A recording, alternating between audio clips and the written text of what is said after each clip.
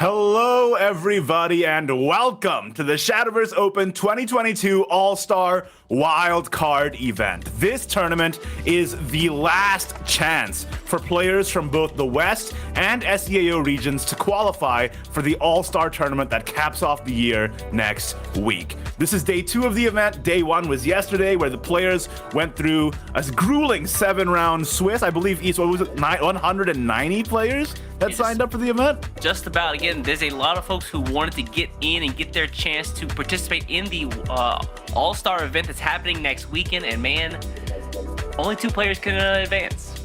Only 2 players, yeah. So if you guys didn't know, the All-Star event next weekend is the final event to cap off the year, where 8 players from SEAO region and 8 players from the SVO West region are going to compete, but there's 2 more open slots, and the top 2 who are in this tournament will qualify for that tournament next week. And we are happy to present this tournament to you here right now. I'm Ignatius, that's East, of course, you know us from the SEAO cast, and joining us today is the one, the only, Baz. How you doing, man?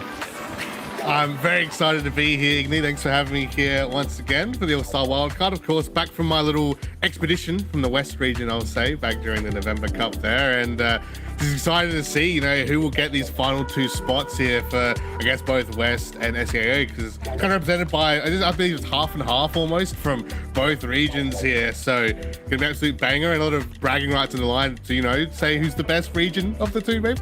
Absolutely. And I was just going to say, it's great to have you here coming in as our infiltrator from the other side, since this tournament is open to both regions. So it's good to have that other perspective.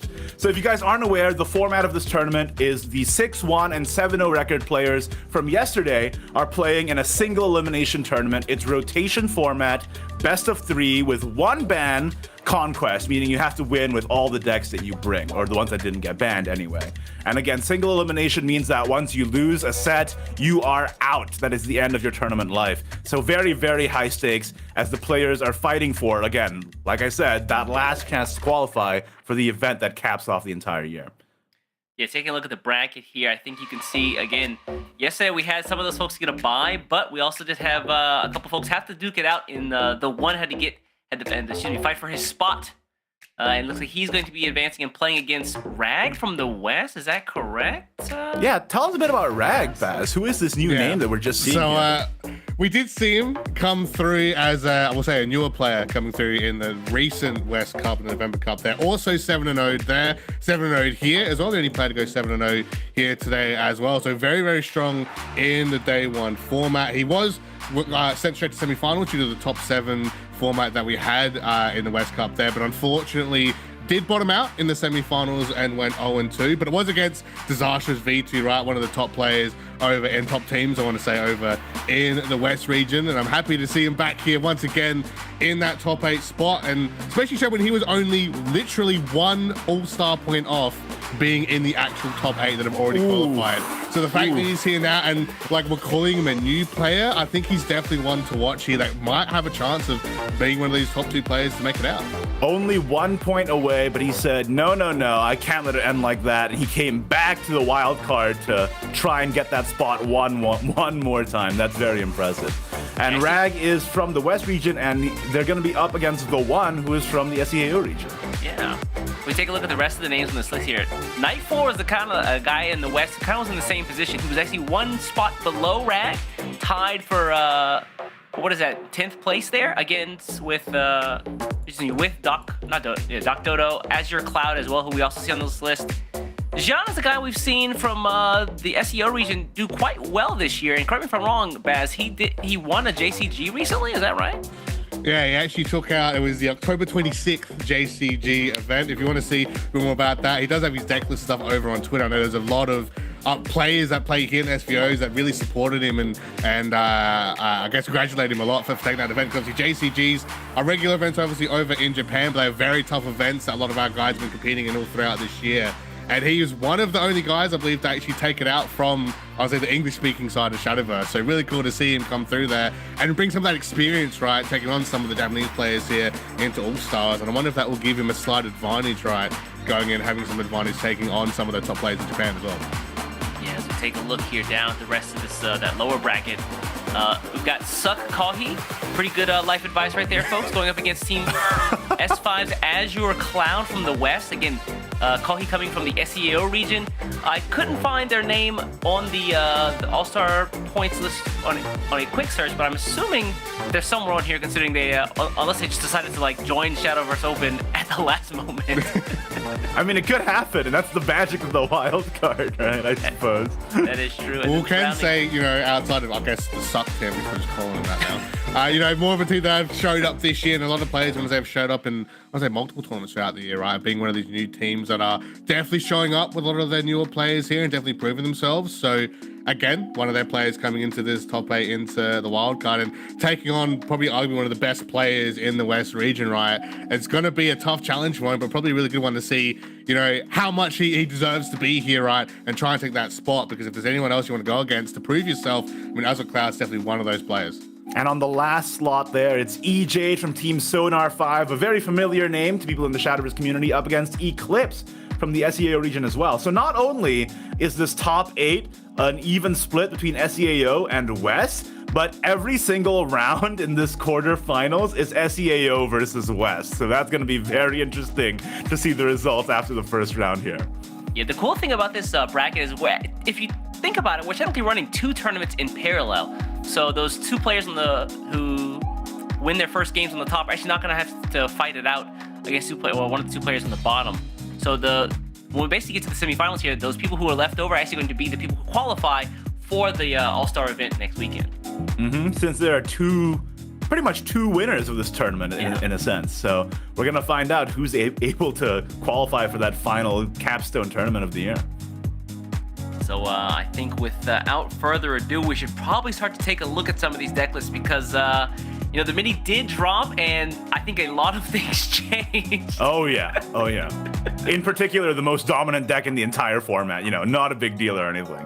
So the first match is going to be Rag against The One, and Rag's first deck here is Control Forest. The new card, Benevolent Elf, from the Celestial Dragonblade mini expansion, did a lot to increase Control Forest viability, increasing your max defense, as well as healing you for quite a bit as well. Not to mention the new neutral cards, Sylvia and Olivia Wardens, recovering your evolution points, which is exactly what Forest wants to be doing, recovering your play points, which is exactly what Forest wants to be doing, and clearing the board, which is exactly what Forest wants to be doing. So it seems like in a 3-pronged approach, that card really has benefited this class.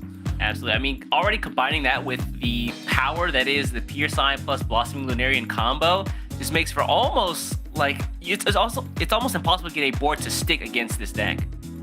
The only downside of the deck really is that their only win condition is invoking Bahamut. So if your opponent can beat you before they deck out, then Control Forest mostly just sits around making sure that nothing in the board interacts with each other, but they don't really have a finisher, so to say, themselves, right? That's true. Some Control Forests run Izudia, but that's unreliable at best. But we'll see. There's quite a few Control Forests in the top 8 here. Maybe the Bahamut win condition is enough. I do want to point out real quick as well, just another change to the Control Forest deck coming after mini expansion is the addition of good old Bad B coming into the deck as well. Normally used to see more Ixodrill, normally used to be the go-to 3-of. Now true. There's more Bad B coming in here, of course, giving that free buff and healing and draw as well. A little bit more reliable, whereas Ixodrill, yes, it's a free evolve, but you have to wait a turn, right, to first get a bit of a buff, then draw and then heal, which can help. At least what's happening a little before the mini expansion, but a lot of players now opting out of that, you know, having Elf available, give extra health now, and of course, and Olivia there and that as well to help clear the board. We'll have to see if that will also help out, because, you know, having that extra bit of buff might help that little bit of extra damage taken from a certain, you know, spell effect destruction deck that we'll be seeing in a minute, right? That I'll be able to keep on board just long enough, right, to hopefully survive and get that Bahamut now. All right, well, that's the first deck list there from Rag. Let's take a look at the next list that Rag is potentially bringing into this game. East, tell me about it. The most prominent deck in the entire meta. In one fell swoop, the mini expansion introduced 2 new cards, and Discard Dragon went from being a blip on the radar into, you know, an entire red wave showing up on your radar. Can't even see past it. Yeah, dude. Lumior Prestigious Gold being given in the mini expansion alongside Argente Pure Silver. just really buffs and creates the class for Discard Dragon here. Being able to, once you get those 8 play points, you recover 3, which is just enough to play another Argente Pure Silver. And basically every time you discard cards when she's on the field, you get to deal damage to everything on your opponent's side of the board for double the amount of cards you discarded. And because she and Argente both discard 2 cards, it's like 4 2 times in a row. It's very interesting because in Shadowverse, they've been introducing like hints of Discard Dragon over the past multiple sets, actually. Yeah. With nothing to really tie them together. And then suddenly, in the Celestial Dragonblade mini expansion, they put the win condition in that we've been asking about. Like, where is this leading to for the past like 3 expansions? They tied it all together, and it ended up being the most represented deck in the entire tournament. I think out of 190-ish players, 140-ish people brought it, which is and that's the point I most wanted of the to bring field. up as well. Like, just look as an example, right? The most recent cup, the West Cup that we had back in November, the most played Dragon deck only had 7 players. Now, just contrast difference. Now it's 141.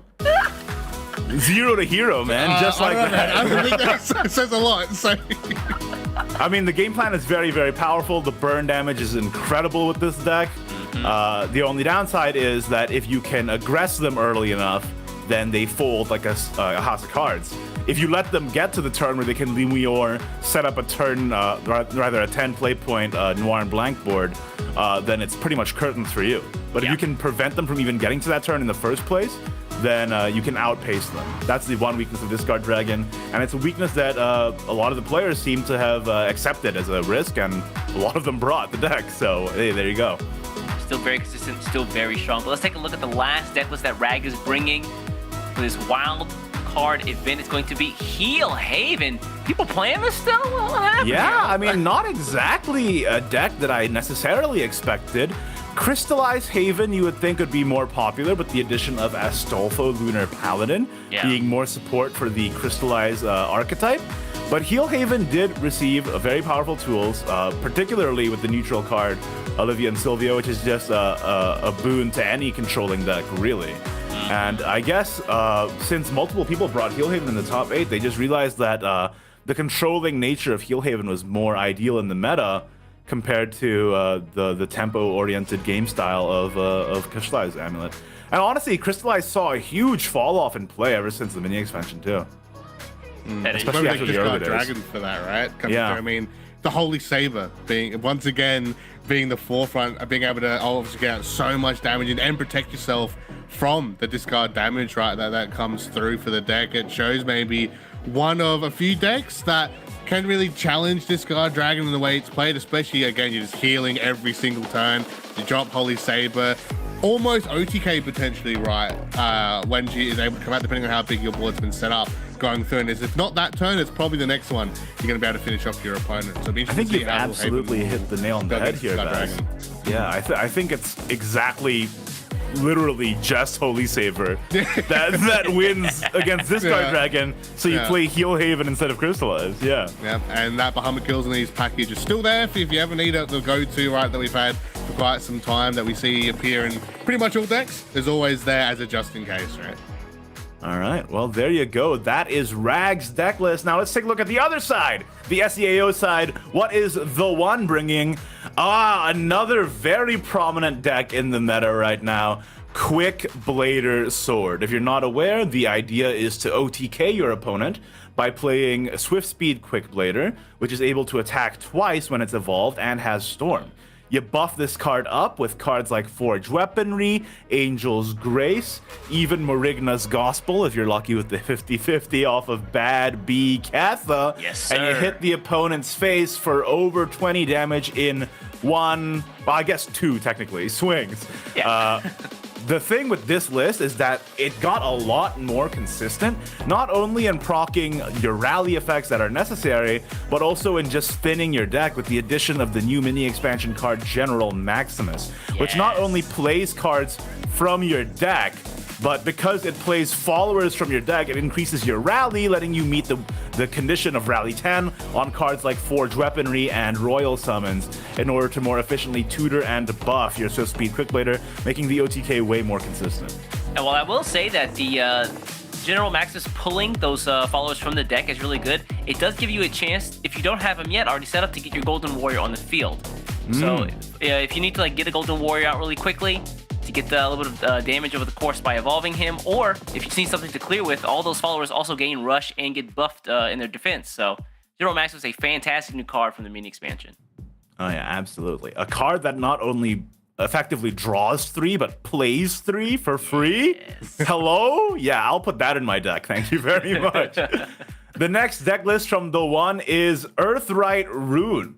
Okay, can I just say, we are 5 deck lists in and we haven't seen a single repeat deck yet. True, yeah, which is wow. incredible. And all of the decks have been very powerful. So Earthright Runecraft benefited from the addition of Astrological Sorcerer in the mini expansion, the new 2-cost legendary that adds Starseer's Telescope back into Earthright Runecraft, which not only gives them play point recovery, it also gives them a free draw and an Earthright consumption to proc the Superior Contractor effect. So yeah, Earthright Rune got even stronger with the mini expansion.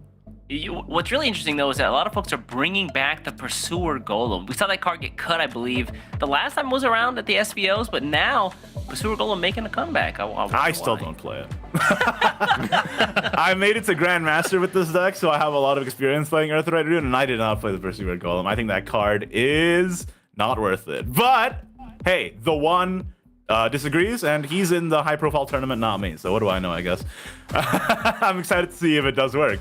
But if you guys didn't know, the goal of the deck is to deal massive amounts of burn damage to the opposing enemy leader using Earthright effects. Acid Golem deals 6 damage with Earthright 3. For example, Levi gives you Crimson Sorcery, which is a 1 play point, deal 3 spell. And of course, the Superior Contractor summons a Holy Lion King, which is a 4/4 with Storm once you've consumed 7 Earth Sigils, so Earth Sigils, yeah. So that's a lot of damage in a very small amount of play points, which you can use to absolutely aggress your opponents down. And one of the decks that I use it to great effect to combat Discard Dragon on the ladder, because you can burn them down so quickly. And just a bit of deck trivia I wanted to bring up as well, coming through with Dirt Rune. Again, one of these decks that we've had, one of these go-to, I'm going to say easy to play and easy to make decks, right, that we've had for quite a number of expansions now. Is now the second most deck played here at the tournament at 89 players. And again, just for contrast difference, the last time we saw it back in November, West Cup, it was only 9 players. So 80 plus players have jumped on the bandwagon, because of course before that it was all about Spell Boost Rune, right? That was the go-to rune deck. And only a couple weeks ago, mini expansion hits, Dirt Rune's back on top, being an answer, of course, a Discard Dragon, as Igni said, and of course that Sorcerer being so important, not just, of course, being able to cycle out and draw cards, but that neg-2 effect, right, to stop, I guess, even like Sword, right, Handless Blood, Shadow, those types of decks that are trying to more hit face more than anything. Buying yourself an extra bit of time, right, being able to get that on board on, get that final bit of burn nuke damage to end the match. So yeah, Dirt Rune, Earthright Rune, whatever you want to call it, still such an awesome deck. I'd love to see as well, like we said, right, kind of an easy deck to handle, but a lot of new players can look towards as a go-to top deck to play currently. Yeah, and the glow up there from Earthright Rune, but what is the one bringing for his last deck list to round out this, I guess his full list? Oh man, Dragon players, you can't keep these people down, but wait a second. What is that Infiniflame Dragon doing there? What? I don't understand. You know, this is the thing. Some people do tech a 1 of Infiniflame. Not the entire OTK package, although there's a certain individual who has done that as well. But some people do tech in a 1 of Infiniflame Dragon into their Discard Dragon list because, and I believe this quite strongly, it helps out in the mirror. If you think about it, what do you do once they Lumiore and play 6/6 ward can't be destroyed Noir and blanks, right? You can either burn them down before they get the chance to do it again, which seems unreliable, or because you draw through your entire deck anyway, you have a very good chance of drawing that 1 of Infiniflame when that turn does happen. And then you play the Infiniflame, you evolve it, you run it into the Noir and blank, which doesn't get destroyed, and you deal like 10 damage to the opposing phase. Or not even, you deal 15 damage to the opposing phase. So all you need to do is deal 5 damage with your Lumiore beforehand. you know, also taking a look at this deck, the tech of the Infinite Flame Dragon is pretty important, but also the one-up Glistering Angel is kind of nice, being able to stave off some of those behemoths we've seen in the past. I'm looking at you control decks. I think very, very importantly, the Glistering Angel prevents in the discard Dragon Mirror your opponent invoking Gildan first. Oh, so you get to invoke Yep. Gildan first, and then discard their whole hand, and you are in a very advantageous position. Especially if they already burned you down with Lumior, and all they need is the Craving from the Gildan token spell in order to finish you off. You prevent that, and you play it yourself, and you are in a very advantageous position in the mirror. So the one definitely looking and crafting a deck, right, that's, I want to say, more SVO top 8 competitive focus, right? Definitely looking for, if I get a mirror match, that's fine. I'll be able to deal with it. If I get a control match, that's fine. I've got the tools to deal with it. And if it's just a normal one-off, right, that I'm normally going to get the win for, well, it's Discard Dragon, right? The whole package is there available. So those one-offs definitely going to be key. Of course, he has to find those one-offs. Of course, very easy to do in this deck. But sometimes we've seen in the past, right, gentlemen, bottom 5s and bottom 10s have happened. So hopefully not putting that on him for now, but definitely two awesome cards to have in that deck to really answer some of the other top decks available here in this competitive top 8. It does happen, but with Discard Dragon, I feel like the risk is also so much lower just because you draw through your whole deck. Although, of course, Baz, now that I say that, it's going to inevitably happen, and I'm going to get blamed for it. Now, so. All right, I mean, so I was those are touching the wood when I said that, so I don't know about you, but I didn't cuss, not me. It's all evening, guys. So there you go. Yeah, I have a reputation for this kind of thing, I think. But that is it for the deck list. We are going into the match, Rag versus the One, and we already have our bans in, it looks like. Ooh. Rag has his Forest Craft deck banned, and the One has his Discard Dragon deck banned. So it's going to be Discard Dragon Heel Haven versus OTK Quickblader Sword and Earthright Rune.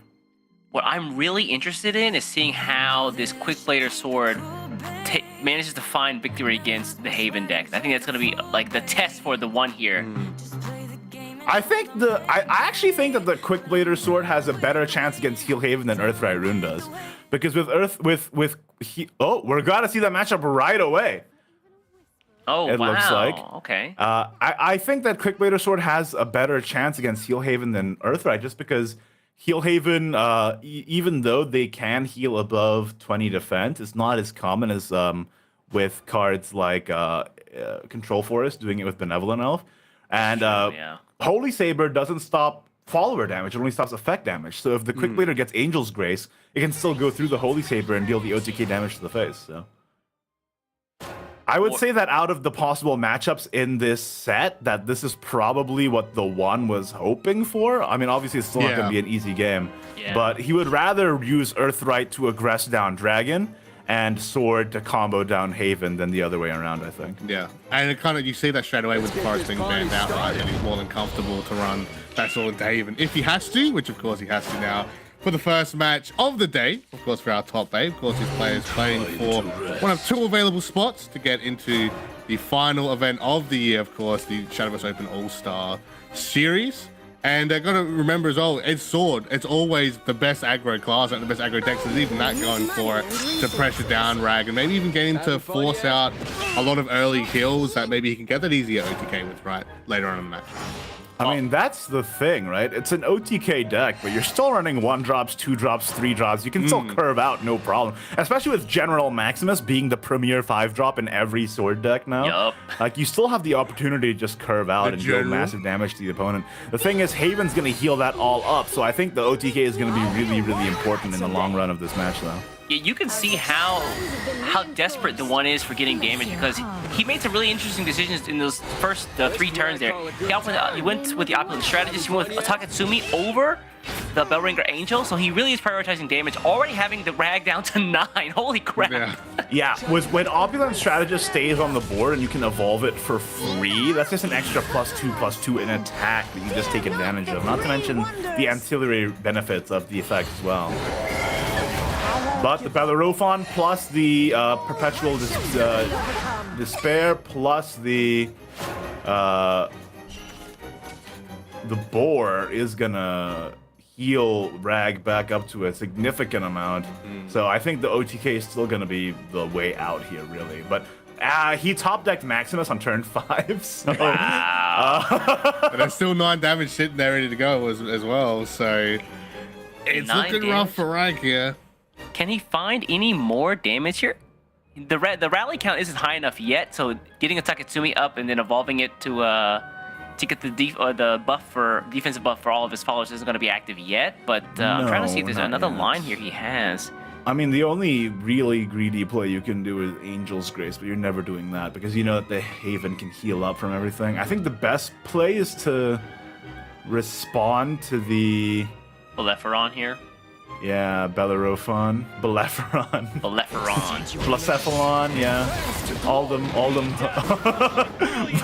but we get the Golden Warrior out of the General Maximus. Problem is you can't evolve it yet because that damage is going to No. just be heated, yeah. Yeah. But at least the QB that you pull can go face for this. Does he evolve the Quick Blader here? If you evolve that QB and put Rag down to 3 defense, that is some rush down play Yeah. if I've ever seen it, and he is going to do it. Absolutely go for it. You're too late. You're too late. You're too late. Yeah, does Haven even have enough heal to deal with this? I mean, Bellerophon is up. Hold on, Bejeweled Shrine out here. Oh, that's pretty good. Oh, and the Gilnalise, that's going to be more than enough to Yeah. heal out of range. The question is, how do you get rid of the full board here? Gillen's going to be able to heal you a little bit, but you're still staring down a pretty thick board there. With Bellerophon, you need one more ping to There it is, clear- okay. Wait, you outran me? Oh, forgot about the guy in the Almost Virtus. He everything? had this just chilling in hand. He All had 3 of them. Good He had lord. all Yeah. 3 The of thing them. is, look at how many he's burning through though, just to clear that. And there's still a full Oh, hand. man. And Another remember, quick blader drawn. everything that the one just did was not his game plan. That just happened by Yeah. accident. Yeah. He he's chilling, man. he still has the OTK Yeah, in he the does. back. This is actually kind of an awkward position. What do you do here? You don't want to spin any of your Quick Bladers. You don't want to spin the Angel's Grace. You don't want to really spin Taketsumi. Like, what do you do here? The board seems... Or his potential plays seem really lackluster this turn. He went really ham with the General Maximus, but maybe a little too fast. Maybe. I think the best play is to honestly just play the Bumpkin. Yeah. Yeah, because you want Bumpkin, the card draw. Play the Amulet, maybe just for the rally count. I'll be a royal Yeah, ransom. I would agree. Play the Great Shield or Great Sword. You're still way Playing the too really? QB here Quick is player, okay. incredibly risky. But you do still have the last QB in the back, so you do Yeah. have the OTK potential still.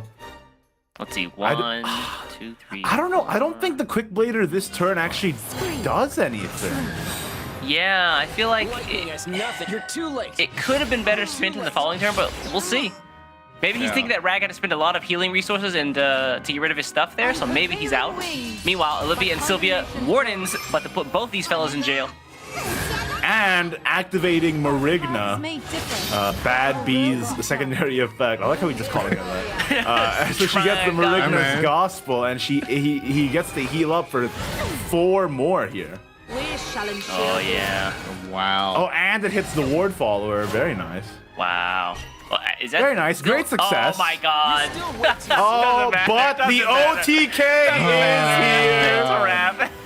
It's a wrap between both Angel's Grace and the Gilded Necklace. Too late. Bing, bang, boom, the 12 damage goes face. So like we said, all that burn damage and all that, not burn damage, but rather all the aggression that the one was putting up in the early game, while Rag was busy frantically trying to heal out of that, the one had a 12 damage OTK in the back the entire time. So that's why I think the matchup of Sword into the Haven is much more favorable than the Sword into the Dragon. Now we get to see the 1Q Earthright Rune 2 times, Yeah. and both have a chance for victory. When Earthright Rune gets the ball rolling on its burn, it can do an absurd amount of burn damage by turn 5-6. Havencraft, I would expect, has a really good matchup against this. Dragon, though, not so much. So I wonder if from lineup preview, if this is the one's game from the start.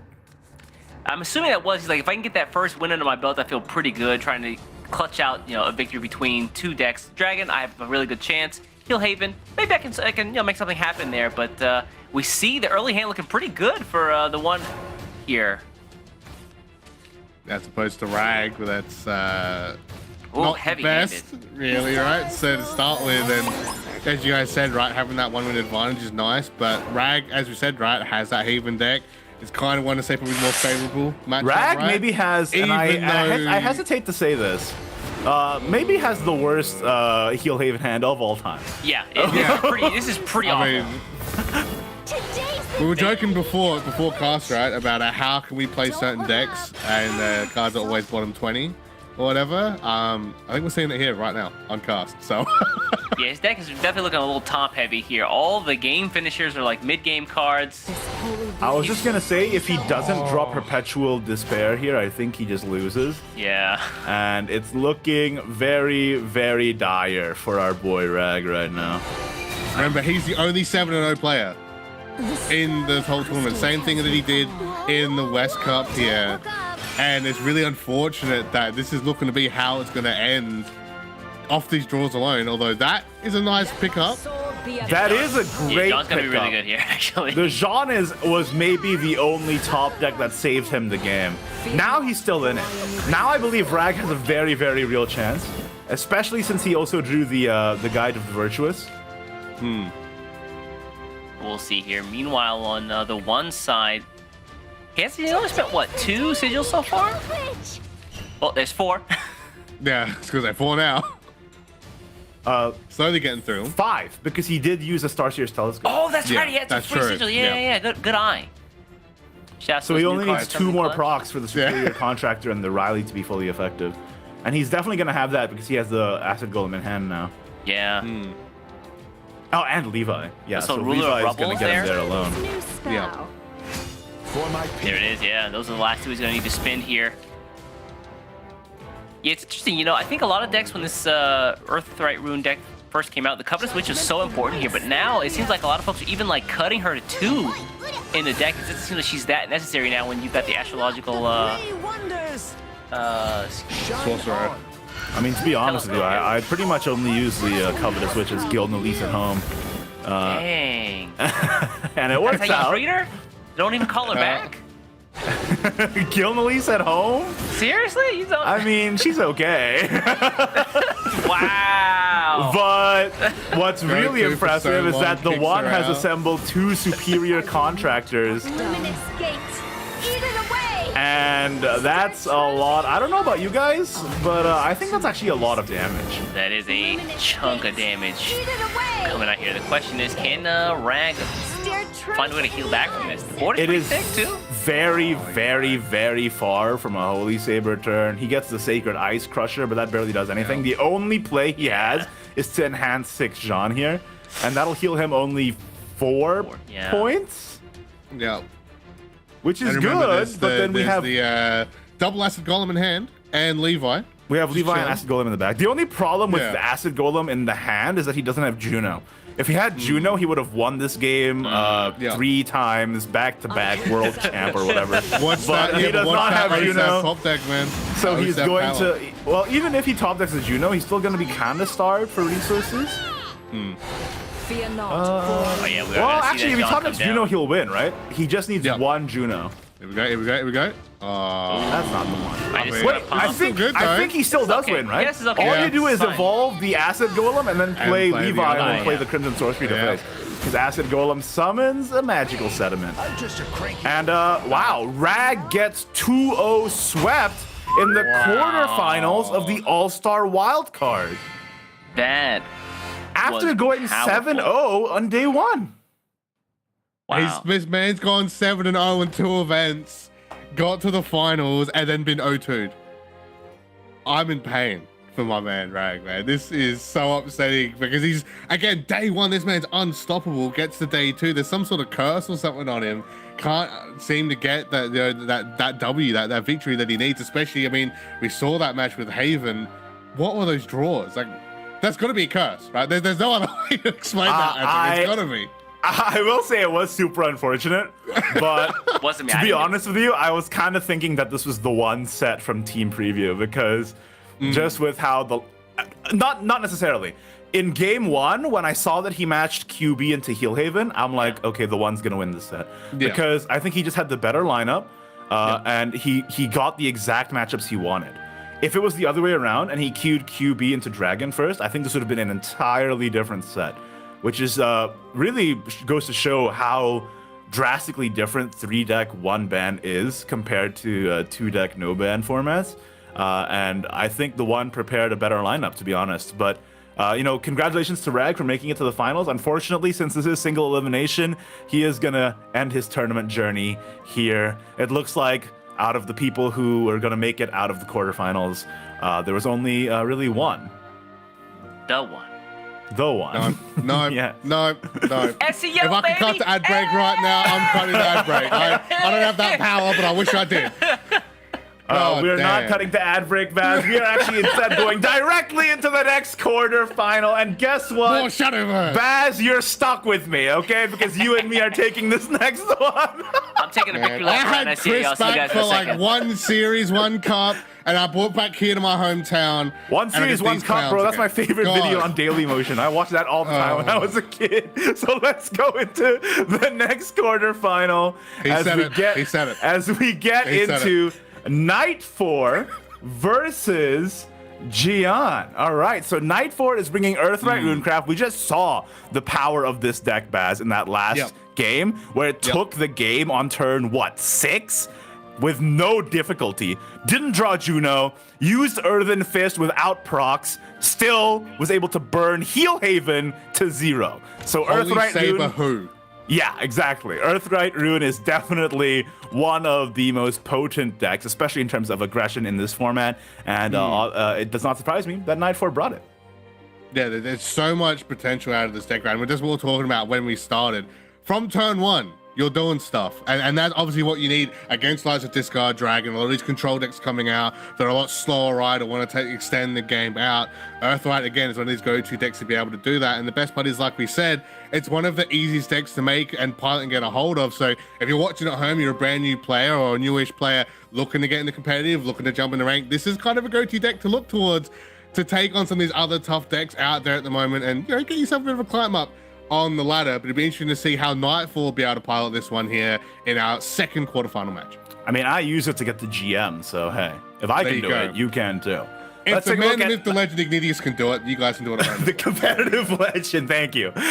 Next deck list from Night 4 here. Let's take a look at what else he's bringing in his 3-deck lineup. Looks like he's bringing, the old reliable Discard Dragon, also with the 1 of Infiniflame tech, like we talked about, in order to deal with the mirror match. He's also running the 2 of Mermaid Songstress, which is a healing tech against very more aggressive decks, because that is Dragon's main weakness. You kind of sacrifice a bit of the ramp and like discard consistency by including Mermaid Songstress, but it shores up your weakness against insane aggression, which then helps you get into the late game where you can do your big power plays, right? So that's another tech that Night 4 has accounted for in his Discard Dragon list. And that's something I wanted to point out as well with the card, because even it's still, I think it plays into it very well, right? Because you discard, you get that follow will spawn on board because of the discard effect. And even though it's got no attack, you've still got an irritating 2 health follower on board that's healing your opponent, right? You have to deal with it at some point. You have to spend resources into it at some point, whether you have to attack into it or burn off a spell, right? Whether it be the Dragon Newt spell or something similar to take it out. There's extra bit of heals as well, can be the little difference as well, right? When you get the mirror matches with the Discard Dragon matches, or maybe some of these aggressive decks, right? Take it out. It's cool to see Nightfall running that one in, and a little bit of a tech difference, which you like to see, right? In some of these top meta decks where we see players writing a 1 or 2 of a certain card here or there for what they're comfortable with, right? It's not always the, yep, I just went onto twitter.com/Ziff, went to the JCG list and took that list, and there we go, I'm just running that one, right? There's always those small little changes that really help these guys. It can really show why some of these players make it here in the top 8, and cool to see how Nightfall will run this one. Yeah, absolutely. Now let's take a look at Night 4's final deck list in his 3-deck lineup. What is he bringing to the table? That's very interesting, Baz. This is, I believe, the only hybrid Shadowcraft, and further than that, the only Shadowcraft deck, period, in the top 8. Hybrid Shadowcraft enjoyed a very short period of success before the mini expansion came out, where it was super popular, and then it died off. But no, Night 4 is bringing it into the top 8 post mini expansion with no new mini expansion cards in his list, and he made it to day 2 with this. I'm very, very interested to see how much work this deck ends up doing. If you guys didn't know, the idea is that this combines the best aspects of multiple Shadowcraft archetypes. You have the card draw and the board tempo of Last Words with Hugin and Munin and Kerberos. You have the burn damage potential of the Ghost and Anisage, and you have the finisher of Skeleton Raider. So with all our forces combined, we are Captain Planet. Hybrid Shadowcraft comes down here and does a big punch to the enemy's face with that Skeleton Raider after dealing all that damage with the Ghost, and says we're the best of all the worlds combined. The thing is, Shadowcraft really did fall off because I feel like there were better decks that could take advantage of the metagame at the time. But Night 4 is bringing it back into this tournament and maybe about to prove that this deck is, people are sleeping on it and it should still be on people's radars. Yeah, I was about to say, this guy's obviously knows something that we don't, right? Something to do, whether it be in scrims, whether it be in ladder, whether it be playing in other events. He's definitely found something, some reason being himself in, of course, being in that top 8. See it for a reason with the lineup. Of course, there's a Gargantuan Ghost I want to bring up as well with Masquerade Ghost. That can also be cool to help, I guess, control the board a bit and have big ward followers, beefy ward followers upright that a lot of decks can somewhat struggle to deal with when you got 3 or 4 of them on board at a time as well.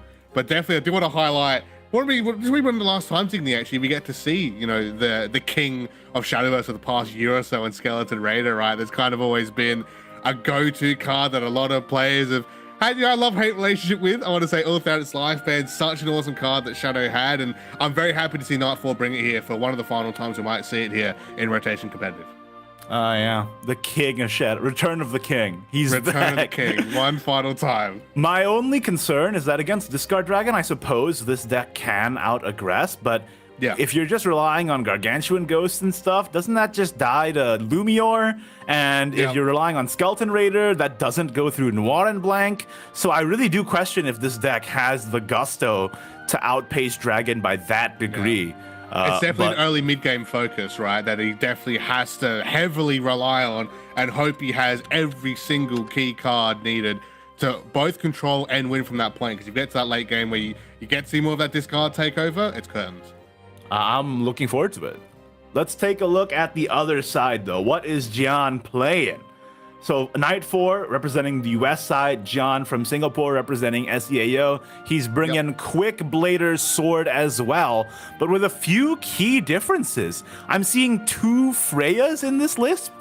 That's very interesting. Yeah, of course, brand new card that came out in the mini expansion, right? That kind of thought we might have seen a little bit more of. Maybe we might see a little bit more in future, right? It has an awesome effect just to instant search a trait follower, right? Which is very, very strong and be able to get those points back with Evo, which Sword normally likes to have a lot of fun, right? With the evolution points to see there. I'm wondering which key targets he's looking to search out for with that one, but definitely a nice little tech in there to get quick search out for a deck that is already super aggressive, that has already dropped into quick followers. If you need a reminder, go back and watch the first game of the day here on the VOD later on. Yeah, true. As a key example, but what a tight list this guy's had, like only up to 3 play points in followers, only 5 of course in there towards the end as well. I'm very interested in why really he only excited. runs 1 of General Maximus. Yeah, maybe he's thinking I need to go as fast as possible, playing as many low-cost guys as possible, and playing a lot of 1-drops that can take advantage of Golden Warrior's Arthurian Light effect potentially. Yeah, exactly. I mean, even with Bandit, right, which is something we expect to see more in the cash, money sword deck, right? Unfortunately, not seeing much of that here, but the Bane effect that he can have, right, it can also be, I want to say, a key reason why these guys run 1 or 2 of in the deck. I mean, we saw it. I want to say a little bit more in the November Cups. I want to say both SCAO and West. We saw it a little bit in some of the sword lineups there. And definitely a key card they can use to just instant take out, right, with some of these other big, beefy boss followers coming out from some of the other decks. I mean, I'm looking at Haven and Control Forest as examples. Yeah, absolutely. Let's take a look at the next deck list here from Gian. What is he cooking, Baz? Earthright Rune. Did we just see this? I swear we just saw this list. We did indeed. Every list at this point for Earthright Rune is really just playing around with ratios, really. Yeah. How many Earthen Fists do you run? how many Pursuer Golems do you run? This list runs one of Story of a Lifetime. When I was laddering, I ran Frost Golem. They essentially do very similar things, digging through your deck. Yeah, but the core game plan of this deck has pretty much been mapped out from start to finish. It's the insane amount of burn that it puts out that lets it win games. Yeah, we talked about the consistency of that as well. A number of times down, of course, we will do throughout the day. But again, how quick and easy it is, right, to control the board, to burn out your opponent and put them in these dire situations, even against these decks that heal so much that you don't expect them, right, to get the advantage. Again, we saw it with Hill Haven earlier today. We could expect to see it against Control Forest even potentially later in the day if we see those match up at some point. And that's what players really have to worry about. Not only the big burn that comes right from your Acid Golems and the Earthen Fist combo on that as well, but again, the new Sorcerer that's here, being able to, you know, stop a lot of that leader damage coming through, -2 on any attack that try and come through and hits the Earthright Rune leader rat coming through, can help even just control a little bit to take over the match. So again, another awesome deck here that Gene's bringing here. We expect to see this deck a fair bit all throughout the day, and for good reason. And finally, Gian, I will bring up in their last deck list, he is the only player not to bring Discard Dragon in their lineup. And Instead, even brings the... Yeah, okay, go ahead. You do the honors, Baz. Yeah, I was going to even brings the #1 deck from last month in Public Portal, which even still now is still a super strong deck. I'll say it's the 5th most brought deck here. We'll say throughout the day, 43 players brought it here to this cup. You know, just as a reminder from the last recent cup we had in the West November, it was 72 players, so a bit of a drop off coming through, but still a very, very strong deck. Probably one of the decks I hate to see up against Atlanta Igni. I absolutely despise seeing this deck in Atlanta, but for good reason. It's the control power is so very, very strong, and of course, just this quick burst, this quick 1-2 punches this deck can throw out, I think can really throw off players. It just can't be stopped, you know? Absolute Chastity got nerfed. Oh, no problem. We still run 3 of. Doesn't actually matter. We also get the Olivia and Sylvia as a tech option here to recover your evolution points and clear the board, which is interesting as well. And, you know, we still got the Demon Kasim in this format, which, you know, you got to run the 3 of him, too. Yeah. And, I mean, with just the ability to use the Orcus Fuse turn 6 effect, get the Storm and the Lock effect. It's very, very powerful. But those are the deck lists from both Gian and Night 4. We are ready to get into the game here. Let's take a look at what the players are banning as we head into the second quarterfinal of the day. Looks like Night 4's Dragoncraft has been banned, and Gian's OTK Sword has been banned. So still no dragon, guys. That's probably expecting to see a lot of that. Still none. So you have to wait for the second half of the quarterfinals for that one. Of course, a reminder, whoever wins this one will be taking on the one, of course, in the first semifinals, going for that 1 of 2 spots for the All-Star Series next weekend. But yeah, very exciting to see that one here. Because first off, we get to see Shadow. Very happy to see that. And Portal. You know, the Portal that we haven't seen today so far. So this will be a very interesting match and potentially even a Dirt Rune Mirror match. We might even see that here. We'll have to wait and see what those the Dirt Rune Mirror. How I know you well from my ladder. I will tell you right now, though, the Dirt Rune Mirror is a lot more stomachable than the Discard Dragon Mirror, which makes me want to pull my hair out. So, with the Dirt Rune Mirror, at least the Band-Aid is pulled quickly. I will say. That's true. Between the two, I gotta say, hey, I love SEAO. I rep the SEAO all day. I gotta say I'm rooting for Night 4 because that hybrid Shadow is super interesting. I want to see it do some work, and I want to see if it still has the sauce to remain relevant in this meta, or if the sauce is more like that pink sauce and it's toxic to your intestines or whatever. So I want to see if the deck is any good, and I want to see Night 4 bring it. Also, with the one being the one that the winner here has to compete against, it would be cool to see the spot being fought over from both the West and SEAO side, I would say. But you're talking about weird sources. It is from the West region, to be fair, so maybe it's normal for them. I don't know, but I'm gonna go for SEAO, right? Obviously, that's crazy. That's crazy. Even in the West region, I'm still going for SEAO, guys. Always, right? We're gonna see team go for it here. I mean, again, and I'm also keen to see as well. We're talking about some of these newer teams that are showing up here. Team I'm gonna butcher this, right? And I apologize. Go I for it, believe it's go for it.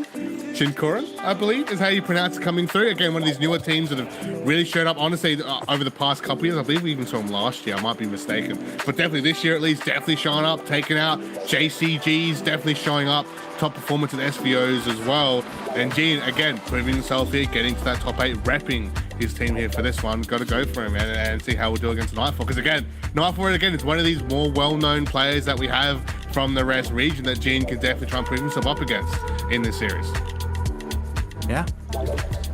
You know, I knew I liked you, Baz. And the moment you said that you were up in SEAO while in enemy territory, you know, my respect. You know, I like was how fighting off soldiers left, right, and center, man. Chris was trying to get me to choke hold, but it's fine. I got out of it. You know, if I was an made it out NPC in alive, one of those so. open world games, you would have a pop-up right now that said +1 respect. I'll just say that right now. But we're going Yes, in boys, I did it. We did it.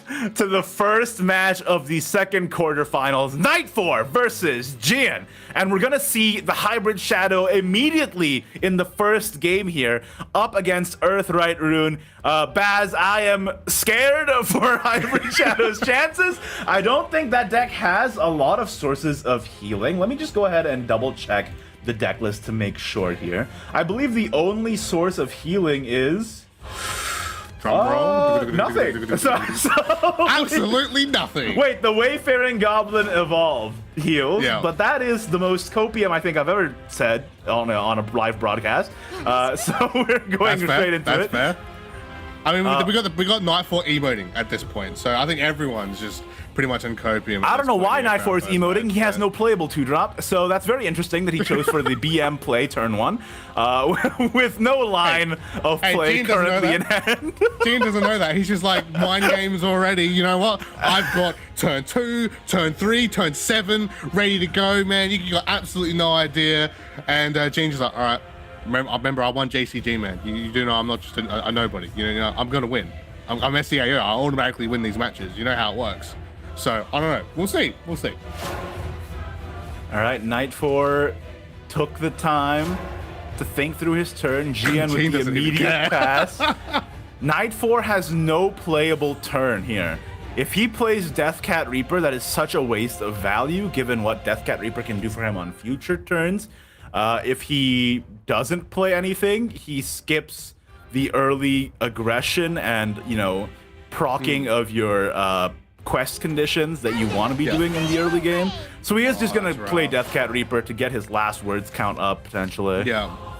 And not really one you want to play out that early, but you don't have a choice, right? So Yeah, you got to get really at least no a choice. follower out and get that one going. But Sorcerer #1, counting in the series, guys. We're seeing him a fair bit. There's 2 Dirt Rune decks here throughout the series. We're probably seeing at least 3 times, potentially, coming out. And of course, starting up the stat count there. And look, it's Goblin. It's everybody's favorite healer. Nightfall's ready. He's good now. He can heal all the damage that comes back, right? That's how that works, right? He heals everything. I'm pretty sure, right? You just Yeah. you playing? Yeah. Yeah. Yeah.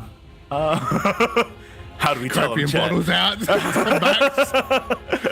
What's an acid golem? No, I don't know what that is.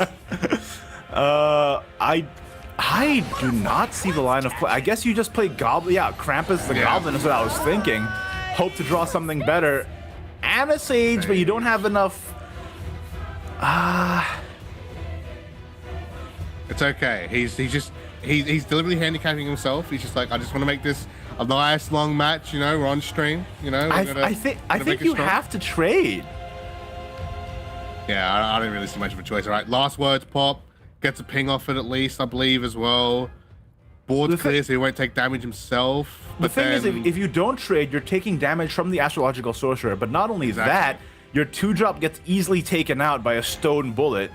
You know, Jian's got shooters in these streets, and he's gonna put that stone bullet into that Deathcat Reaper and play the Broom Witch right after.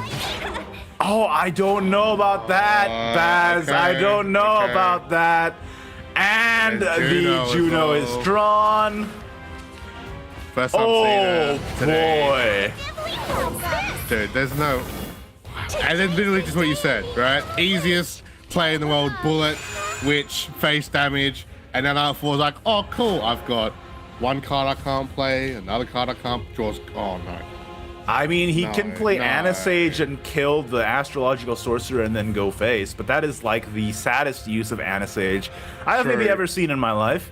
And you know, Anisage is a pretty sad girl. People call her Anisage for a reason in the community. That's true. That's and true. you know, this is going to be a situation that's befitting of that title. So Knight 4 not starting off on the strongest foot. I guess if he can survive to turn 5, the Masquerade Ghost comes up and he starts putting up the Gargantuan Ghost wards, but then, you know, you got the burn from the Superior Contractor, Acid Golem if you draw it, Juno Free Storm with the Guardian Golem as well. This is looking very dire for Nightfall, and we're only on turn 4 of the game. Yeah, and Knife was kind of feel it. I mean, we saw it in Kev. He's thinking long and hard, right, about what he has to do here to try and, I guess, even at this point, it's just objective survive. It's not even like objective win or, you know, just, oh, I'm going to easy get 1-0, make it to match point. No, he's really struggling to try and see what he can do here. And I believe that Anisage might be the only player unless he just passes turn, which even, again, is still sad as well. So we'll have to wait and see from the two plays. Either or, it hurts. Like, I'm feeling it in my bones hurts, but Using I think you Anisage have to here is clear, really right? bad. But if you pass against Dirt Rune. yeah, and there's an Evo up as well. All and- Gian needs to do is fuse Juno and play Juno. Yeah. And that's, I feel like that's pretty much it almost. And then you I know it's evolve. sometimes early call, but You evolve face, yeah. like, what's that? That's 6 damage. You've got a full board essentially to deal with here. What do you respond with? You have 5 Like, damage it's- in the back coming out Yep. from the Storm Guardian Golem you're getting at the start of your next turn. Yep. If you play Masquerade Ghost here, you clear nothing. You clear the Guardian Golem and the Astrological Sorcerer. They Yeah. evolve Guardian Golem on you. Yep. It's at 5, 9, 12. Or even That's worse, game. they play an Earthright and then just Levi you down. That's also. I mean, even if they clear Golem and Sorcerer, right, and you leave the 4 and the 3 up, you evolve Golem, right? That's 12. 5, 4, 3, right? So essentially. So, and with Levi, even they're needed. So, oh man. I honestly don't think there's anything you can do here. I think we might already be seeing game already for our first match for the second quarterfinal. Because this is nothing really you can do here. Butterfly! But Yeah, man. just go for the Goblin here and clear the Golem, I think. Yeah. Wow. Don't Okay. try to stop me. Wow. Sorry, this should do it. Okay, so If you spend this Anisage to trade, Don't try to stop me. This should do it. yeah. I mean, he doesn't have a choice though, right? It's the only way he's clearing most of the board. First of all, he survives mostly for through this turn, whereas if he didn't do that, he would have lost straight up. So that will keep him alive for now. But again, it's a problem of now what, which It's just seems the to be the problem every single turn, right? You draw a card, oh, you draw a card, oh, you know, nothing's really helping the game plan, right? He's not really pushing his deck plan forward. And even struggling to survive, obviously, like you said, right, there's no real healing outside of Goblin. He's already burnt 2 of them. Not that they're going to be reliable to use for healing anyway.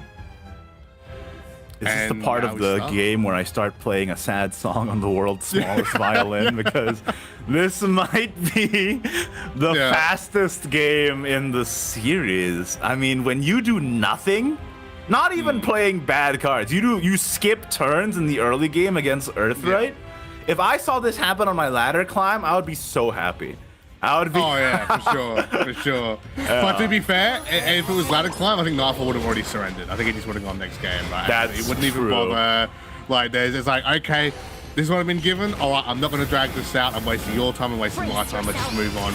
Go to the next turn. I mean, I hate to call But- it early. It's like it's poor form Yeah. to call games early, but Exactly. like this is looking pretty decided. Sometimes, unfortunately, not just Shadowverse, but in all titles, right? It's just what happens. It's just unfortunate, and you just have to, dust yourself up, get up, get ready for the next one, move on, get in that mindset again to get hungry. Because at least now he gets the chance to do the run back, right? You get the 2-1. You get that feeling going into the semifinals. You get to take on the one. That'll be such an awesome feeling for Night 4 if he's able to do that, of course. But I mean, as you said, right, match isn't entirely over. But I don't know what else he's doing here, because now there's no Anti-Sage even. There's only really Masquerade Ghost to play with here. As a wise man once said, sometimes you get them, and sometimes you get got. And it looks like this is a situation where, Night 4 got got. Yeah. I mean, the good thing is, I believe he'll get the Gargantuan. Does he even get the Gargantuan? I don't think he does. Maybe. Masquerade Ghost is dead. Yeah, so he's So gonna have to. Yeah, that's it. Oh, it's That is game done GG. and dusted. That was the most one-sided game I think I've ever seen. But you know, when you get a hand... And we had that Haven game earlier today as well, and that one we thought was a bit shocking, but at least, you know, Rag was able to sort of come back. That just felt like it was Gene's game from the second it started, and Nightfall was just along for the ride. Yeah, I was very confused as a turn 1 BM from Night 4, considering he had no playable 2-drop, but, you know, that was a surprising choice. For the turn 1 sometimes emote. when you PM, you bite the bullet, man. You gotta take it. You play the villain, you know, you lose to the hero. I mean, But it's okay, he does have another chance, and he's up against Puppet Portal, which is not exactly the meta favorite, even though it is still quite a good deck. Between my We'll take a look, and he is bringing the Earthright Rune on his side rather than bringing the Shadow back. Maybe he's gonna give that Shadow time to rest, recuperate, shake off some of the bad luck that was on it.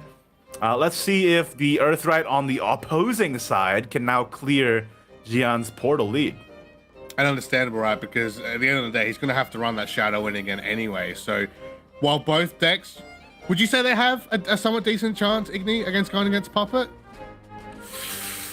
I'm kind of like, I have no idea what Hybrid Shadow's chances are right? But what about necessarily. Dirt Rune at least? Do you think that would be like?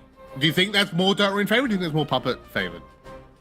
Because I would say there's probably a little bit of favor on Nightfall side, depending on if he's able to combo early on. But I feel like that's just Dirt Rune in a nutshell, right? So, I certainly didn't experience too much trouble with Puppet on my climb, if I'm remembering correctly. yeah, I mean, at worst, like, they get the full roll, you know, Orcus on curve, etc., etc. Yeah. But even then, you have so much burn in the back with the Acid Golem.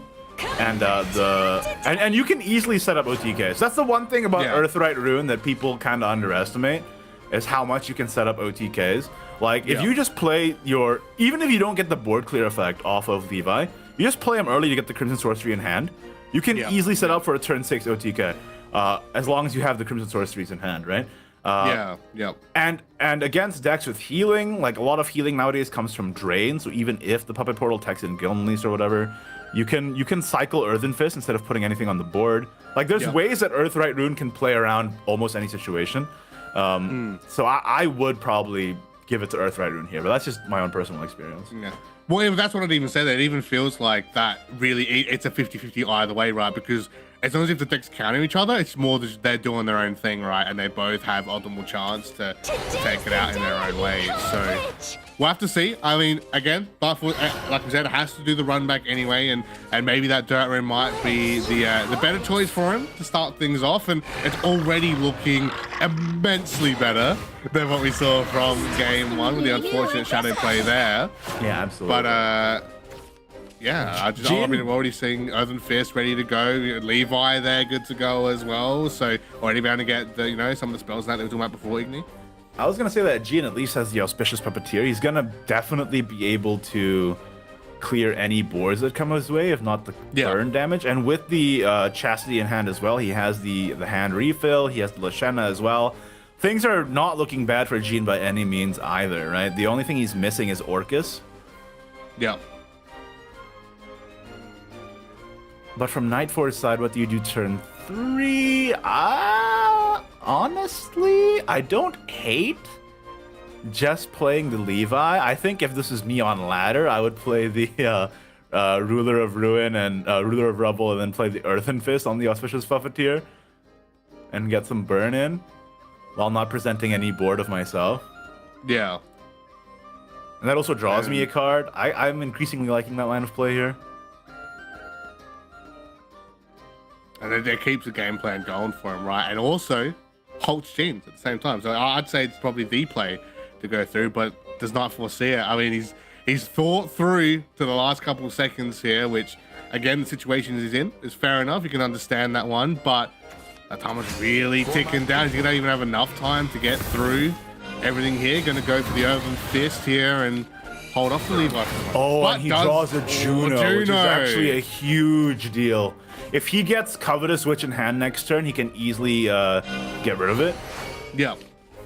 What a cute card. And Wow. it's just Puppeteer Part 2 because fun, But- interactive gameplay. Nothing in the board for it to do anything against. I guess once the Juno comes down, the Auspicious can easily clear it, so he's Yeah. anticipating a turn for Juno here.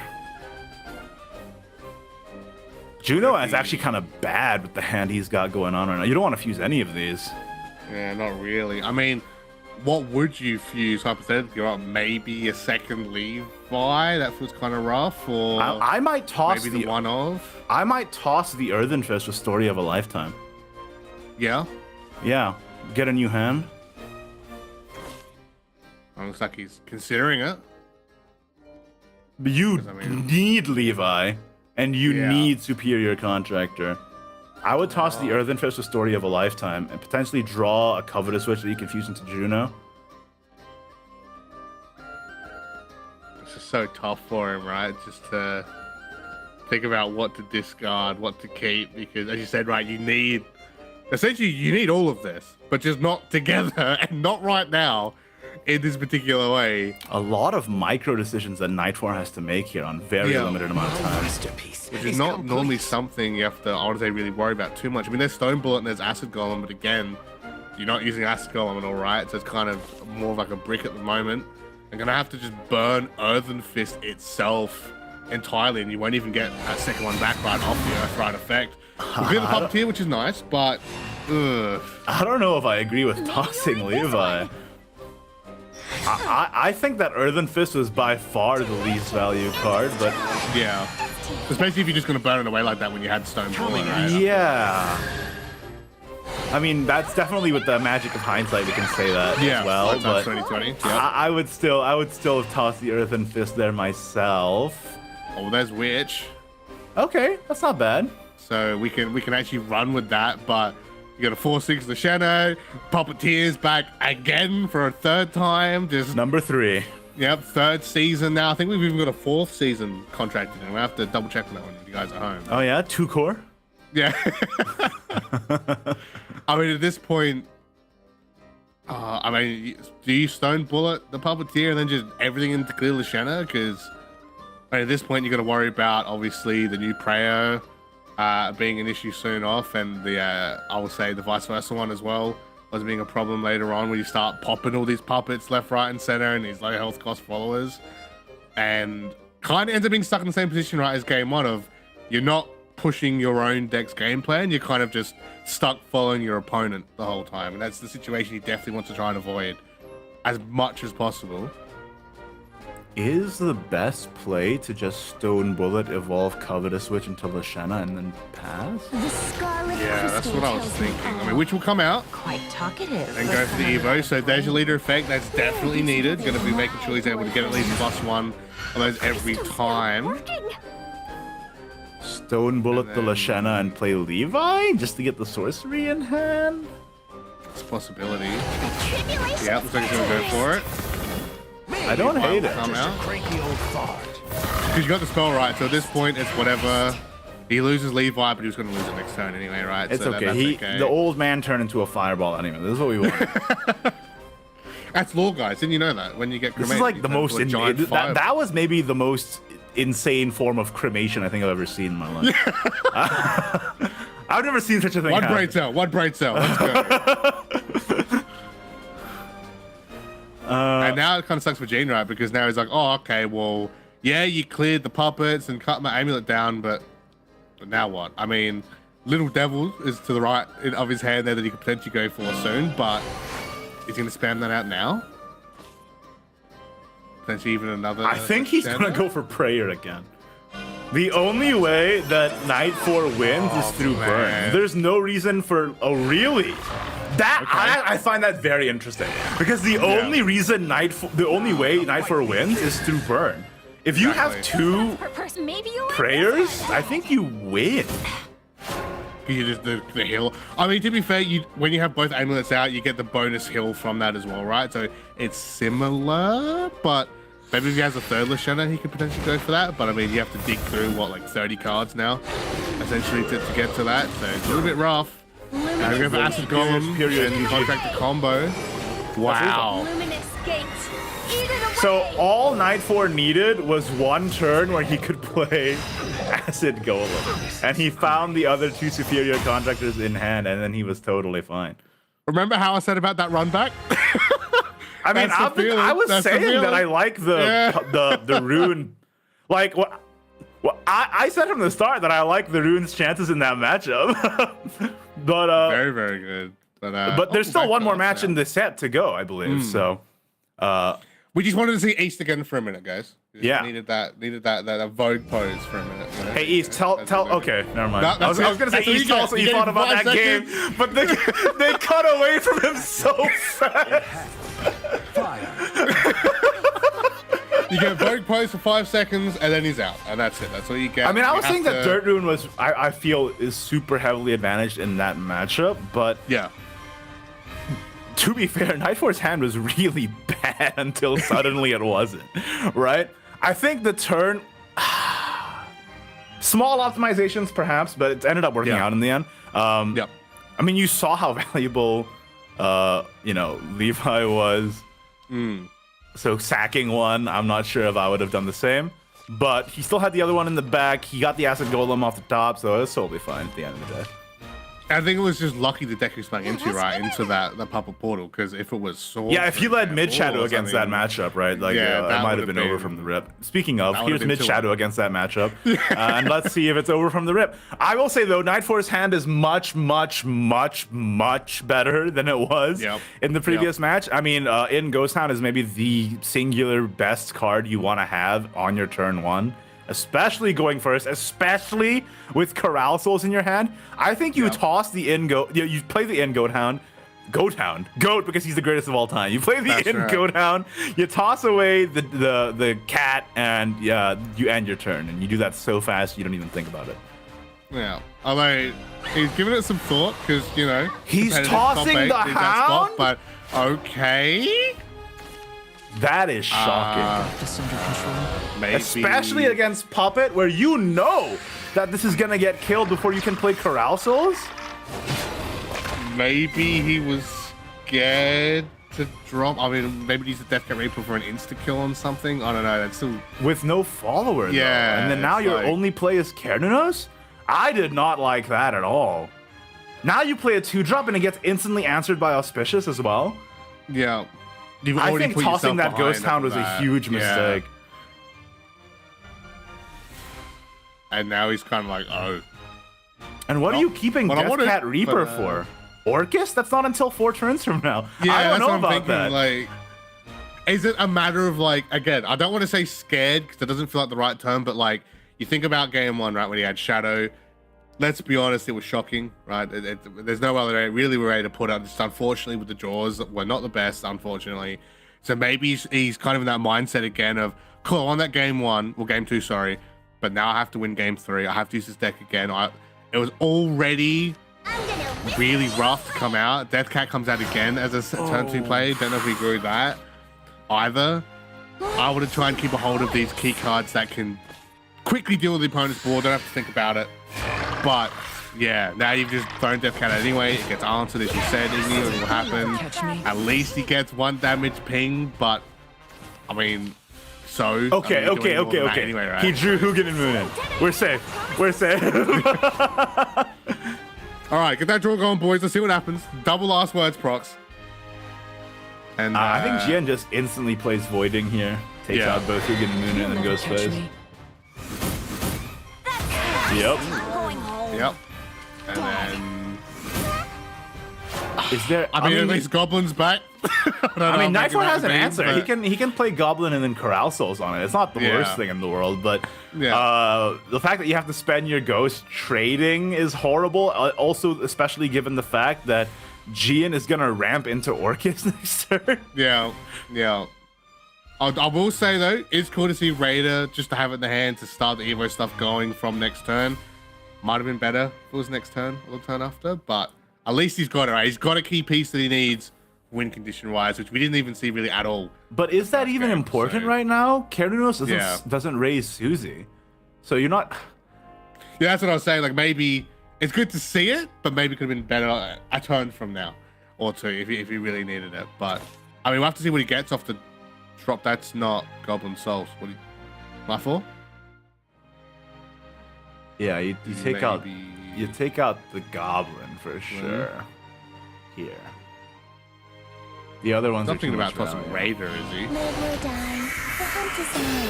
The Goblin dies. The only good Goblin is the dead Goblin. And then you play Corral Souls. That's cool. Alright.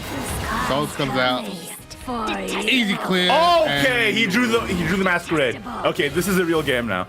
Night 4 is in it. Hybrid Shadows back, boys. Let's go. Okay, I wouldn't go that far. But he's back in the game. Kind of back, and it's whatever, guys. Whatever. It's a deck. It's whatever. Is that better? Is that? I mean, if Night 4 is able to pull this through, turn 5 Masquerade into turn 6 Masquerade is a huge amount of threat. But the problem is Orcus is going to come out next turn with 3 fuses. And I'm very worried. I'm very worried about the future of these endeavors. So... But he does draw the pieces. I mean, he has Ship of Morning Souls and Masquerade Ghost in hand now. Yep. It's just a matter of whether he can capitalize on this opportunity. Kind of hovering one Masquerade now. Just to see if he can keep it up. And, of course, as you said, right, that Orcus next turn. But he's got to get those ghosts up, I feel. Sooner rather than later. I'll say more the Gargantuan Ghost, because that'll help him hold on to then play the game in his favor. I mean, I suppose without Auspicious Puppeteer, Portal does have a harder time clearing the Gargantuan Ghost. Because you think you got like 3 or 4 4/4s, and what Orcus, I believe, can lock down. What is it? I believe is it 1 or 2 followers? Two followers of the attack, but they're wards, really, right? So you're not going faces your Lord. 8 damage. So, and then if they're allowed to stay up for whatever reason, then you've got 4 damage, 4 damage, 4 damage, right? Potentially, if you've got 3 or 4 coming out. So here will come Masquerade once again, bringing back the party. And have to see how we're able to hold on to this Orcus play now going into Aegean's next turn. And actually hold on to the Masquerade this time instead of having to lose it. The problem is he only gets 1 off this time. But he does have, of course, the Last Words effect from the Masquerade coming into play, as well as the ability of the second Masquerade Ghost. I will say, though, Orcus being able to lock down this first Masquerade is quite enticing. And even the other one in the back pocket, right? To build up as well if he needs it. That's a lot of damage. You counting at home, ladies and gentlemen? That's 10. That's half his life point potentially gone. And then the Evos. Because why not? Just make it 12. Why not? Let's just run it through. So interesting. He's not gonna run the Orcus into trade. Instead, he's going to lock the Masquerade Ghost. But what do you do if they Ship of Morning Souls and get a full board of 4/4s here? Yeah, I feel like, is that the only option? I feel like that's kind of what he's stuck with, right? Because, I mean, if you don't, that's game, right? You got Ship of Morning Souls is very good here, though. Yeah, so the Night 4, we'll still think through some of his options. I mean, can he technically... How many ghosts is he? It's 3, isn't it, I believe, off the ship. So can he get them out, maybe round 1 in and play Goblin to heal a little bit? Is that the option? Maybe he not. He tosses Ship of Morning Souls to summon it with Kernunos. Right. Please, don't try to stop and me. Anasage. Plus Anasage. Sorry, this should do it. So gonna get the Evo to clear out these big followers, right? That is such a problem at the moment. It's a lot of damage. You trade the Kernunos into the 4/3 as well to get rid of it. Yeah. So optimize clear, optimize damage. And that's a lot of damage returned from Nightfall to fly back at him. And Gian is kind of running out of gas. I think this game completely turned around when he drew Hugin and Moon in turn 3. If he didn't draw Hugin and Moon in turn 3, Night 4 would have just and lost Evo's are coming back. Okay, Night 4 has got his confidence back. He's starting to emote yet again. And I kind of appreciate it. Yeah, if Night 4 didn't get that Hugin and Moonin, this would have been an entirely different game. And not to mention, right, the double masquerade, even though, again, he's only using one, but the fact it was kept up on board to run chip in and get all these other big followers out again, it forced Gene, right, to play out Orcus number 2. Oh, and this evolve on the puppet feels so bad. That's yuck. I don't like that. I don't want to see that. I didn't see that. I closed my eyes. Didn't see that. Didn't Close your happen. eyes. He's still got an Evo point, I think. I mean, he still gets to lock these two guys, which is pretty good. Yeah, but I think Nightfall's kind of happy with it at this point, right? Because, I mean, now the ghosts will be flying out at any moment. The Skeleton Raiders, you know, are becoming a potential threat option now. That Gene has to worry about. Too. Yeah, so, and what Gene's kind of sitting there like with Absolute, kind of just like, how many play points? 50,000? I don't know if I can play. I don't think I have that many. How do I drop it again? Puppet? I don't have those. Oh no. And he's kind of stuck here. So let's see what Nightfall draws. That's incredible to draw Death Cat Reaper here. Wow. He gets to go face for 3 and then Death Cat Reaper it to kill the Orcus. Yeah. Unfortunately, he is at 5 defense, but does Night 4? I mean, does Gian have 5 damage to deal to Night 4 next turn? He does not. I mean, even with, I believe that's Kasim, right? He's gonna have to rotate so many cards, but they're just not there. And with Death Cat, and that's a Gargantuan Ghost as well, and we'll even Krampus it to get maximum damage and healing. Okay, MVP of the game, Hugin and Moonin. Play of the game, Hugin and Moonin, actually. What the heck? Actually carrying the whole deck against the Puppet Portal here. That's it. The wall. This should do it. And Night 4, after a horrific game 1, pulls it back. The Hugin and Moonin from that hybrid shadow completely carrying the deck, drawing him into the powerful Kernunos Ship of Morning Souls combo with Masquerade Ghost on the field, and that Earthright taking him the game he needed, that Acid Golem from the deck, winning him that match and winning him the entire set. I think after a catastrophic game 1 in that set, he really managed to rally in full effect. That's always bad luck gone now. That's it. He's going to be optimal player now for the rest of the day, going on against the one right in that semifinals. For that I'm very happy to see Hybrid Shadow move on too. He's going to be very strong coming through. And yeah, I said that run back, right? He's definitely going to be very, very happy about that, of course. Spirits all the way back up, right? Momentum all the way back up in his favor. It's really unfortunate, right, for Gene, who, again, had an awesome game 1. Right, I had good signs for game 2 and that, but unfortunately, game 3, which seemed to start out very strong, just ran out of resources at the end. Unfortunately, thanks to the goats, the MVPs, right, coming out for Hybrid Shadow. I mean, I'll just be honest. I don't think Puppet Portal's that good, guys.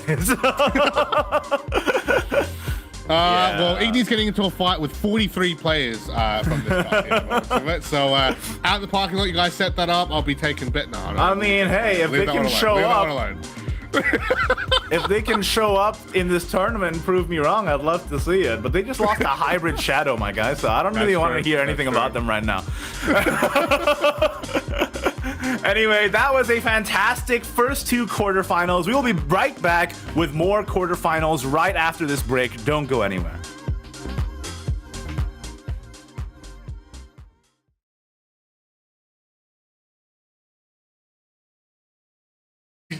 Oh, we get the Golden Warrior out of the General Maximus. Problem is you can't evolve it yet because that damage is going to just be heated, Yeah. But at least, I mean, Bellerophon is up. Hold on, Bejeweled Shrine out here. Oh, that's pretty good. Oh, and the Gilnelise. That's going to be more than enough to heal out of range. The question is, how do you get rid of the full board here? Gillen's going to be able to heal you a little bit, but you're still staring down a pretty thick board there. With Bellerophon, you need one more ping to there it is, okay. Wait, you outran me? Oh, I forgot about the guy in the Virtus. He had this just chilling in hand? shot. All three of them. Good He had lord. all Yeah. three The of thing them. is, look at how many he's burning through. Oh my god. Still way too Oh, matter. but Doesn't the matter. OTK It's is a wrap. here. It's a wrap between both Angel's Grace and the Gilded Necklace. Too late. Bing, bang, boom, the 12 damage. His Acid Golem summons a magical sediment. I'm just a cranky. And wow, Rag gets 2-0 swept in the quarterfinals of the All-Star One. And it looks like this is a situation where, Night 4 got gods. Yeah. I mean, the good thing is, I believe he'll get the Gargantuan.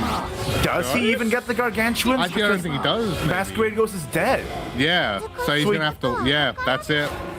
Oh, it's That is game done GG. and dusted. That was the most one-sided game I think I've ever seen. But you know, when you get a And we had hand... that Haven game earlier today as well, and that one we thought was a bit. Wow. Luminous gate. Eat it away. So all Night 4 needed was one turn where he could play Acid Golem. And he found the other two superior contractors in hand, and then he was totally fine.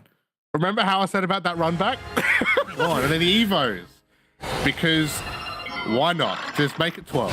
Why not? Let's just run it through. So Interesting. He's not going to run the Orcus into trade. Instead, he's going to lock the Masquerade Ghost. that's yuck. I don't like that. I don't want to see that. I didn't see that. I closed my eyes. Didn't see that. Didn't Close happen. your eyes. He's still got an Evo point, I think. I mean, he still gets to lock these two guys, which is...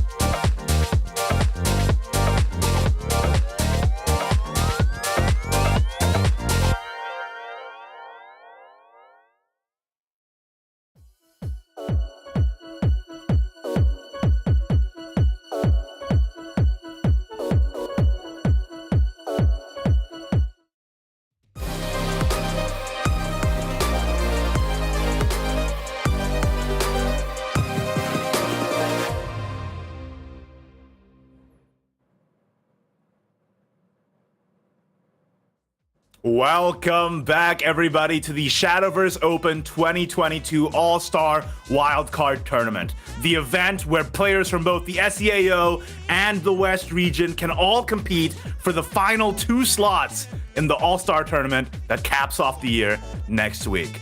We've just gotten done with our first 2 quarterfinals, and we are about to dive in to the next 2. So far, East, Baz, how are you feeling about this event? I'm doing pretty good, you know.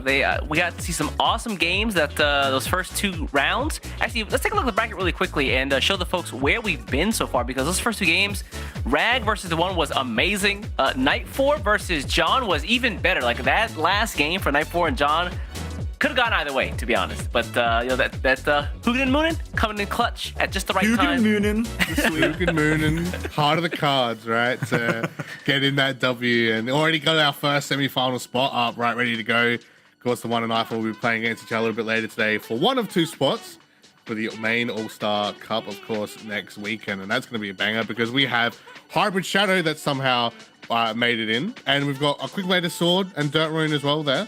So excited to see how some of those matchups will play out. But in our next 2 quarterfinals here, we have Kohi from team SVCK, not Suck, as Suck you guys coffee. so rudely called it. I'm here in and- Suck Coffee. Fight, I'm man. getting poll in the chat. Is it SVCK or Suck Coffee? Let us know. This is chaos already. We're at each other's throats. Up against Azure Cloud from Team Sonar 5. And then the last quarterfinals of the day is going to be EJ from Team Sonar 5 up against Eclipse. Now, going into this SVCK Kohi versus Azure Cloud match, again, it's going to be SEAO versus the West, but Azure Cloud is a guy that, honestly, if you're anybody playing Shadowverse, you probably don't want to see him on the other side of the bracket. And unfortunately for Kohi, he's got a huge challenge to overcome in this next game. But before we do that, let's take a look at the deck list for both of these guys. Yeah, the Sonar 5 guys rolling up real strong here. Right? But first off, it'll be Kohi from SVCK. All right, Igni, we'll say it properly at least once in the deck. There you go. Here with Control Forest here. I haven't seen it been played out so far yet today, but very excited to see it come out here from Kohi. There's a little bit of some changes here that we see with the Autumn Leaf Man. I want to say is kind of one of those tech picks picked up here by Kohi that some of the Control Forest decks like to play, some don't. But cool to see Kohi pick it up.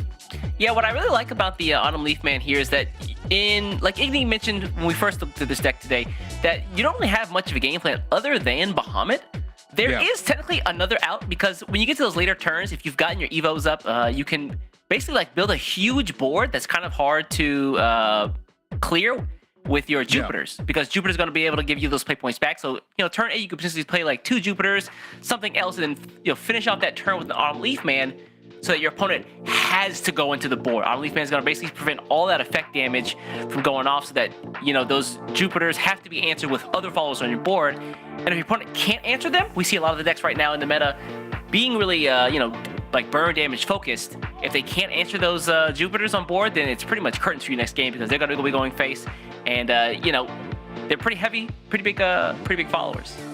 That's true. And also, I love the production showed evolved Ultimate Bahamut, as if anyone's ever evolved Ultimate Bahamut. There you go, guys. There's your sneak peek of that one there. And then you got the card sleeves like a couple months ago. I think there was like a cup for it or something that was really cool. Yeah. But that's that. But of course, Jupiter. Jupiter, again, a couple alongside, we were talking about Skeleton Raider, right, just before the break. One of those key cards we've had for the whole year now as a neutral card. And basically, I think every class has played Jupiter at least once throughout the year. It's going to be really upsetting to see her go, because the amount she brings to the table, as you said, right, East, of course, you got the play points coming back, the insta banish, tanky follower, the healing as well. She does so much. And of course, a lot of decks have easy Evos to get to now as well. She's such a strong follower for the Control Forest deck. But have a look towards the next deck here that Kohi is bringing to the table. And kind of ironically enough, it's the deck that can be somewhat countered by Control Forest with that Autumn Leaf Man. It is that Discard Dragon coming out here. This one doesn't have Infinite Flame Dragon, because Kohi took some of the fun away, but he did put Ignis Dragon in, so it's like half the fun still. I mean, we just talked about Jupiter being able to stave off all that effect damage, and Ignis Dragon, one of those guys who, if you do play him big, he does have that ability to just clear out lots of wide boards. But I think that what Kohi's really going for in this deck is just the flexibility of that, and the fact that he can just get him in the early game to ramp a little bit more, right? You want to ramp this deck a little bit. You want to be able to get out your Lumiors as fast as possible, and Ignis Dragon is just another way to do that. What I'm really interested in is the tube of Mermaid Songstress over there, where just a little bit of a combo ability with some of the discard we've seen out of the deck so far, where if you do discard her, you can just basically summon her, and she is a little bit of heal, so a deck that doesn't typically have a ton of heal. We see Uranus there, Long is there, but just getting that little bit of extra heal out of the Mermaid Songstress is kind of nice. Yeah, sometimes it's that one extra bit of healing that can make or break some of these mirror matches even. That's something we talked about, again, in the previous quarterfinals. That can be such an important card to come out, and cool to see that we're still seeing some small, tiny tech change, right, for Discard Dragon. I want to say Aegis Dragon's probably the key one here for Kohi's lineup. Of course, we saw Mermaid Songstress in the previous lineup here. It's cool to see that one come out. What about, you get him up. Get to see it. There you go. There you go. Get the play point for Accelerate 3. Nice to have, of course. I want to say kind of been his main function, right, for most of the time. He has been around. But of course, as East mentioned, right, there is that big boy moment where you wipe the board, right, get some big draw out as well for him. And a free Evo as well, which can also kind of help a lot where, again, as you mentioned, right, there's a lot of decks that like to have an Evo, especially Jupiter. Fortunately not in this deck, but cool Evo to see nonetheless. What about his final deck, though? We'll see here coming out from SBCK Kohi will be that Hill Haven coming out. We saw a little bit earlier today coming out, but there is some slight changes to this Hill Haven lineup. Yeah, the Greater Wills here, the Marwyn package, the Zlatarog, there's so much in this deck that we didn't see before. Zlatarog kind of comboing in with the Holy Saber package there. We do see the Marwyn. Again, this deck has kind of like the two packages, the Marwyn and the Wardhaven package, basically. Yeah. Marwyn is really nice because he doesn't have to do damage to get rid of followers. If he just doesn't attack, if he, is the bigger main and doesn't fall into violence, he basically just wipes your board. And then if he wipes your board, he gets more reasons to do it later on with the Torrent of Despair in hand. Can I just congratulate Marlon, by the way, for just getting absolutely buff and hitting the gym, I want to say, from his previous card as well. Absolutely toned down, this man coming out. But yeah, cool to see him come through and absolutely nuke out, right, some of these followers. Do you want to say there's Jupiter again? Key example once again, and of course the Bahamut Kill in his package that we expect to see in, we'll say 9 out of 10 decks, right, to have one or the other or both in some capacities of how much they do bring to these decks. And of course, if you missed it a little bit before, because we were talking about Holy Saber and of course how strong she is, especially into that Discard Dragon, right, being able to eat up all of that burn damage is available, absolutely nuke your opponent on one turn and look to wrap things up either the turn after or the turn following, whether it be healing up or just controlling a little bit to finish the game up, and can, I want to say, really mess with the mindset and the momentum for the opposing player at East when they get hit by this. Because you see Holy Saber, you normally got like a 5-stack board, they're all just buffed to no end, and you're like, well, discard what? Top deck what? Doesn't matter. I've lost anyway, it doesn't matter. And it can really affect them, right, in a series that where you do have to, especially if you fall behind in said series. Absolutely. Now, it looks like Kohi's deck list pretty control-oriented. Again, we saw the Heal Haven there, the Discard Dragon, and then the Control Force. But I wonder what Azure Cloud is bringing to counter this lineup. Let's take a look at Azure Cloud's deck list. So an R5 Azure Cloud, bringing the Control Forest again here. None of our Control Forest players coming out, which you love to see. We're talking about key cards being added.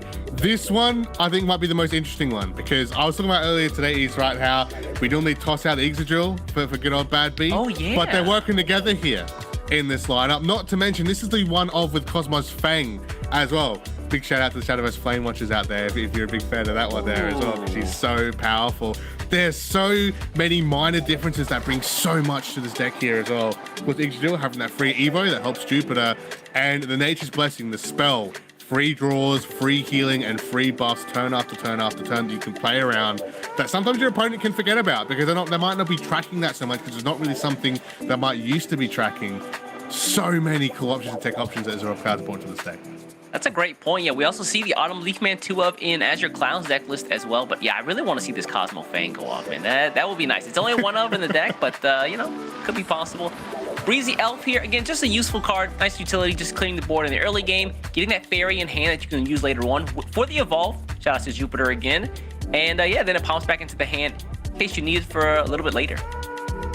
Yeah, Breezy Elf, I feel like, is kind of been a go-to forest card ever since his release, and basically all, I want to say, forest lists, right, because of the fairy, because of the Evo control stuff that come out here as well. It's not too surprised to see that one, but a very strong lineup here, and one that I think this is the most interesting control forest deck I think, at least here, that I want to see here for the series, just because of it feels like a mixture of I want to say the pre-mid-season patch and post. It's a mixture of both with the mini expansion, which I love to see. But let's see what else Azura Cloud is bringing to the table. 2 other decks here available that he's bringing to the table. Of course, Azura Cloud kind of being pinged as one of the top guys to potentially make it out of here for the All-Star Wildcard set. It will be the Earthright Rune or Dirt Rune, depending on what you want. And very similar to basically the other sets I think we've seen here East today.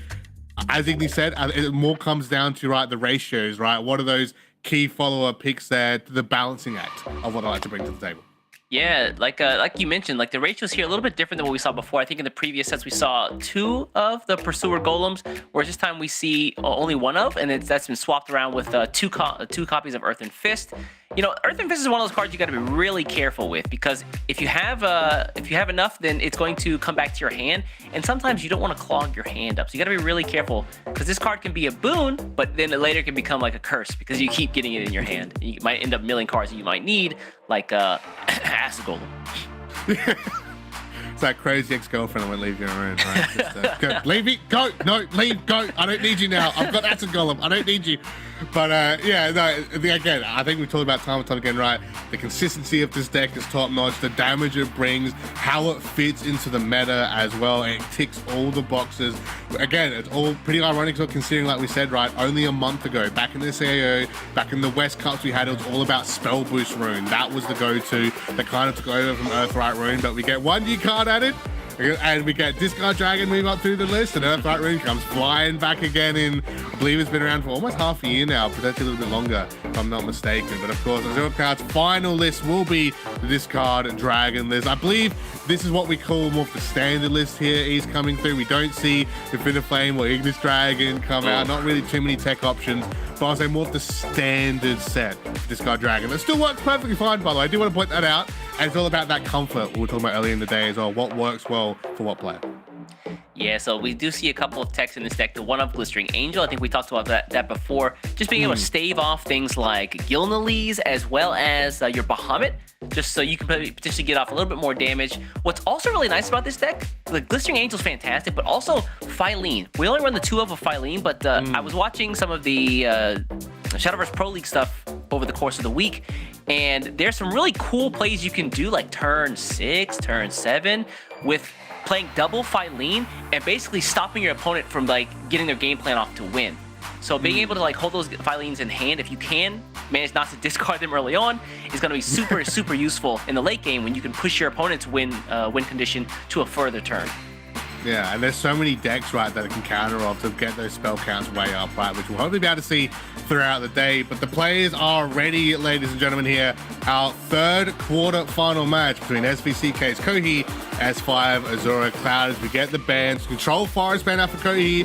Azura Cloud, it will be the Discard Dragon. So Discard Dragon actually up and available. So I haven't actually seen it played yet today, which is actually quite, I don't want to say quite surprising. It's kind of expected to be a permanent ban, but has snuck 3 here. Azura Cloud deciding not to go against Control Forest. Very, very interesting choice here, especially with Azura Cloud Control Forest also being up. So kind of interested to be in the mindset of these players and see why these bans were chosen in particular. Yeah, you know, we haven't really seen Dragon, like you said, go off today, and it'll be nice to see Kohi actually make a run with it here. Although I'm really worried if it queues up into something like Control Forest. So.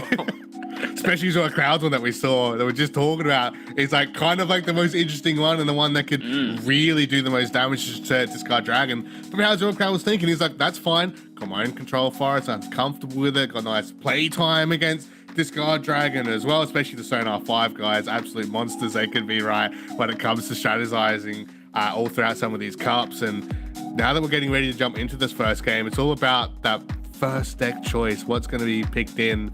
I feel like Kohi's going to try and bait out this Discard Dragon, go for Hillhaven, and I wonder if Azura Cloud will be able to read that. I feel like that's what the play should be, but I don't know. I'm just dumbcasting. I'll have to wait and see. Really does seem telling that we haven't really got like a double control game today, have we? Like, I feel like we've either got like Haven or Forest, but it's never been like both of them at the same time. So we do have a potential to see how both these decks match up against each other.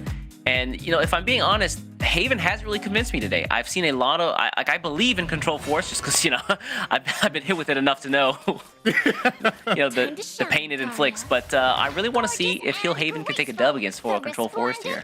Interesting. So it will be Kohi with the Discard Dragon to kick things off. Azura Cloud, the viewpoint we'll be seeing from running that dirt room. The third quarterfinal for the Shadowverse Open All-Star Wildcard 2022. Hopefully more in the future. It'd be nice to have maybe in the future later on. Of course, this guy's playing for one of two available spots for the All-Star tournament happening next weekend. Very exciting matchup here. Of course, we said Azura Cloud kind of pinned to be one of the top players to potentially make it out here.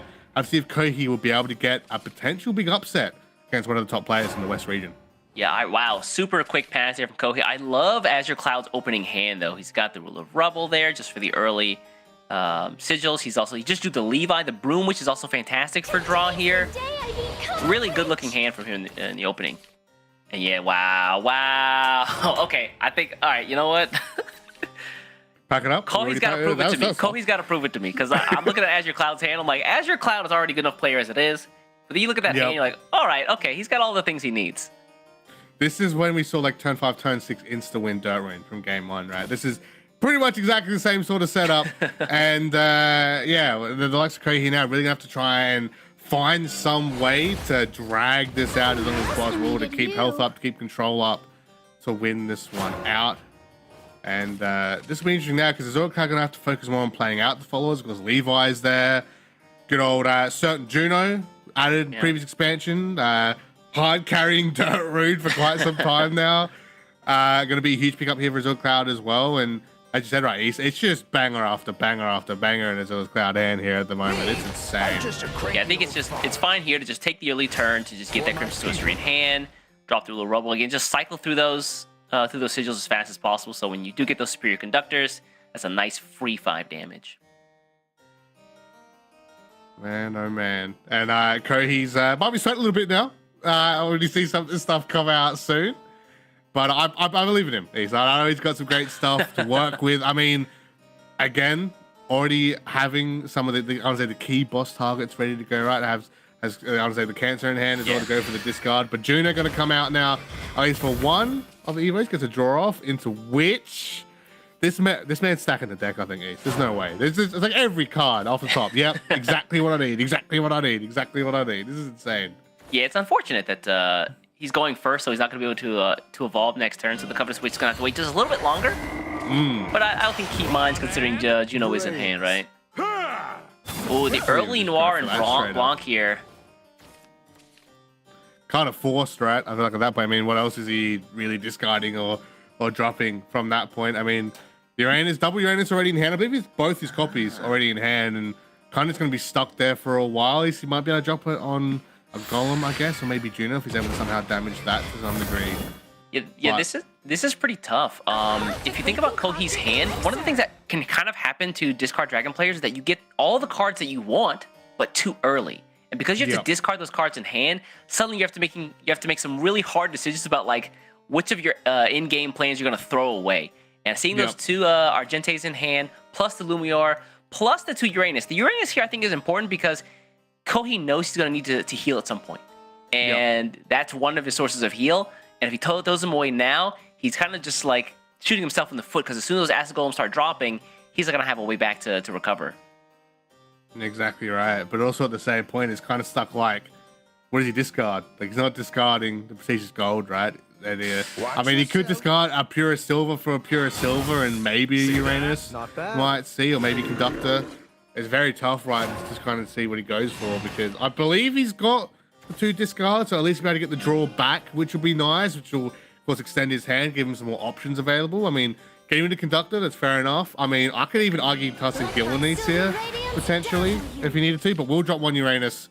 And Dragon Oracle was nice, I guess, for ramp, but maybe a bit too late. Dragon Newt in hand, I think, is very good for him. I think Argente's got it covered. We're still ramping. It's fine. Like but force Evo to clear a Golem to get it back. Ooh, that's kind of tough. Revival. Phoenix down on a Golem. And at this point, like he's staring down minimum 9 damage. He could spin the sorcery now if he wanted to. Yeah, like Azure Cloud really just he can use his turn to like push his advantage and widen that gap. Yeah, we're gonna see that happen. Yeah, 5 sigils at this point. I feel like at this point all he's missing is like just the card draw to get that Superior Conductor in hand, or find another Acid Golem to just finish the game out, right? Yeah. Rule pitch actually might not be bad. Is he gonna burn off Also, Levi could be- Levi?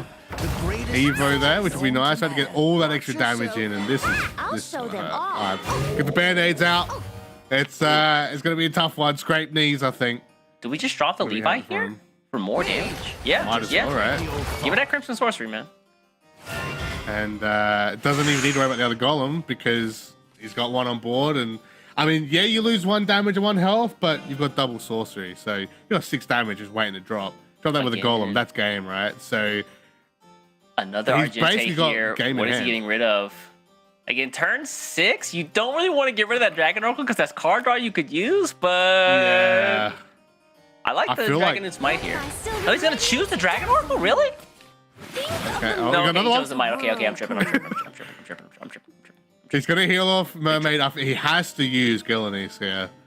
I think there's no option because Jupiter's not Jupiter. Sorry, Uranus is too far away. Glad to see we've got a trade-off of planets, by the way. That's very nice to have. Yeah, Do we gonna see have a to burn Pluto? that one there. Maybe the next expansion. Or next, well, it'll be next couple, right? Because we only get 1 planet per what, like couple expansions per rotation set. So You're right. Maybe. I mean, we can put in the request stage and be like, yeah, Pluto next. Can we get some support of my dwarf planet out there, man? Get some support. But I mean, that's gonna be Acid game, right? Golem. Because Acid Golem's gonna come out. It's gonna be this enough? double Yeah, sorcery. this is enough. Wow. And then wow. clear the ward, run in the face. That's it there. Azure Cloud taking out the first round of the 3rd quarter final. Now looking for a match point for the 2nd semi-final spot. And already tough. It really feel like, though, that your man from SVCK Wow. Kohi was kind of sticking in it. But again, that setup, that early setup from Azure Cloud from turn 1, way too strong. Just had everything available from the get-go. Yeah, I was telling you, man, like that early hand was pretty cracked. And Azure Cloud, as a player who I feel like can really take advantage of those really cracked early hands. Sometimes it'd be like that, though. I wonder how Kohi comes back here. Does he run it back again? It's a tough option, right? I mean, he's going into Control Forest, I believe, from Azure Cloud, right? So he's going to have to at one point or the other. I feel like maybe even go Hill Haven, go the Control thing, get that one out the way, because that's going to be an extended fight. Maybe discard Dragon after. I don't know. I mean, that's what it's going to be. Really? He's All right, gonna- boys, strap in. Also, Igni, I just got a text message. 43 puppet players want to fight you in a parking lot. So if you guys just take that outside real fast, we'll see you in the next game. All right, You better live. glad to hear You we got better that live. one sorted. I'll ref that one. I've got some skills. I think I'm doing that. I'll stay on the side. Ace will be cheering, probably. I'm assuming. I don't know. We'll figure that For one out. who, though, is the question. Yeah, that's the question. Well, considering he's the one that organised it, that's, we'll have to wait and see. That's a surprise at the end. You have to stay to the end of the stream to find out who will go Ooh. for. But this Alright, is, this- all jokes aside, extended fight, right? This is all jokes. It's going to be a control fight. We can meme it all, get your 10s, get your sleeping bags, whatever. It's going to be a strong fight, and it's going to be a fight, I think, down to the wire of kind of a bit of a stamina test, right, of brain power to see, you know, misplay. You know, you've got to keep track of what your opponent's bringing control-wise, what yourself, what you have available to try and keep control. Of course, Azure Cloud's all about that Bahamut, right? But Kohi with Hill Haven, I believe he's got Bahamut. Of course, he's got, you know, Saber ready to go as well. Azure Cloud has to try and play around, and luckily Azure Cloud's not having to worry about effect damage, right? It's more about banishing with Elf that he can kind of rely on here. So There we go. interesting to see who will beat out who. I think honestly it's a 50-50 coin toss. Yeah, before Azure Cloud's hand was looking pretty rough. He got the Autumn Leaf Man, which I think he's going to save either way. But yeah, these first returns have kind of been almost non-existent for him because he just gets the Tender. bad beatdown, and all right, yeah, now he can start to make the plays, right? Control games are gonna go long, so Benevolence Elf. Now, why do you call a What was you follower about, who man? destroys everything benevolent? Like, Well, it's not Who is even this destroy, benevolent it's for? banishing. It's worse. It's like, it's not even destroyed, it's like you're straight up banished. What's that? You think you're getting a spot in heaven, bro? No, you don't even make it. You're gone. You're in some other dimension. You don't even get that far. He's The forest is alive. pretty rough. And again, serious, Seriously, it's okay. It's just violence. It's all about violence, apparently now. Surprise, maybe somewhat to see it come out a second time. I mean, I guess it easily deals with Omen, who's been out there hitting the gym, hitting the weights. He's like, can't deal with that banish though. Yeah, so And, keep in mind if you have more than 20 health or 20 health or more, Benevolent Elf's not banishing anything with 2 health, but anything with 6 health or under, and that is just enough for Marwyn. The Greater Will is going to come out here, though. You know, I wasn't really sold on the Greater Will. I haven't been a big fan of this card since its release, but we'll see if Kohi can make it work here, just staving off damage for as long as he can. And, you know, I'm trying to think about the end game for both of these decks. And my thought is, okay, well, the end game for Control Force is either set up a really big board that's hard to answer, or Bahamut. Meanwhile, on Kohi's side, like, you can just clear the big boards, no problem. Like, one Benevolent Elf with more than 20 health. Oh, jeez, I'm tripping. Like, one Marwyn can just, like, wipe a board immediately. All he has to do is just sit there and look at you, and, like, you just disintegrate. Like, Thanos snap out of existence. So, I don't know how You ain't doing Azure these games, Cloud... bro. You can't match me. You can't match me. Look at this. Exactly. Look how much I'm benching, bro. You're keeping up. I don't know how Azure Cloud actually, like, finds a dub here, unless he, like, somehow manages to get Kohi to burn his Morrowinds. We've already seen him burn 1, but he does have 1 more in the deck, I believe. Yeah, honestly, I think it all is just the Bahamut one because, again, as you said, right, you can set up a big board, but you got Marwyn. I mean, Kohi can do the exact same thing with Haven, with Holy Saber, right? You can just match that. And Holy Saber and those combos are a lot, I feel like they're a lot stronger. They're doing a lot more in late game compared to Forest's one. So I feel like Azure Cloud is all bets are on Bahamut. And Kohi has to really just beat down Azure Cloud with the Holy Saber combos, with these big board combos before you get to that point. I mean, yeah, Kohi has his own Bahamut. It could be Bahamut versus Bahamut. That would be pretty funny. First to deck out is even a potential option here we could see. Ooh. The Evolve there was interesting. Maybe he's just trying to get those evolves procced as soon as possible for Jupiter? Maybe. I don't also remember Azure Cloud has a lot of cards to bring Evos back as well, so he's probably more than happy to burn through them. Olivia and Sylvia looking at you. Speaking of, actually. 1 damage, 1 point. I mean, there's a banish. He technically clears the whole board here. Wow, so that's all right. Really? Really, Kohi? You really just got a spiritual blow the breezy elf? He's just trying to keep it light and breezy, just trying to chill, and you're just like, pow!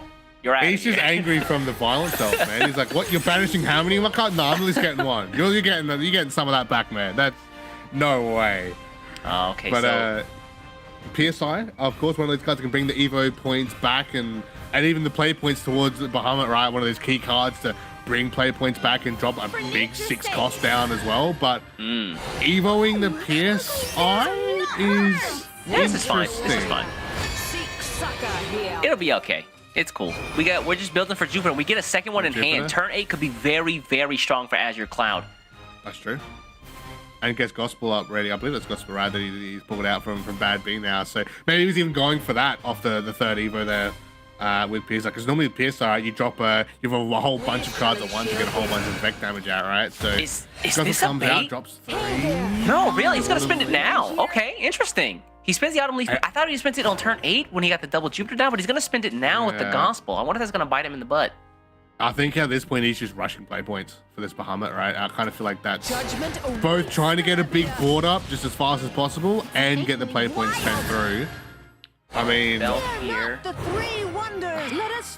mean, you get the effect going, but the spell effect protection's there, right? So you're not actually going to be able to damage him. Yeah, so this is all like 0 damage off of the Blepharon, so if he heals, it's not really that useful. Adherent of Despair is nice, though. Top deck's another Autumn Leaf Man. That's all right. Okay. He just knew it. He's like, pew, what's that? Top of the deck? Yep. Autumn Leaf Man. Cock and play my one now. I'm going to get another one back. We're good. So, that is the Sonar 5 difference, fellas. That's right. It's in the team name, guys. It's in the team name, East. How do we forget that? Oh my, I'm sorry, guys. We're bad at our jobs. We're just sorry. Sometimes we just forget. You know, it's in the name. We just ignore it. These guys have been telling us this for years. Sonar, guys, come on, it's there, but already. Your sign drops down. I think you're right here, Baz. Like, he is definitely like trying to turbo out the Bahamut as fast as possible. Yeah. Probably especially when he's seeing that Kahi's hands like non-existent, right? It's 2 Olivias That's about it. Oh, it says on Leaf Man. Okay. We cannot ignore Autumn Leaf Man's targeting sound clip. Russell. Out here rustling Jimmy's is Autumn Leaf Man. We're gonna see the Gillies drop. Hey there. And do it again. Here. Okay. He's next turn. Bahamut's coming out for sure. I think there's no way it's like, especially if he's put a 5th follower down, because obviously you want to keep that 5th spot free for Bahamut to come out. So I feel like it's gonna be at like 48 player points or 46 or something probably at this point. Why did he do that? Oh, for this. Oh, I see. Okay. I'm about it. Never mind. I'm tripping. Okay. So he's got a big board. It's spell effect protected. There's a potential Bahamut next turn. Again, Cody can't get that effect damage out because Autumn Leaf Man is just insane. But well, I mean, what do you do at this point? Wow, he's really forcing Kohi to answer these boards. You know, no Marwyn in hand. He spent it really early, and now kind of paying for it. Yeah. Well, he does have to trade, and he's gonna get healed up a little bit. So it's kind of nice. He's got the wards up as well, so if we can get rid of these wards, we're okay. Hey, let's play. Wow. That's gonna be the Evo. Yeah, just run this in here. Jubi up. Yeah, I'm pretty much certain that we're getting Bahamut this turn for sure. I mean, the other play point's gone 3, runs fairy in, runs everything face and just ends turn potentially, or like this, just clearing the board, getting rid of the weenie there. Yeah, this. So this is a board. Like I said, Marwyn, buddy. Where you at? If there's any time for you to stop hitting the gym, bro, I mean, it's now. It's right now. But yeah, there's Bahamut, like we said, right? So, dude, I don't know how to clear this. Marwyn? It's game. No, that's it. not what's not That's Marwyn. it. Because Cody, I don't think he's close enough in play points. He definitely doesn't have the Holy Saber game plan. He could draw a card though. He could. I mean, he could. I mean, it's gonna have to be the god tier card, which is not that. John here to evolve with the Blefron effect is nice too. Okay. So, well, he might be able to get through most of this. And then Greater Will, yeah, just Greater Will the Bahamut. Gotta remember, this is gonna be Bahamut Part 2 next turn though, as well. Man. And he's got 3 cards, 2 cards left in deck now. At this point, Azura Cloud can literally just sit on decking out Kohi. He doesn't have to worry about attacking face. He can just control the board on purpose. Oh, and just there's another Jupiter right? too. So, holy crap. I told you, this control forest deck, I said the key pieces, the mixture of pre-mini expansion, post-mini expansion, this deck lineup is insane. I kind of have an argument to maybe ban this out. Discard Dragon, that's the thing, right? That's whatever. But maybe this control forest, I don't know. It's yikes. It's professional commentator word yikes coming out. Yeah. I mean, he doesn't even need to attack with the Bahamut here. Yeah. I feel like he's in such a good position. He could just kind of like chill. Exactly. Yeah. Which is exactly just what to he's get gonna that do. buff. Yeah. Runs them both in. They'll heal up anyway. Bahamut Part 2 comes out as well. Oh my God, Bahamut healing. Yep. Oh my God. 10 actually, I'm heals, the one. bro. That's fine. Bro, that dragon was on death's door. Oh yeah, I forgot. Probably should bring out the blossoming there. Heals total health, not like a set amount. Total health. Oh. So that's like, if you need to kill Bahamut, like straight up. It's like he's just back to being full health again. But jeez. yeah, at this point, I think it's time to call it east. Yeah, at this point, Kohi is going to just hold on to what he has. He'll just drop everything out. Look at that. I mean, you know, only 1 card left in the deck, but he's fighting back. Let the man fight. Let him fight. You know, he's got to go down Picks swinging. up the Reaper. The Reaper attacks Azura Cloud instead. Imagine. Would be sick. It comes to consume me. Oh yeah, Gillies is on a proc here. Could use Ravenous Sweetness to just oh yeah, get rid of that thing. Yeah. Imperial I mean, at this point, go. insult to injury, man. On prevailing wings. Plays his own Olivia as well. He's Get the all those Evo play points, points back. the play points back, man. At this point, Yeah, your couch is like hurting, man. This plus Ravenous Sweetness is enough, yeah. Yeah. So, like we said, right? Azura Cloud, one of the top players in the West region for a reason. and going to take it out 2-0 against SVCK's Kohi. Apparently, the Suck Coffee strat not working East, unfortunately for him. It's a little bit upsetting. But it did put up one hell of a fight, though. Look, Azure Cloud, not one of the SEA boys, but you got to tip your hat to the level of play that you just saw right there, because like the way he navigated that the double control game was surgical. Like, I have no words. I was really concerned like how he would like find victory there, and he's like, hey, I'll just turbo Bahamut. I'll put up a ton of like boards that you have really hard time trying to get rid of, and if you can't do one or the other, you can't stop one or the other, I'm just gonna win. Yeah, Haven really had one thing going for them, and Forrest took it and was like, I'm just going to do this better than you, actually, to be honest. Oh, and he's he's back. going to have to hold that. You're back. Dude, did you win? Against the 43 portal Three names that you public- sent to fight me in the parking lot? Yeah, of course Yeah. I won. Their Let's go, hands Indy. are weak. They're busy fusing. Let's go. They're busy fusing puppets into them or something. I trained So they you got well. weak hands. I trained you well. I'm so proud of you. Good shit. Yeah, I got the East Jutsu, dude. All I have to do is take off this wig. This is what all 8 Just games change looks the like, hair baby. to the bottom and you're good, you know? Yeah, what a set, what a set. A very convincing 2-0 sweep from Azure Cloud in our third quarterfinals of the day. But we are going to be moving on to the last quarterfinals here. It is going to be S5 EJade versus Eclipse. Another member of Team Sonar 5 versus another relatively unknown name, East. Let's take this one and let's get into the deck list and see what we're rocking with here. Let's do just that. EJ gonna be running Quick Blader Sword. We saw it do fantastic work in the one's hands earlier today, and I'm looking forward to more games like that from EJ. Oh yeah, for sure. And we see the 2 of Maximus here as well. The new mini expansion card really coming in clutch for this deck. A lot of people think that the Victorious Blader, I mean, still a very good card, but Maximus already increases your rally so much. So is it like as necessary as it was before? I guess we'll find out. It's still good with Golden Warrior, of course. But really the crux of the deck is that Silver Speed, Swift Speed, Quick Blader with Forge Weaponry and Angel's Grace being able to OTK the opponent down from nothing. So yeah, Shout very outs excited to, to see this.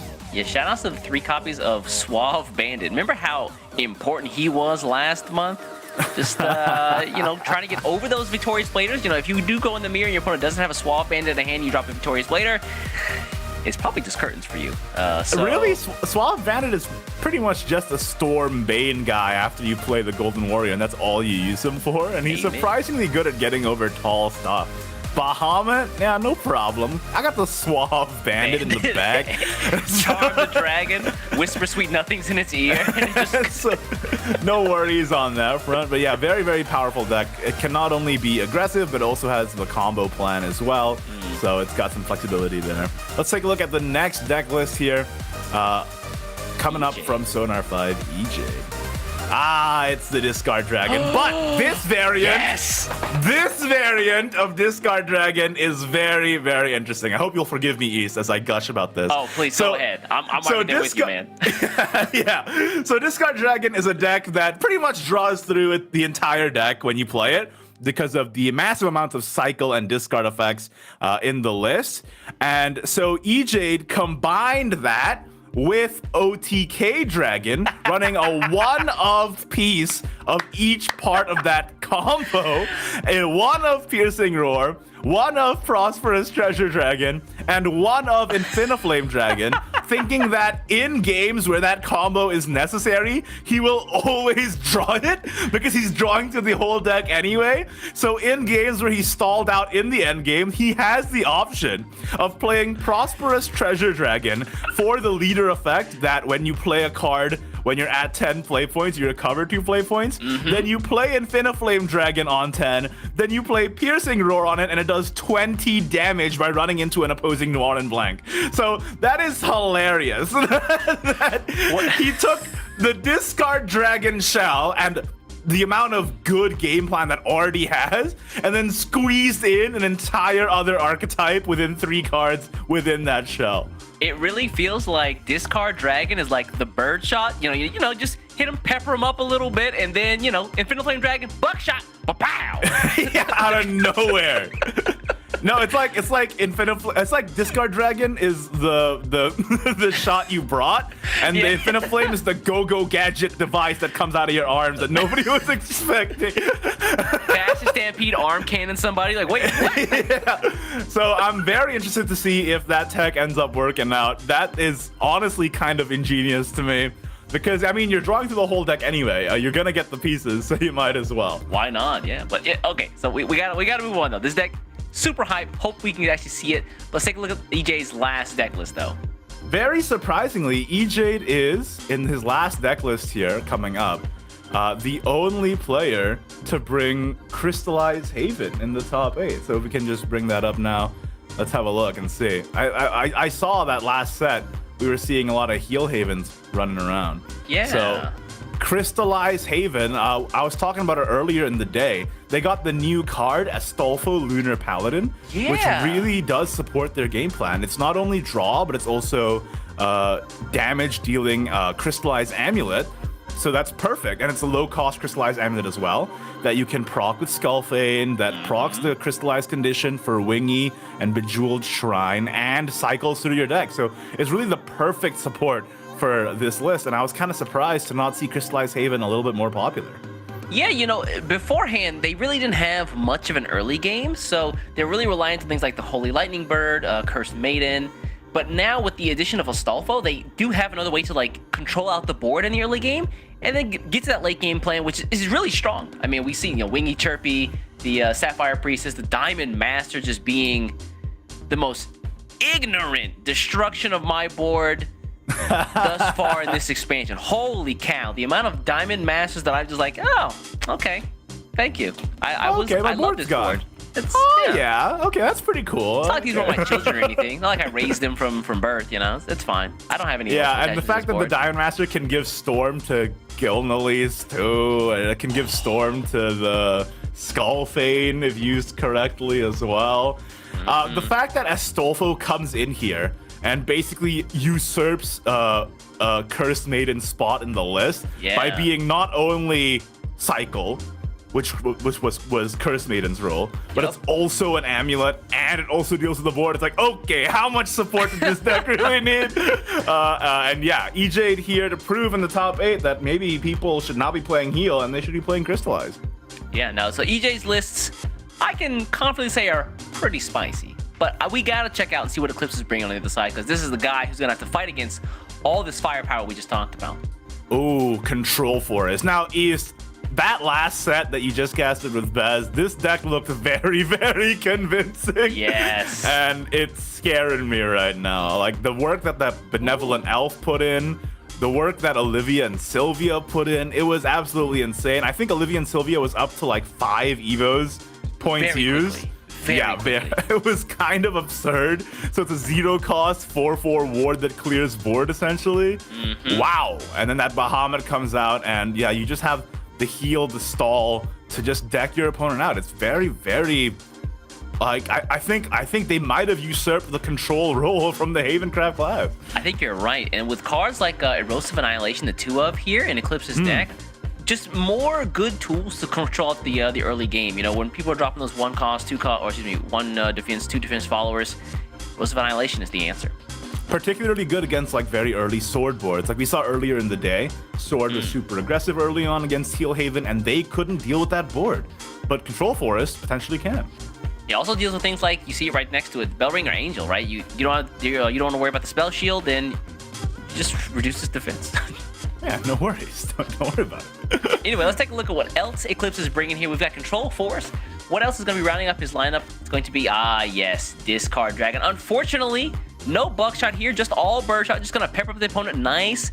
Maybe he could use the Captain Drakewood we haven't seen today really go off. For the, 7 play points, you get the 2 Windblast Dragons if you have 10 play points after that. And you can just pop your opponent, the old 1-2 punch. Yeah, Captain Drakewood as a 1-of is like a more consistent but less bombastic and surefire finisher than Infinite Flame Dragon. Like if you ramp into Lumior, deal the burn damage, and then Drakewood after that, That's almost a guaranteed win unless they have like a lot of wards on the board. Whereas Infiniflame is less consistent than Ragewood because it's not a source of ramp or board control, but it does deal way more damage in those like late game lock scenarios. But yeah, the Captain Ragewood one of is very standard. This is a much more standard ladder version of the list, I would say. Whereas EJ is running a much more spicy tournament version of the list. So we'll see what wins out, the consistent version or the teched out version. Now keep in mind, he could use those Filenes to really hamper EJ's buckshot game plan. So we'll have to see if he can figure that one out. That's actually true, right? Like, if they play Filene and the Infiniflame becomes 11 play points, like, what are you gonna do? And not only that, but Filene might also just, like, be a good inclusion in general to counter opposing Lumiors, right? Like, if they're at 8 play points exactly, they can't play the Lumior, and then kind of stifle their whole turn, really. Okay, let's take a look at Eclipse's last deck list here. We've seen the Control Force, we've seen Discard Dragon, and he is also going to be running Puppet Portal. Okay, I didn't beat all of them in that parking lot. One of them escaped. One still stands. He lied, guys. Yeah, she believed. This version of the Puppet Portal list, I do quite like the inclusion of the one of Jetpack Gunner, you know, just a little bit of mid-game pressure, which, you know, you're not fully reliant then on just Orcus to get you to the end game plan, right?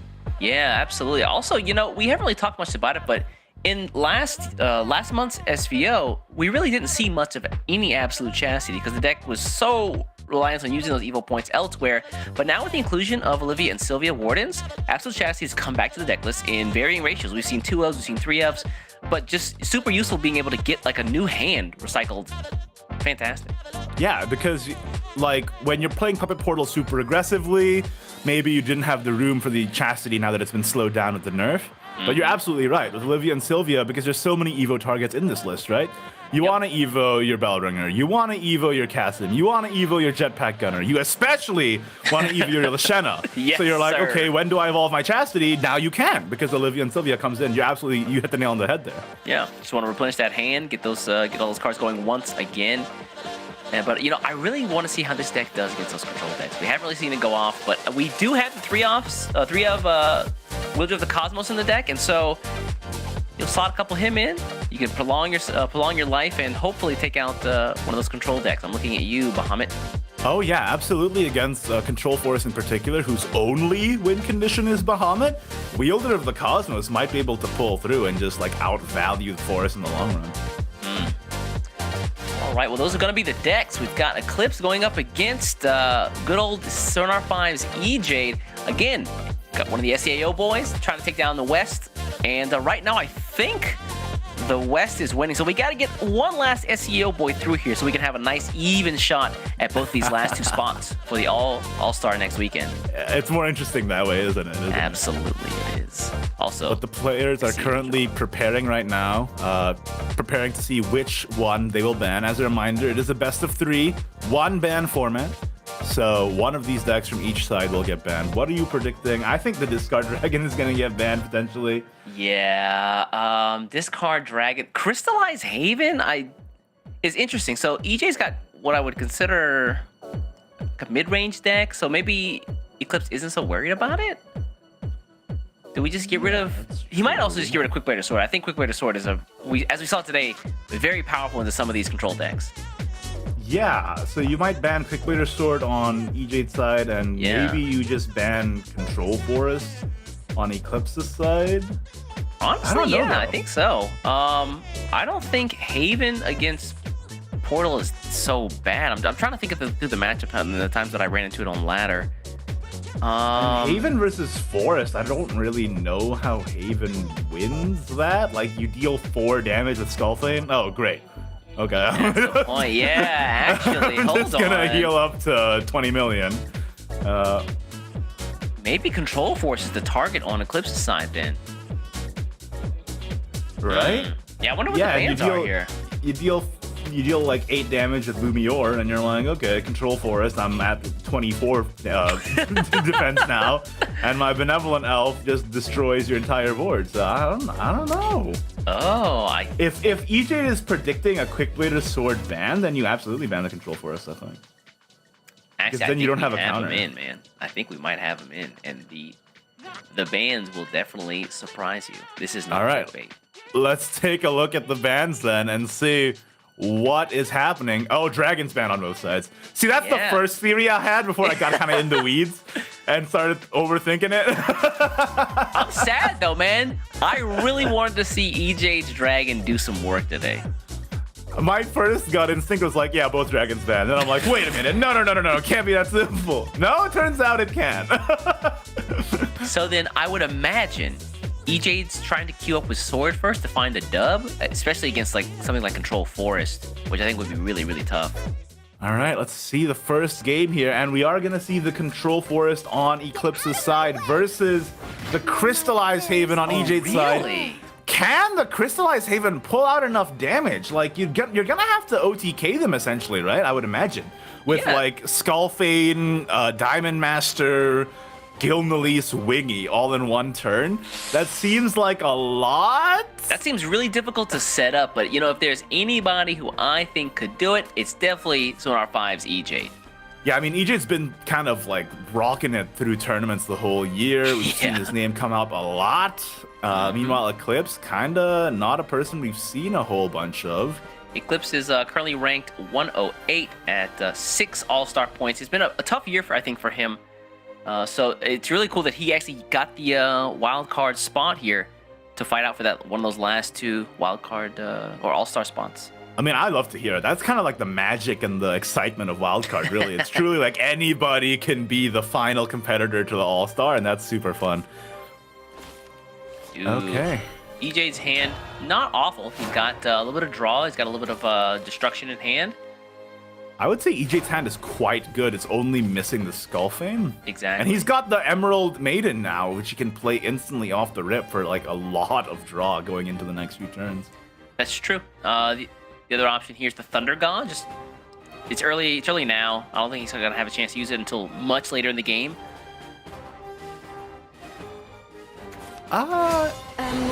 Yeah, between the two, I think Thunder God is like there's the potential to Thunder God plus Skullfane on the same turn. That's true, yeah. Maiden also has the higher countdown, so you want the card draw from it Maiden kind faster. of thick. I hear what you're saying.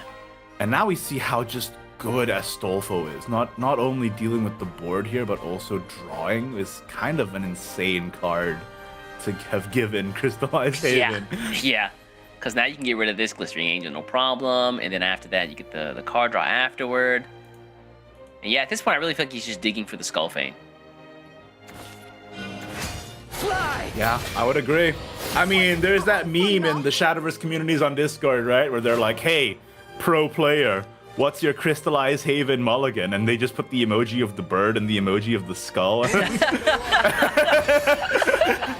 And they're like, that's it. And right now, EJ's missing the skull. He doesn't have the bird either, but the most importantly is the skull. Ooh. This is kind of weird. A little bit, yeah. The two options are either play Astolfo or play the Agent of the Gods for the immediate draw and hope to draw Skullfane right away. And if you don't draw Skullfane right away, then play the Muse Jester. Yeah, actually, I don't. The more I think about it, the less I hate that plan. I think the Agent of the Gods is better than the Astolfo right now. Agreed, on yeah. balance, just because you draw like it's essentially the same play, but this one you draw up front. Yeah. Okay. Wow. Okay. Well, there you go. Muse Jester it is, you say? Yeah, the other option would have been the Thunder God as well if you really wanted to dig deep, but I don't think you're that desperate at the moment. Be with you. You know that it's a Control Haven deck. They're not going to pressure you. So what you're just trying to do is get all of the like pieces of the equation in hand so you can solve the puzzle. Yeah, honestly, it doesn't really feel like EJ is super pressed for time. I mean, he is playing Control 4s. We just see the Bellringer drop there, and that's it. Yeah. Yeah, he's definitely going to be using a lot more of those play points for the later game once he can find that Bahamut. All EJ has to do now is find Skullfade and Gilnalise and try and assemble and Diamond Master. Okay, that's a lot. It is kind of a lot. Yeah, like we said going into this, like there's a lot you need to set up to actually get the dub here, and EJ really does start off on the back. There's the bird. Good. We got one of the birds. BIRB. Yeah, he really does have to assemble the whole A team here. Will rise again. Really is quite a task. Yeah, Emerald, Diamond Master is face, Chirpy is B.A. Baracus, Mr. T. Chirpy is Mr. T. Could you imagine Gil Mr. Elise T's is- voice line with him? Gillies is Hannibal. And Skullfane is the one that I don't remember that guy, the fourth guy. Yeah, the guy that nobody remembers. You got Nobody it. remembers the fourth guy. That's too sad.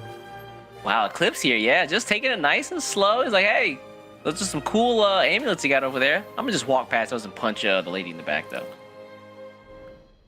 I mean, this Belringer is just gonna die to the Agent Yeah. of the Gods. Gonna die. And you want to use up all your evil points anyway because you have the Olivia and Sylvia in the back, so you might as well Yeah. just use them all up. Also, turn 6 is coming, which means Pierce Eye is gonna be doing things. But EJ draws the Belringer. Sorry, the Skullfane. I was Yeah. looking at the Belringer when I said that. And that's so good for him here because he gets to proc the Agent of the Gods, kill this off, and start proccing the Yeah. Skullfane reduction effect, especially because the bird here as well. Big domino effect here. Now the Muse Jester can go face a little bit, do a little face thing. Just do a little face thing, yeah. You know, tap dance on it. And I would expect Thunder God plus Skullfane here as well Yeah. to accelerate it as much as possible. Now he only needs to play one more Skullfane accelerate before the effect goes off. Gillies picked up as well. Yeah, that's true. All he needs now is the Diamond Master, right? Yup. She is strong and durable, I've heard. That's 4 plus 6 is 10 plus 4 is 14. Yeah. Plus Still missing 2, some? 16 plus 1, 17. So he needs to get 3, so Eclipse to 17.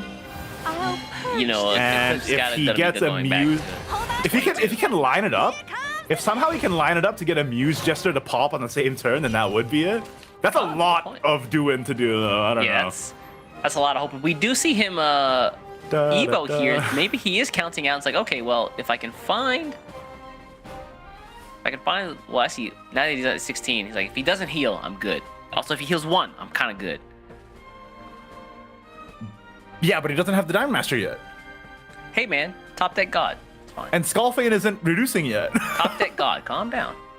You gotta have hope. See, Iggy, do you not have hope in your heart? You're just out here dooming 100% of the time. I actually am dooming. That's actually so true. Big You're Doom so and right. Igni. Beat up all those puppet portal mains, and look at you. You've changed. You're different now. Big Dooming. I fought all those puppet portal mains. I walked on a metal scaffolding, looked at a big pink lady hologram, and started smoking a Lady cigarette. hologram. I'm Big Dooming. This got real dark real fast, like real dystopian. Oh wait, he actually did draw the Diamond Master. See, I told you, dude. You're just out here big hating all the time. You gotta believe in your you're heart, so man. right. That Dude, was you Big Dooming. don't put your hand on your deck and like this thing will not fail me. You just draw a card and it's like this is it. I knew it. You're so right. That was Big Doom, and I gotta stop meeting up with big pink hologram ladies. Or Yeah, whatever. dude. Also, stop wearing trench coats, man. That's whack. Bandage on my nose. In the rain. Dude, Oh no. parents mysteriously disappeared, Igni. Jesus. Gotta have hope, man. Let the light Yeah, shine through. You're so right. You're so right. I feel like this has been a transformative experience for me, this SVO. Now the question is, how does EJ find lethal now? Because all Eclipse has been healing.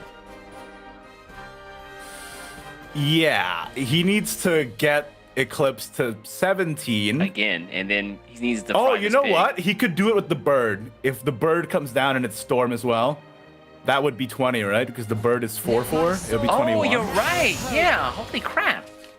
It would be 21. What He a needs to bird. get to that amount of play points, and he needs to make sure that Eclipse doesn't heal past 21. But it's possible. Yeah, it's uphill, but it's possible. Yeah. The Blossoming Lunarian picked up here again. I feel like EJ doesn't have these huge boards that Eclipse feels the need to just answer immediately. So it feels kind of weird spending some of these Pierce Eye Blossoming Lunarians, you know? I mean, surely Eclipse knows what EJ is doing, right? Like Yeah, he has knows to. that EJ is assembling the Exodia in the hand, so all he's got to do is be above that amount of life. So I think the Benevolent Elf is going to be a key part in keeping him alive, so he's going to need to get the Evo for that. I mean, Pierside plus Benevolent Elf is quite strong. He also has the Sylvia and Olivia to help him get there. That's really the game plan here, and if he Yeah, can't feels pull like that it. off, then... Alright, well, like, if EJ manages to pull off the ultimate super Omega Blast Wombo combo on Eclipse, and TM, Eclipse just let him trademark. do it, then... I don't know. That seems like a huge mark against the Control Forest list. I mean, to be fair, I mean, what were the chances, though? What are If the EJ chances? You finds- just you gotta- said not to be a doomer. You gotta believe in the heart of the cards. I don't How know, quickly man. the tables turn. I'm looking at these big, thick ladies on the board, and I'm like, I don't know, man. Damn, how come you get 3 followers in 2 card slots? How does that happen? That's value. Blistering Angel here? Is he just hoping for... He's not stopping any invokes here.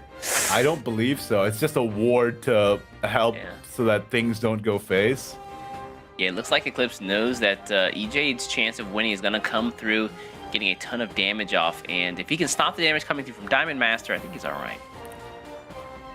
Yeah, with Diamond Master, is that really your best hope? Diamond Master, blah, blah, blah, blah. Wait, if you play the bird... Okay, no, the Skullfane's still definitely gets Storm. Yeah. But you still have to get through all the wars. It's so difficult, thing, especially yeah. now that you're using your Gilnelise here. I am Wait, what? Okay, he's going off here. Hold on. But he doesn't have 0-cost Skullfane yet, right? No. Is he going to try and push it to another turn? All right. Hopefully he's not the sucker in this situation. Pray with me. Ooh, second Not the Skull right- picked up. Hold up. That's not the right sucker, but I do like that. Dude, me and Merriam Wait, Webster second are tight. Skullfane and second Diamond Master? Yeah, he just picked them up. So very, the hell? very good draws. Okay, you were so right about me not being a doomer. I'm full of hope now. I'm a bloomer. I'm full of hope. I got the Igni. sun in my heart. Igni hashtag late bloomer. I got the sun in my heart. I can see the flowers blossoming outside. This is fantastic. But Eclipse, if he can heal, like, he's going back up to a significant amount of yeah. health here with the Gilnelise as well. How many cards is left in deck? Uranus not active yet. Not active yet. It's only 23 cards active. Maybe Benevolent Elf here? Benevolence? But if he Gilnelise, he can't Gilnelise evolve because the Piersai will kill it. Oh, yeah. He can't trade the Gilnelise in, so he has to Benevolent Elf evolve, right? Yeah. Also, you know, healing is nice, so. Healing is nice. I agree. He's really gonna really? But how does this? Because the Piersai is gonna kill everything before the Gilnelise can run in, right? Yeah. Huh? That I think EJ might have lethal next turn. I think you might be right here. Yeah, you see damage from the Skullfin. swap up here immediately. He's like, wait a second. Uh-oh. And the Gilnelise. Gilnelise, Oh wow. my god. All right, Uranus. Do your worst, buddy. Among the clouds. Oh, hold on here. Hold on. Let him cook, because this Uranus is gonna get stormed. Yup. Jesus Christ. Okay, There's so the Gilnelise, what have we learned? Oh my god, Evolve Guild? Yeah, that's pretty nasty, dude. EJ piloted this game masterfully, Yeah, that Just- was... taking what is typically a tempo deck and just assembling all the pieces in hand, knowing that Control Forest's only win condition is Bahamut. He has all the time in the world to assemble the pieces. And with a little bit of hope in his heart and not being a doomer like me, he got the pieces. Wow, you gotta respect EJ's like willingness and like commitment to the game plan. A lot of folks I think would have like maybe cracked under the pressure a little bit earlier in the game, maybe spent some of those pieces that they needed early for the late game, but not a guy like EJ. So in R5, No, the no. boys out there definitely cheering for him. even when he was spending his pieces, he made sure to play the Sapphire Priestess to make sure that he was refilling that hand. Like, that's the most important thing. Also, we gotta say, the top deck of the second Skull Feint and the second Diamond Master, pretty clutch. Yeah, pretty clutch. But it was calculated too, right? Because he did play that Sapphire Priestess to draw him more cards. So, I don't know. I think that was very masterfully played by Each8 there. Yeah, and now that means he only has to win one more time with Quickblade or Sword, a deck that pretty easy to find wins in a lot of cases. Oh yeah, especially if Eclipse can't get the full value health increases that he needs. That Quickblade Sword is going to be doing 20 damage to the face relatively quickly. And Play the that's stupid gonna be one. Curtains. Play the one with the low IQ. The bumpkin? Play, Why are you doing him like that? play the uneducated guy. Why are you doing him like that? Ignorance, yes. Why does he give you a card when he dies? Is that his family mourning? What does that represent? Maybe it's the one book that he never read. The one book he never read. He was one day away from retiring, being a town guard and going to school. He Bro, was he's one like day 9. away from What is this retirement. guy? What 9-year-old you know retire? He's like, I retired from 3rd grade. I'm out of here. It's been a good life. I'm good. I pretty much know everything I need at this point. I don't know. Medieval societies were weird or whatever. Lots of weird stuff happened. They ate flamingos or whatever. I don't know what's going on. Yeah, probably. I don't know. All right, chat, please. I need to know. Did they really eat flamingos back in the day? I think they ate flamingos. They ate all kinds of stuff back in medieval society. Hold on. Google Sensei. Is flamingo tasty? They look tasty. They're a bunch of fun colors. Their meat is considered to be a delicacy in some cultures. Yeah, like medieval England. Oh, it's kind of gamey though. Yeah. All right, well, enough talking about bird meat. Anyway, speaking of the birds on board, these things are about to become roast chickens anyway, so it's fine. You just made me Google flamingo, and I realized that a group of flamingos is called a flamboyance. Is that true? That's so good. All right, anyway, Breezy Elf comes out. We're just bringing it back. We got distracted. It's too easy here. Let's see here. We got the in Honestly, hand. this is gonna sound crazy. I think he just played Bav Katha to draw. Yeah, there's nothing really like you want to hold on to Opulent Strategist. Suave Bandit is You could drop one of the amulets, but that just seems real bad. Yeah. Wait, what? The only other play is Suave Bandit plus Amulet. I guess it gives you another body on board, but For your rally, but you don't have summons yet. I mean, I guess maybe EJ's like, okay, I'm gonna draw Royal Summons. He's got the hope in his heart. But... Oh, you're right. No Doomers around here. Hashtag Doom Free Me is the way to be. That's all one hashtag, by the way. You guys gotta stop meeting big hologram ladies while it's raining in the city, okay? This is an epidemic plaguing our boys. We gotta stop. I don't care how thick the holograms are, boys. Don't be tempted. All right, so the other Opulent Strategist is a good pickup, but without... I just think that you gotta play Bav here, because if you don't get Maximus on turn 5, you are extremely, like, behind. No, I will do the same play again. Wait, what? You're extremely behind on not only card draw, but also rally. Like, Maximus, I think, is so important turn 5 to this deck now. The legend will rise again. Huh? I think you just play Bav. I think you still just play Bav. Well, EJ really doesn't like it. I think he really wants Bad for the full effect. Oh, yeah, potentially. With Great Shield here, our Suave I mean, Bandit. if EJ top decks Maximus, I'm going to be looking like I got egg on my face. But Well, I mean, with top decks like he had in the last game, it's definitely possible. Meanwhile, on Eclipse's side, his hand's kind of awkward. There's nothing he really wants to play here. Yeah.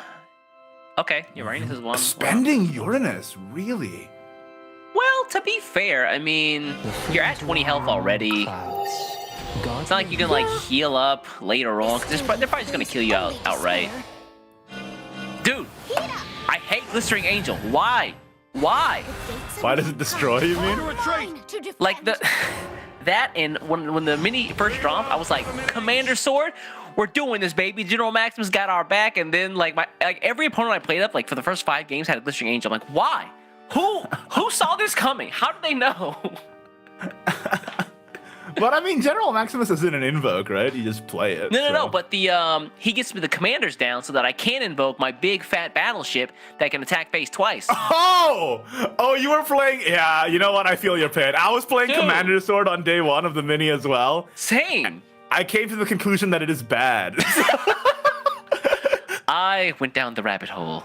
I was not a doomer like some people out here. You know this. You know I've been with you, but sometimes it's not doomer. Sometimes it's just realism. Nah. That's not just the glass. It's half full EJ's all the hand is time. really, really bad. Okay, so you need to pick Wii Merchant. With money and Yeah. resources. This is fine though. I mean, he's gonna get the. Wow. Okay, manual evil so that he Really? can get the draw Was it all for He's naught? out of really double about it. coin. Heal up with the gold, yeah. That's still not what you want. This is kind of rough for him, man. If Pig, somehow, yeah. Big bacon. Yeah, you play the bacon twice in a row, essentially. I mean, next turn you Pierce Eye Yggdrasil, but then the turn after that, you Pierce Eye Bacon again, right? Yeah, this is. Like Eclipse is building a board, man. Like at some point, you gotta start answering this 6-5 porker. That is really nothing. Ah, man, I don't know. I would have played the Bav Katha. My Doomer predilections would have led me to play the Bav Katha much earlier, but it's looking kind of dire now. Yeah, the Suave Bandit there definitely lacking charisma on turn 6, and I don't really see what else you do here. You've got some good pieces, but 23 defense is a little bit more than old Quickblader can deal with. Yeah, just a bit. You're gonna need a lot of weapons to forge for that to happen. He's got to be going at like past light speeds to get past this. You gotta be General Defense. Grievous, an excellent addition to my collection or whatever, spinning his arms all around in order to get through 23 defense. Also, all these Quickblader sword decks only run one copy of Angel's Grace. yeah, and I feel like even last SVO we were talking about this, but is that too little Angel's Grace? Like, can we be real for a second? Yeah, I just want to run one more. I run 2 personally Yeah. in my list. Sorry, but I'll be taking that. I don't trust. Wow, maybe I am a doomer. I don't know if it started as a joke, but maybe I am a doomer. I don't trust myself not to draw the other Angel's Grace. See? So. I But hey, at found least the he does bad get the drops. Marignas here. He's gonna get the Marignas He Grace. waited for it this whole game, so he does get the Marignas. Oh, bad hit! Yeah, that was pretty rough. Wow, big fat pig. This entire board gets wiped by Pierce Eye. Goodbye. Yo, he gets to evolve the pig Yeah. and get even. Okay, he's not gonna do that, but he could have. Oh, he's gonna evolve Yggdrasil, but hey, man, Man, unevolved bacon or evolved bacon, they're both pretty delicious. they're both delicious, just like flamingos. All right, and then the 8 damage goes straight to the dome. EJ, buddy, you know, you navigated that first game fantastically here, but the second game looking a little rough, man. It's falling apart, yeah. And like this Marignas comes way too late. The rally is not even at 10 yet somehow because he didn't draw Maximus or Victorious Blader in the early game. I just want to say that technically, Eclipse could heal further by just dropping another pig. I don't think you want to do that, but if he was really mean, one more pig. Well, his max defense is only 24 anyway, right? So Oh, that's true, yeah. yeah, he should just play the pig next turn. It's no rush, no rush. Oh, but EJ's struggling. Man, yeah. Bellringer Angel is so Okay, rough here. At least he's at rally 10 now, so the opulent is active, so he can pick graceful Full maneuvers. Just pop the But whole that's board. bad. You almost always want to pick Wii Merchants, so Yeah. unfortunately you do have to pick the graceful here. I mean, good news, he has a Wii Merchants in hand, so not the worst thing that could happen. Yeah, he does already have one, but looking at Eclipse's Reinforced. defense, like I think one is not going to be enough. Yeah. Yeah, run this in. I mean, you have no choice. You've committed this far. Yeah, you're gonna have to play that and play the goblet on your face, I think. Mm-hmm. Is he considering the Taketsumi here? For what? What? Yeah, I don't know. You'd probably want to hold on to this, wouldn't you? Yeah, I would. It is a free Evo at this point. So. Oh, is he gonna Taketsumi Evo the bell? No. Priceless. Okay, this is I fine. don't think so. Priceless. It's a possibility, but let's be real. Like, this bell ring is definitely getting answered. And now... I mean, Pig number 2. You could just pierce eye again. Pig. And Damn. Together. You pierce eye and you pig. Eclipse's hand. Really thin right now, but honestly, he has all the resources he needs to stay alive. True, actually. What would he want to draw next turn to fill up his hand again? Yeah. Again, we see the evolve on the pig. Big Bacon's coming out again. Oh, you know what? I almost dropped my entire microphone. Wow. You know what? Jupiter or Bav Katha on Eclipse's side would be very good. And of course, the Yggdrasil effect is still going to, getting him to draw as well. Oh, that's right. That's where did that draw come from?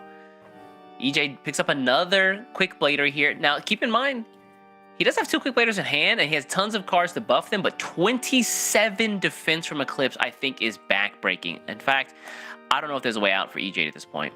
No, I don't think there is. 27 is a bridge too far to cross, and EJ had a really unfortunate hand this entire game. Did he mulligan aggressively enough? I think so, yeah. And he still hasn't played the Marignas this whole time. I don't know. Well, again, I think he's saving those for those Quick Bladers, but it might be a bit too late here. The Golden Warrior's going to come out. Oh, you know, 4 yeah, droppers that's is a true. good pickup. Hold up. 4 dropping is a good pickup, but he's gonna need a lot of play points if he wants to Quick Blader. Yeah, whatever EJ's game plan is, I think he's going to execute on turn 10. Because I don't think there's a way out of this before that. And he knows that after turn 10, Bahamut's going to be active. Well, heck, Bahamut might even be active next turn. But, yeah, he's... And he needs to play Taketsumi without evolving anything, because he needs the evolve for the Quick Blader too. Exactly. Oh, no, but he has the Merchants. Oh, that's right. Yeah, that's right. I completely forgot about it. Gives you So he can evolve twice. Okay. The Golden Not a Warrior here disaster. just for some damage. Going to be able to run over the Pierce Eye. The Pierce Eye. Porker. If he plays melee Merchants, he's gonna mill as well, though. Oh, that's right. Hand size is important here. He's hoping for lethal next turn with Quick Blader, 4-drop-and-re, 4-drop-and-re, Marigna's Gospel. That's 5, 9... He's 1 damage off of getting destroyed himself, though. I mean... 5, 9, Does he have 1? Oh, does he use his Uranus? Do you just Uranus here? 26. Yeah, that's it. That's it. And That's even right, if right, EJ had the full combo, it would have only been... Wait, if EJ had the full combo and the Marigna's Gospel landed exactly on the Quick Blader, it would have been exactly 27 damage. So props to EJ, even though he was kind of backed against the corner, he still kept the win condition in sight. But unfortunately, that Forest Craft was just a bridge too far to cross for his OTK Quick Blader. Yeah, that was really rough, and I don't know. I feel like I don't really feel like he did anything super wrong in the early game. Yeah, he could have kept the Bab. He kept the Bab Katha. But the Bab Katha, I mean, he was right to keep it. Yeah. Like I was saying to go for Maximus, and maybe that would have made your early game More easier, impactful. but it wouldn't have won you the game. I think in hindsight, I was definitely wrong, and EJ was definitely right to keep it. But it was so rough in the early game that it was like unrecoverable by the time he actually had the pieces. Speaking of General Maximus, we do see him here. Probably going to get tossed back, though, I'd imagine. I don't know. If you're going first, I think you keep Maximus. If you're going second, maybe you toss it back. I have no clue. Let's find out. Let's see here. Neil, he's going to be going up against Puppet Portal, which is honestly a deck that wants you to be on board. So this could be another tough matchup for EJ. Wow, yeah, tosses everything back. And At honestly, least against Puppet Portal, you don't have to worry about assembling a 27 damage combo from hand. Thank God. So you got that going for you. Wait, what? No Magistral Dreadnoughts? Thank the Lord. No. Apparently, Calamity Portal is still not good enough to be in tournaments, which I am personally thankful for. Absolutely. You know, I don't celebrate Thanksgiving over here in Singapore, but if I did, that would definitely be on my list of things to say. What are you thankful for? Calamity not seeing the light of day. And EJ draws the best card on turn 1, the idiot, the village idiot, the country bumpkin. Not the idiot. Come on, man. Put some respect on his name. You were just making fun of his low intelligence merely minutes ago. That wasn't me, man. You got me confused with somebody else. I would never disrespect the dumb. Yeah, that's true. Yeah, you would never disrespect him. Bunker recruit, buddy. Oh, yeah, wow! SVO's here. Great pick. That is an incredible opening hand from Eclipse. I just noticed the top deck Orcus into Flower Doll. Pretty cracked, yeah. Like this, nice and easy. Double Flower Doll. Ooh, the Penguin's a really good pickup on EJ's side, though. What do you do on EJ's side? You just play Taketsumi? That's it. That's all you can do. Yeah, Takatsumi might be the unfortunate answer here. And then you run the Flower Doll in, and then you fuse Orcus, Puppet. and you play another Flower Doll, and then you get 3 Flower Dolls. They're multiplying these. Jesus. I told you, man. Puppet doesn't mind you being on board because they're going to be there right with you. Yeah, this is the Grey Goo scenario, but instead of Grey Goo, it's this one doll that keeps multiplying. My man Igni over here is definitely learned, you guys. Yeah, I'm learned, and that's why I'm a doomer. It's linked. What is it? Reading has been linked to greater levels of unhappiness. That's actually been confirmed by science. Is that actually true? Yes. Don't read. That's why I play Shadowverse. I don't Card game read. players, let's go! Keep the hope alive! Keep the hope alive. Never read any cards. You won't catch me literizing. I'll be hanging out over there with Bumpkin Recruit, okay? You can talk to us if you need anything. What up? Yeah, Takatsumi's gonna come down here. The Yeah, question and is- the I mean, what? Oh my god, really? He didn't even I mean, need not that that. it's even necessary. Yeah, but right? yeah. It's just ignorant. It's just rude. You fuse up. Catch me. Fuse up, and all the rest go straight to the dome. Yeah. He's Eclipse's thinking hand about kinda whether he cracked, wants to man. trade the puppet doll and then get another puppet doll, multiply the death count so that when he draws Lashena, it's like even faster to proc.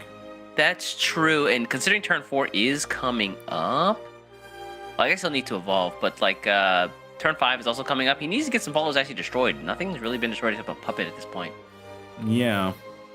And So if he gets enough destroyed before Lashena drops to get all 3 cards, and that's actually very good for him given the hand he has. Let me see. Does he run Kasim in this? Yeah. He does? Okay, yeah, It so is my duty. Kasim will be a nice pickup for 2, for a 2-drop, but if not, then Blossoming Flower Doll. He chooses not to go for the destroyed, not banking on a Lashena draw and just going straight for the dome. You know, I respect Kidding it. me? Wow. We just dropped the Blossoming Flower Doll here? Oh, do you? That's a good question. Yeah, wow, he Wow, does. he does go for it. All right, he's really aggressive. I think he might be going for that Jetpack Gunner finish here. That could be an incredibly quick game if he ends up going for Jetpack Gunner lethal. And he still has Orcus in the back with 2 fuses already. Yeah, so one more is going to be an easy pickup, especially for this deck. He might not even need Lashena at all. I mean, look at EJ, like 16 defense already. He's staring out down the board of stuff he kind of has to answer at this point. Yeah, I mean, And if no he just evolution leaves it, points he's to do taking it with. 5 to the face, right? And, like, imagine if Eclipse top decks Craftsman's Pride and he can forge my weaponry one of God. these. So I That don't think he would be can. I don't think he can risk it. You gotta get rid of something. But you can't get rid of anything because you don't have anything unless yeah. you Penguin and Hero of the Hunt. But that's really bad. So Really bad.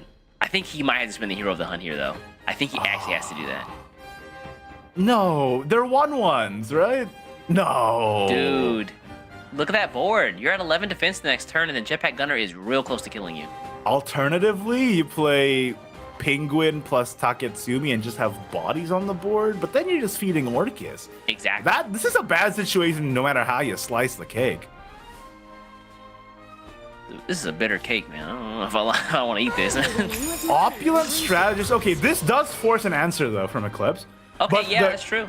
But the answer is incredibly simple. You just run 1 Flower Doll in, fuse Orcus, play It is Jetpack my Gunner, go duty. face. Yeah, and if I will Orcus, bloom again. one Orcus wasn't already enough, here's another one. He does get the other one, that is true. Oh, You is just he just gonna use this- play the Jetpack Gunner now? I mean, you absolutely fuse this puppet first. Yeah, right? I thought the fuse was definitely coming first. And then you play the jetpack gunner. Yeah, that seems right. Get the puppet here, run this into the opulent strategist. Strategy failed. And Although I will say, Eclipse has no turn five, It is my duty. which is a problem. great If he top decks Lashana, this might be the greatest top deck in the history of Shadowverse Open history. But might actually be. Trying to see if there's anything else he would want. Not really. nah, just Lashana, I think. Or oh, he only runs one. I was gonna say or another jetpack gunner, but no, he's not that. Calm greedy. down, calm down He over only there. runs the one. He only runs the one. You're being too hopeful, Igni. Bring it back, reel it back. A little bit. You know toss a what? little He bit of doom, saves the you know? jetpack gunner. Yeah, I don't And hate it. I don't hate it. I was just gonna say the same thing because if you don't draw Lashana on your next turn, your jetpack gunner gets very easily dealt with. I think it's better to save jetpack gunner for 8, or at least post 6. Orcus. Yeah. Dazzled by my brilliant bling. This gets evolved, and then the penguin can run in. Penguin is not at Penguin 5 in though, the right? house. I mean, Yeah, but you can still use it to attack the 1/1, I suppose, if you're really that scared. That's fair, yeah. The young And to get Threadmaster rally there. up.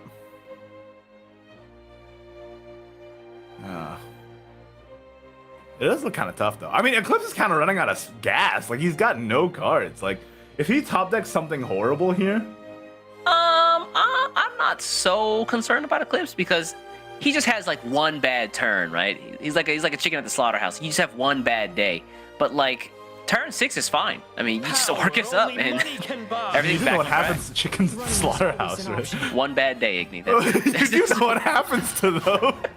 just one bad day. Oh, interesting. I think you play the Jetpack Gunner now and just evolve it. yeah. I want Jetpack Gunner out there with the evolve, but it can't double attack though. It can't double attack, but the ancient artifacts can go into the Golden Warrior. You run one other doll into it, and then you're trying to reduce your chastity, which I That's- think is very important. I completely forgot about the ancient artifact there being able to just get the clear. I was like, how do we get rid of the thing though? Oh, no problem. It's fine. Ancient Yeah, we get the artifact. boy. The boy. He's like the Oh, bumpkin he recruiter didn't of like the evolve future. the jetpack? In a Huh? abundant multitude. Time for some Life offense. Oh, really? That's how you is my feel? duty. It is That's how my you But why? feel? You'll never catch Talk me. to him. Talk to him, Eclipse. Oh, he's like, you know what? I'll just Orcus you next turn. You don't have any heal. What are you gonna do? Heal? Popular strategy, by the Okay. way. Let me think this through. He did that, so Orcus is That- just a kill. And he has to clear the entire board, and I don't think that Eclipse thinks that he can clear this entire that's board. true. Eclipse now has to clear both the 3/4 and the 2/4 because the 2/4 Opulent threatens to Strategist evolve clears the next turn. Yeah, and Opulent Strategist also clears his board, but you spend everything. Yeah, you do spend everything So because you you're not can't rally heal. 10 Like, you yet. can't play another spell to heal. Oh man, Ooh, does he have opulent strategist in hand? no. Oh, so what do you do then? Bav Kath? Right. Taketsumi? Oh, I'm Taketsumi tripping. would. The Taketsumi spell would heals take you, them both actually. out. So the spell will keep him alive for a little bit longer. Yeah, and Taketsumi would deal with the 2. 2/4 and the 3/4. No, you have to evolve the goblin for heal. Oh, you're right. So you gotta spin. You don't have any other choice. And the good news is, at least, that like the an penguin's afternoon nap. active now, so the penguin can trade as well. That's true, yeah. Okay. So the 5/5. golden warrior goes into the jetpack gunner. Really? Wait, what? No one gets past me. Power only money can Am buy. I tripping? Are we Am I- all on drugs? What Am is I happening? tripping? Doesn't Eclipse just win? Win? Yeah, I think he just wins. Like he just ignored everything. Don't you just run the flower doll into the ward, Yeah. fuse Orcus? And like you run the 1/1 and the 1/2 in there, and you just go face. That's it. You fuse Orcus, you run the puppet into the... You don't even need to fuse. It already has 3. It already has 3? Yeah. Dude, look. Oh! While you were dooming, she was studying the puppet. It is I don't know why it had 2. I miscounted something fierce, bro. I can't even count to 3. How are you gonna expect me to read any cards? That's crazy. And there you go. Eclipse gonna take it over EJ there. I really had that one going the opposite way, but EJ with the weird last game play that just completely ignored everything. I mean, I guess he just didn't see an out because, like, My man's got Doomer and Flamingos on the brain still, and Guys, some other don't coat toss jackets, Maximus. puppet players. I think don't toss Maximus. I think that might be the moral of the story. I think you might be right, man. I will say though, EJ's first game in that set was masterfully played. Absolutely. When he assembled the full combo.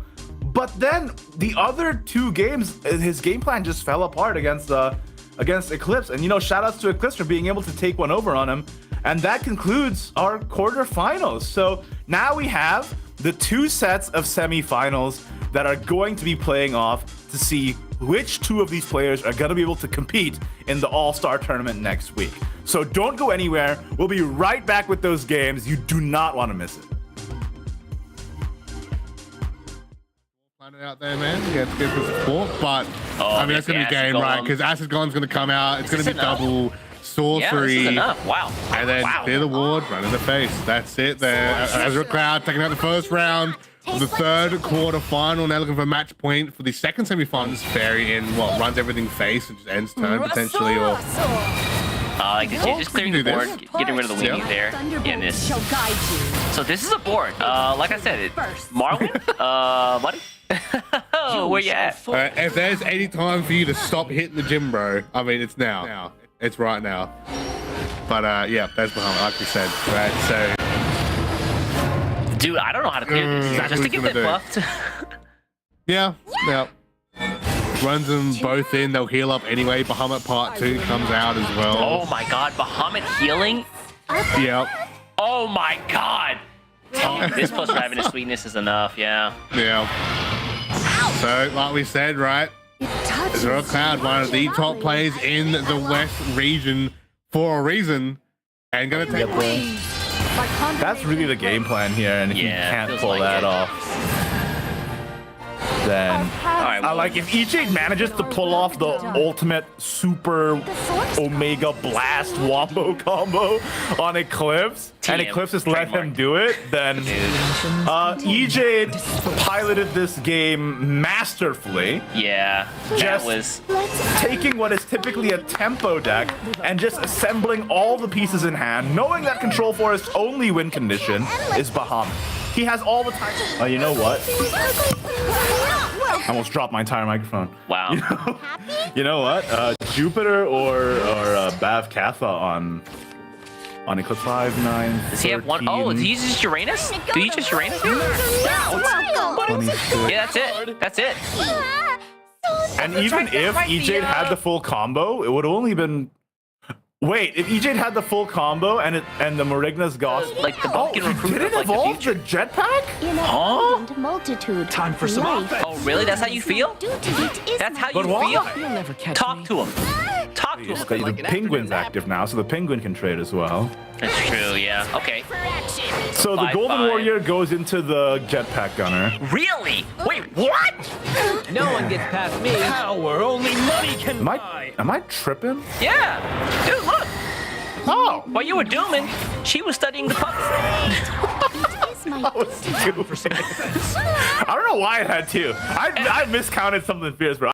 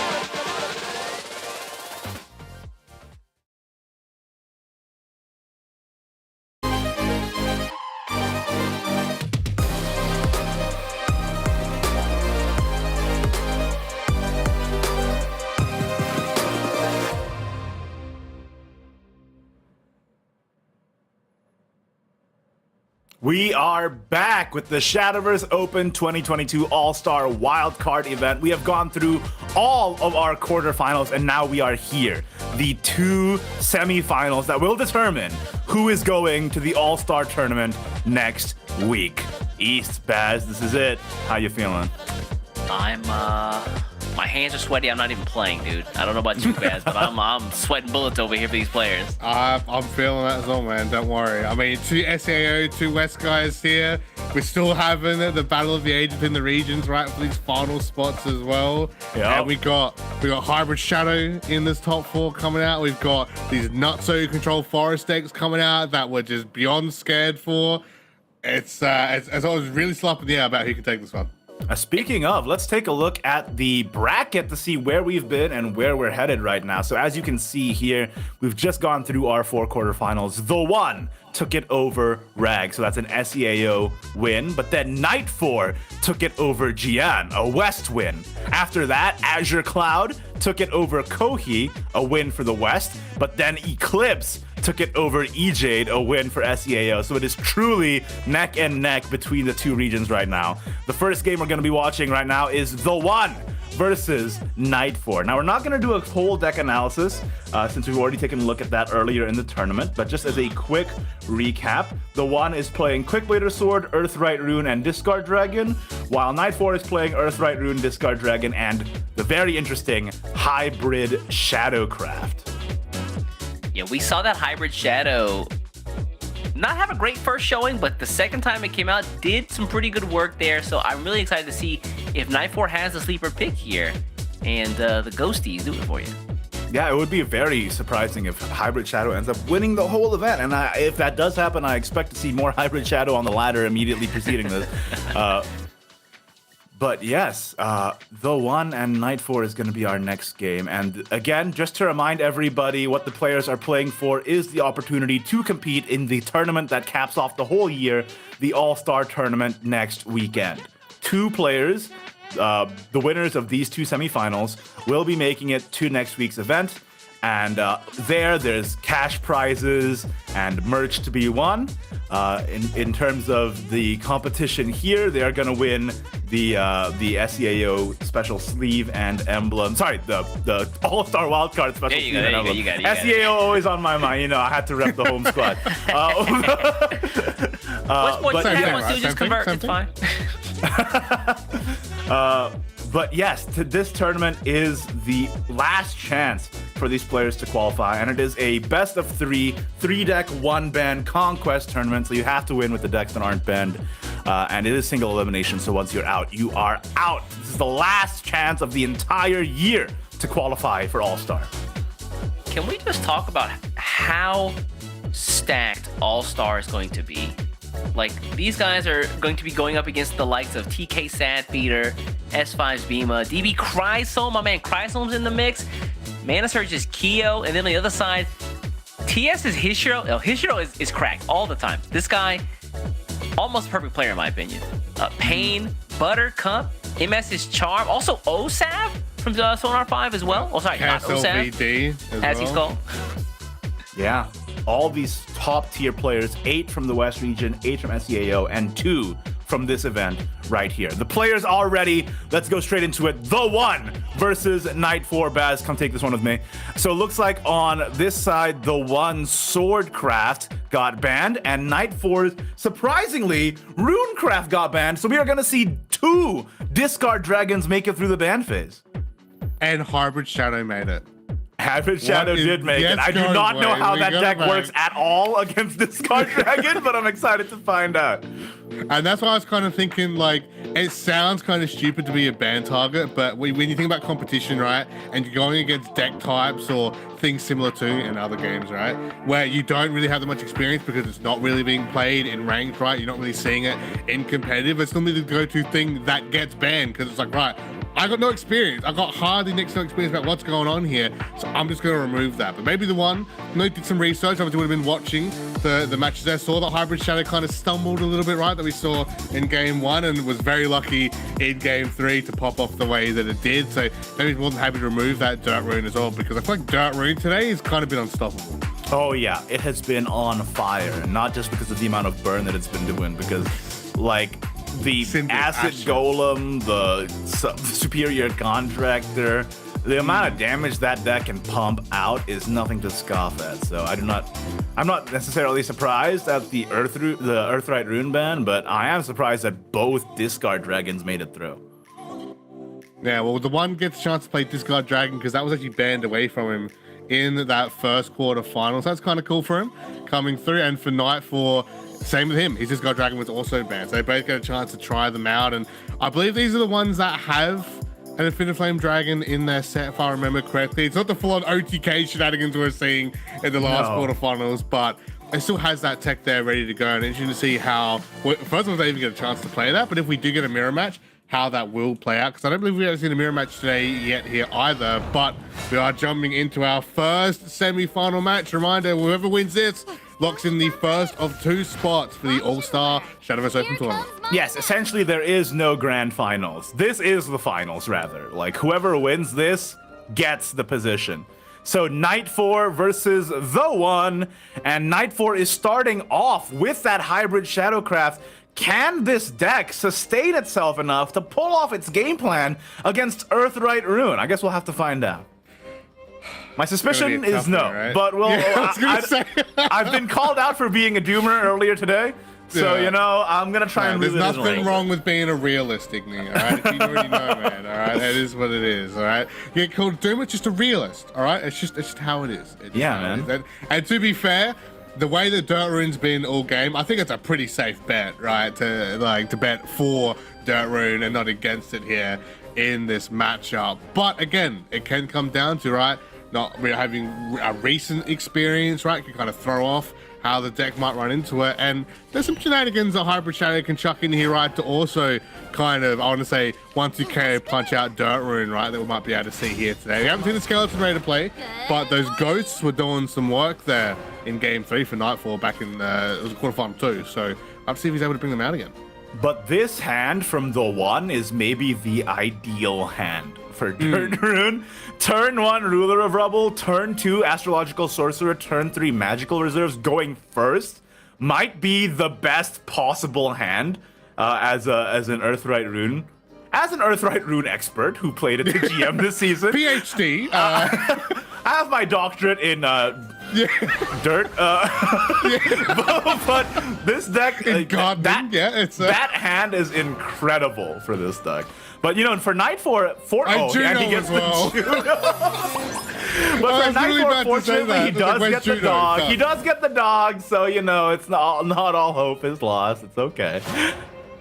Yeah, but I mean, to be fair, I think every match we've seen with Dirt Rune has been 1-for-1 perfect, right? But they're getting more perfect somehow. It's like 101%, 102%. Like, it doesn't make any sense anymore. We're past the perfect rate.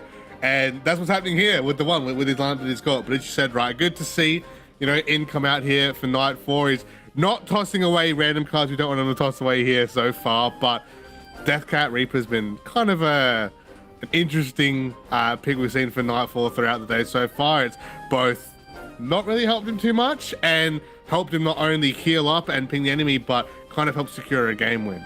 So, cool to see that one there. And of course, the Cerberus, I don't believe we've actually seen at all come out for Hybrid Shadow here today so far. They can also bring a lot to the table, of course, having some storm potential, being able to help control the board as well, and get some of those last word pings off that Nightfall really needs to get through. I think the play here is definitely Kerberos onto Ship of Morning Souls, right? Because you want to get the Ship of Morning Souls destroyed anyway, so that you can resurrect it with the Kerninos. And it's the perfect target for the turn 2 Kerberos here, especially since you can play... and if you top that Corral Souls, for example, Mimi or Coco is a perfect target for that as well. Yep. The Coco will help you to heal up a little bit, which is like maybe your only source of heal in this whole list. But no, he's going for the Deathcat Reaper to kill the 2/2. That is surprising. 3 games in a row, Nightfall now has gone turn to Deathcat Reaper. Regardless of the board state, he's done it. And he's gone for it again. I mean, I revealed Deathcat Reaper, so I guess I should be happy, but I'm just confused. Wait, I thought you had a PhD in gardening. Why this is about Shadow? What's going on? Well, I revealed it. Are you cheating? What's going on? But, you know, I have a PhD in playing Dirt. I don't play okay. hybrid yet. I just know about it, you know. I just own Death Cat Reaper the card. I've got it trademarked, just so you guys know. Yeah, trademark copyright. For legal reasons, this is a joke. Side games, please don't come after me. Please give me another reveal, please. I beg you. Okay, well, looks Man, like but that's going over back to Night Force side. You gotta just sink the Morning Souls, man. Sink the ship. That's what ships are for. That's actually the opposite of what ships are for, but that's what this ship is for. And you want to play the Mimi right away, I suppose. Yeah, just get it down, straight out. Another last words target, just another good 2 attack target, right, as well, that he's going to have to worry about now. And the one side's plenty of targets ready to go. I mean, Juno is now there. If he wants to play it on turn 4, also the Levi, obviously doing so much work for this deck. Also available in hand now, ready to go. But we'll go with the fuse on Juno. I should expect to see it, I believe. I don't think he's going to go for anything else here. Helps deal with the board, get some wards up, and gives Nightfall targets to run into. And I agree with the fuse on Juno. Sorry, I agree with the turn 4 Juno play there.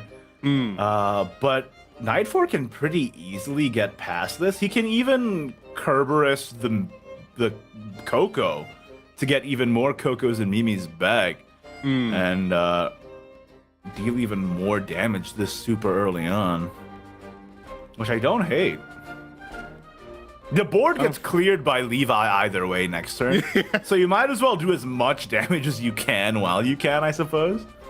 Yeah, plus you're getting so many good effect procs, right, going off when Levi does inevitably clear the board, right? Like, so you're getting heals off, you're getting damage still coming through, you're popping those last words as well. So, if anything, Nightfall, he's laughing regardless, right? Because sure, you get the sorcery in hand for Levi, something he has to worry about that the one will have, but he gets so many awesome last words effects procking off of just that one Levi clear alone, which can easily go into his next turn coming up as well. And it's like he will toss away, you know, dog number 1 for dogs, I guess 3 and 4 coming out now for him.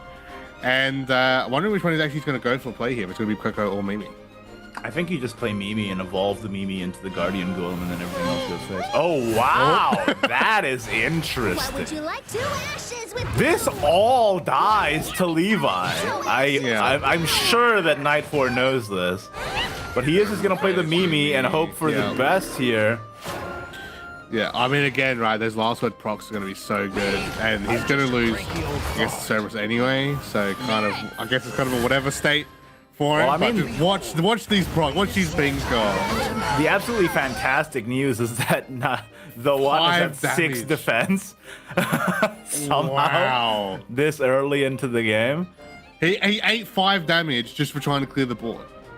Like, that shows how well he had that set up there. Like, between Death Cat Reaper, right, and the double Mimis. And sure, the one's going to be able to get some damage back in himself, and we'll have Riley to heal up, but I'll show them all. that's still so much damage coming out. I really thought Nightfall can probably top that quite well. Oh, why did you say that? Why did you say that? I didn't touch wood fast enough, and the curse. I'm sorry. My bad. I'll take that one. That's fair enough. That's my bad, boys. Because if Nightfall doesn't clear this board, he dies. yeah, pretty much. So, and it's like, what does he even play? I mean, he's gonna have to go for probably Cerberus number 3, but what does Cerberus number 3 do? I don't even think he's at 5 last words, even with that. Yeah, he's dead. I mean, 3 went then, so we know he's at least on 3, but.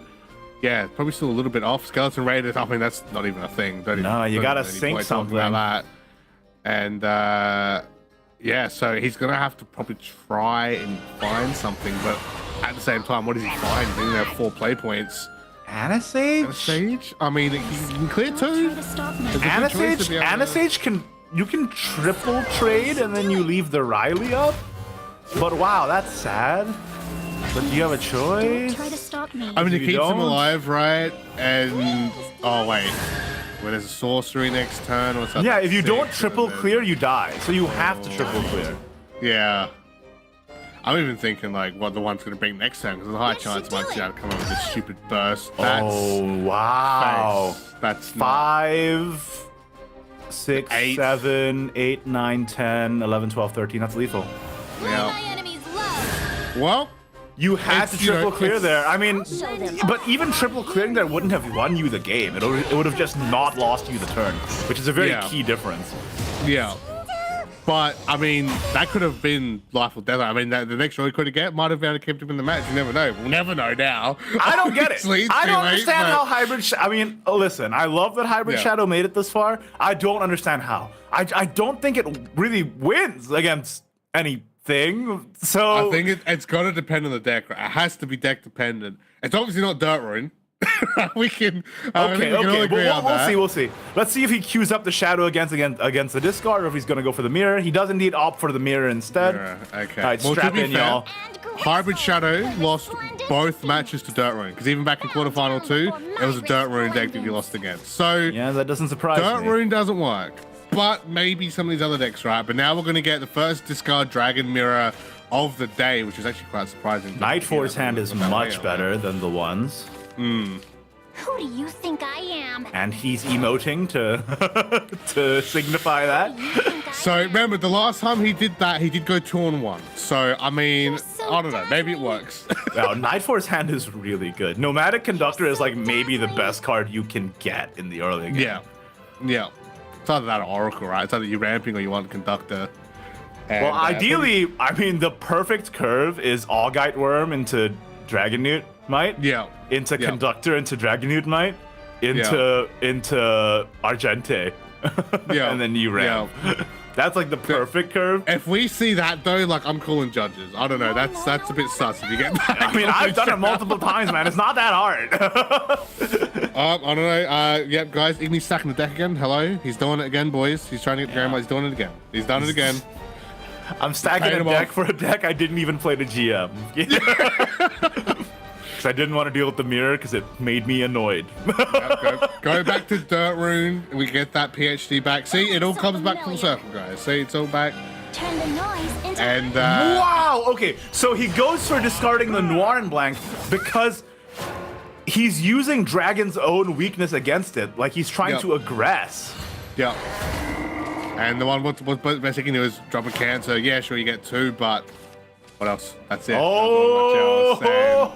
Here we go again. Just building up that board. And the ramp is in hand, y'all. The ramp is in hand. The only good thing here for the one right is it does have Gillenese in hand, so that's going to be an option, and Uranus to be able to. This deal is a with board. desperation Uranus, though. Yeah, but at least he's got it right because if he didn't have it, he'd be doubly screwed. And Because he he'd gets be the eating other even more Noir and damage. Blank. I would not be entirely surprised if he oracles Nomadic Conductor's the Noir and Blank and goes off it. Yeah. Because he has the C-Long in the back to deal with whatever counterplay that the one gets. He's going to give it a second to think through. Alternatively, he could just Uranus the Uranus when worlds collide. And then Alternate universe, planets colliding. There's another joke to be made there, but we're on a PG stream, so I'm going to leave that one alone. And then the guys go to the face. The boys, you know, the boys. The boys. Noir and Blank. Noir and Blank are the boys. The boys go to the face. And then, Oh no. Doctor in. Nightfall's really taking his time. well, putting this is sort one of Night through. Force playstyle, though. He's been sort of thinking every single turn. Still has time for emotes, though. You always have time for emotes, guys, obviously. No. We'll say, Resplendent Phoenix has some fantastic emotes, I will say. Yeah, I don't know why they didn't give Resplendent Phoenix a name, though. They gave Psycho Everyone. Pump Tour Guide a name, but they didn't give True. Resplendent Phoenix a name? What kind of You mean disrespect Amy? is Her this? name is Amy. All right, it was the whole time, guys. Don't you read the lore? Oh my god. Why does Resplendent It was Phoenix never not get a name? I have no idea. You'd think with the #1 voted leader as well, right? But World is within that's just their title, you know. It's all good. So But Night Force is able, the one is able to recover from Night Force's aggressive play here using both Angel's Blessing and C-Long, and is able to take out both the threats. I'll have to write a score for this. the boys ×2 still left up though, but of course only one wins, right? So Damn, they have enough members to form a boy band now. They got all 4 of them in this club. I like how you think. Noir, My. Yeah, okay, I so was about to, and I was like, how close can we get to the DMCA? Let's leave it alone. let's leave it alone. The C-Long obviously will come You know what I out. don't hate? Oh, okay. I was just gonna say. Oh, and then you can just use the title to kill this. Or you can just use the Augite Worm to try and draw into your Lumio. I think I like that better. Just trade the C Long. What's a 5/5 gonna do for you long run? And just use the Augite Worm to try and find your Lumio, which is way more important. Exactly. And especially when you've got that play point advantage now as well ahead into it. You're going to be able to get those combos off nice and strong. The problem is he needs to find the discard cards, but that shouldn't be too difficult, right, with what he has in hand. Of course, they could be bottom 20. I'm touching wood. I'm not cursing him right now. I'm not cursing him. You have to knock on wood, not just touch it. I'm knocking everything. My whole desk is So wood. funny, I'm you did that knocking your PC everything turned right now. Just smack it, and I'm just gone. Guys, it was nice knowing you guys. It was a good run this year. See you next what year. happened? He does opt to keep the 5/5. He finds value in that, which I think, I don't know if I agree with. Like, what is a 5/5 really doing for you here? I mean, maybe you just know giving that him they a have the beefy target. counterplay title wave, right? So. Yeah, I mean, maybe just trying to keep a beefy target up for like a just in case, right? Who's just in case? Yeah, never heard of him, right? Ooh. Although, to be fair, you have to run Igni in terms of like, it's going to be answered. There's so many cards in the one's hand right now that can answer this. It's literally just like, pick a card, any card. Pick this one, pick that one. That will work. The one himself looks like he's about to get raptured in this webcam. You say that right now. He's bringing the rapture. Nightfall is gonna get left behind like that movie. Yeah. The one is going up into the sky. I mean, he is the one. I know we've made the joke, but like at this point, guys, I don't think it's a joke. You seen that webcam? That's, He's ascending. that's pretty ominous. I don't know, man. That's But you know what? The one just drew Argente, which is like the best card in the deck. Absolutely. And gonna have to catch up in terms of play points. Nice followers there on board. I didn't quite catch what he tossed out there, but He tossed away the has... title spell, so yeah, wow. Nightfall keeping the 5/5 up does mean that the one has to evolve reactively to it. Not bad. Yeah. Still one of the boys up, and Nightfall, Infinite Flame Dragon. Let's go, boys. It is very funny that we're calling Noir and Blank the boys. I really like that. I mean, we got the they're boys. brothers. They're the boys. boys. You know, they just roll up. They do their thing. You know, they take over. They only get the W's because In the lore, aren't Noir, Blank, Argente, and Lumior all siblings? Is that a thing? I have no idea. Because they all have the same red scarf trailing from them, I think, in the card art. Somebody look that up. Jamie, pull that up. That's a catch. I was like, yeah. Jamie, I didn't even know pull that. that up. Yeah, come on, let us know.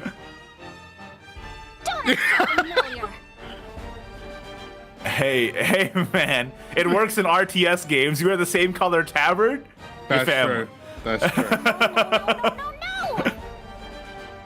But Nightfall really stuck thinking this through right now because, again, he doesn't have any of the targets he needs. Where is Lumior? Where in the world is Lumior San Diego in Nightfall's deck right now? Is that at the bottom of the whole list? I mean, at this point, I'm thinking it's a Feline turn, right? You're gonna have to. Oh yeah, good call. I think like that's totally true. Yeah, I think you fire lead to prevent them from Lumioring. Exactly. 'Cause if you don't, you gotta stuff either way at this point. But at least you got six of the boys now. I mean, that's a pretty good turn for Nightfall. You get the boys, and then you. That's right. You get the boys Evo X Edition, Super Turbo Plus or whatever. Yeah, they redebut. And Lumior can't be played here, so what are you gonna do? C-Long? I mean, it gives the one a chance to kind of heal up though, right? And I guess regain control of the board at the same time. So it's kind of 50-50. But Nightfall, I mean, Infinite Flame Dragon's kind of in hand, ready to go. Remember, it's 5 damage on play, 10 damage if he can attack, but he also can do 1 damage per follower killed on the enemy board as well. So there is a chance that Nightfall can OTK next turn, depending on what the one leaves up and what's left on board. So that tidal wave missed 66.6%, repeating, of course, chance. Which is horrific. So this Gunlease now has to clean up. Yeah. and leaving a 5-5 and 1-2 on the board. Yeah. Ooh. Right. The thing is, Infinite Flame Dragon can't kill here, right? So that's No, the it can't. only benefit. But what's that? You got 6 on board. You know what I Worm do? is 6. I play hard cast Augite Worm and go first. Yeah, I was about to say that. Stop that is there. There's absolutely 12 what you do damage. here. That is the only reasonable play. The only one I will accept is if you go for Feline Part 2, again, just to increase the cost of everything again. But to maybe Lumior hold is to be off on playable. turn. But yeah. So does Nightfall entertain the viewers and I think it's time drop for the Worm on Augite Worm. Oh my god, Let's he's do it, beginning let's to worm. What are we gonna do? Nah, that's I'm calling no, whatever sort of animal protection services we need to get rid of worms and dragons. He's I'm calling worming right now. time. I'm speed dialing that, man. No, sir, he's worming. He's doing it again. He's worming. He's warming up. He's actually heavily considering the filling box because he did hover it for a moment.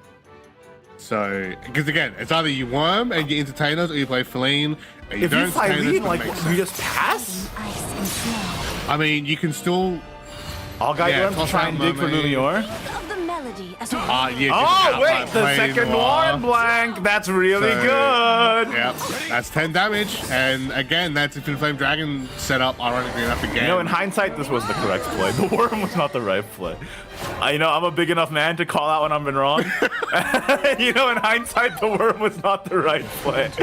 I mean, don't get me wrong, it would have been hilarious, would have been entertaining, but like, sometimes, guys, you end up top 4 in a tournament where you're playing for an invite spot for the biggest tournament of the year, and sometimes you gotta play properly. You know, The heck, it is what it double is. Uranus. This isn't the solar system that I was taught. I've had enough of this. Now, Is that boat wow, the sinking? one kind of brought the board back, but he's still holding on that Lumior in order to make a big impact. I think Argente comes down and sacks the other 2. It has to. Yeah, you keep the They Infiniflame literally- just for the just in case. Like if they pull the trigger on Oh, you know what? What if you just play Infiniflame and Involvement right now? I mean, you can, and then you have the 10-10 on board, but you use your Evo point, you won't be able to run it into anything because it will actually kill Sealong and It's still the Uranus. 7 damage though, which is not bad. True. But you're using all 10 play points just for that, and you've Yeah. still got a No, lucky hand, I- right? So yeah, I was just playing devil's advocate. Step out, God, trust me. I was just doing the thing. I was doing the thing. Don't worry. I mean, hey, I said Argente first. To be he got fair, the I'd other be playing Argente. Infinite Flame Dragon for sure, just because it'd be good to play. But yeah, I mean, You've got You to have to just. play Where's your Argente Lumior, again. bro? You're 14 cards like left in the deck. Lumior at the bottom of the ocean. What's happening? no comment. No comment. How did this happen? Ghosted enough, man. I don't know. But Tidal will come out. We're gonna okay, he clears the board. He has a ward up. He's at 17 health, which is respectable, I I've had guess. enough of this. Where's I mean- Lumior? We didn't accidentally take him out, right? We didn't just sneak him out of his deck, right? I'm pretty sure. That. We? Yeah, wait. Me? Anyway, speaking of Lumior, the Yeah, one it's, finally pulls the trigger on his, and he's got Yeah, a the lot to work it rotation. with. Yeah. So many rotation cards. Oh, and there's the Noir and Blank. Yikes. From the top rope, it's the boys. All right, Nightfall's good run, man. Oh, you know what? And Smart. Angel. Prevent Gilnelise Invoke here. Yeah. What? Bruh. It's a Bruh. time to work. Bruh.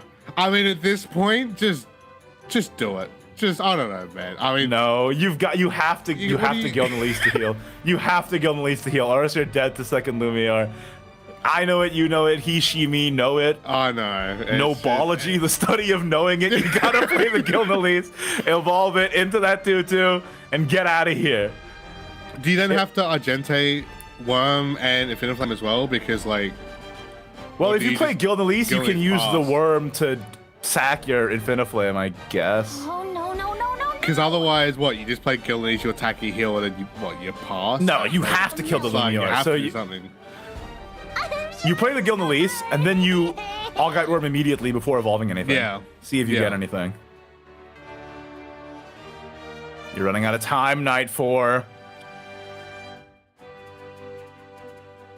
We only have one night, not 4 nights. Come on. We're gonna get through it. There's another semi-final to get to. Come on. Baz, you roast me for my horrible jokes, and then you pull out. We only got one Sometimes. night. We don't have 4. Are you serious? Sometimes I gotta fill the void. I gotta fill the void. And also Worm came out. And you It's know what? Worm in Issa's time. right. Night 4 did play the worm. He is worming. The worm did come out. The good news is he clearly gets damage in. The All bad right, news this is he dies. I know this is all bets on Infinite Flame Dragon being able to be used on a Noir and Blanc, but that's sad. That's a fat GG. The 1-2-0 against Night 4 and being our first 2 guys to make it to All-Stars. Congratulations to the one. He has just qualified for the All-Star Tournament next weekend. Very huge round of applause for the one. And you know what? Night 4, you put up a really great fight, but unfortunately, that's gonna be it for your tournament life. This is single elimination, guys, just as a reminder. But the one is gonna be making it as an SEAO representative, an additional +1 to SEAO to the All-Star Tournament next weekend. Absolutely awesome to see him come SEAO through, right? supremacy. We tell these West guys every year, look, we're the better region, we're the better players, and that's these are the results that show. Eclipse, don't fumble this bag. East is talking mad smack for someone who hasn't seen the second semifinals yet and who hasn't seen the results of the All-Star. Don't fumble the bag. No pressure. yes. I mean, to be fair, I was doing the same thing in the West region. So I mean, I don't know. We're just rebels without a cause, Igni. You know how it is. Yeah, you know, I feel you. I feel you. You know how it is. But you know, like we said, guys, this next match is going to be the final match of the day. There's no finals. These are our finals because there's going to be 2 total winners, and these 2 winners are going to make it into the All-Star next weekend. So our first one is the one, and the next one is going to be whoever wins between Eclipse and... What the All right. Iggy's dying. The point's finally taking effect. I'm still a little under the weather. Production, do me a favor. Can we take a look at the Eclipse- bracket while Iggy dies? Between Yeah, those Eclipse puppet fighters, they're fun to get into it. I'm okay. I swear. I'm okay. Nah. Poison's taking Coming up, effect just bud. now. Don't worry. I'm gonna be locked away. We're gonna cut back I to just this at the choked on very my end. own like Get spirit. him out of here. might It's the see you Baz on and the East show. All right. Ignidius is done. Baz and East will rise up and take over from now on. Damn, all right? that's 2023, crazy. That's it. It's about. Dude, I've been poisoning your stuff for weeks now, and you just finally started to kick the bucket, bro. Damn, How bro. much poison can you withstand? Did you build up an immunity or something? Yeah, man. I gave him You know 2 why? lives. Because those portal players I fought in that parking lot were so toxic. So I built up the immunity over that time. Don't worry about it. But yeah, can we take a look at the bracket just one Wait, more time? I Shadowverse, feel like we bracket, want to take a something look to at have that? Yeah, good idea. who actually just took the dub right there. You know what? I say we don't look at the bracket. Yeah, that's right. I'm keeping you here on this screen. What are you gonna do about it?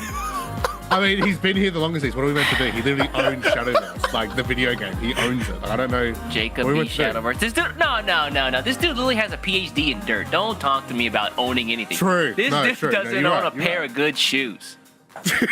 No, that is actually true. My shoes are all ass. See, I told you. I know. That's I know. okay. My attacks are Why would you targeted agree with and that? true. Just be like, no, bro, I've got these good kicks. No, I don't have good kicks, dude. That's actually true. You know, I say it like it is. I never lie. I've never told a lie. I'm George Washington.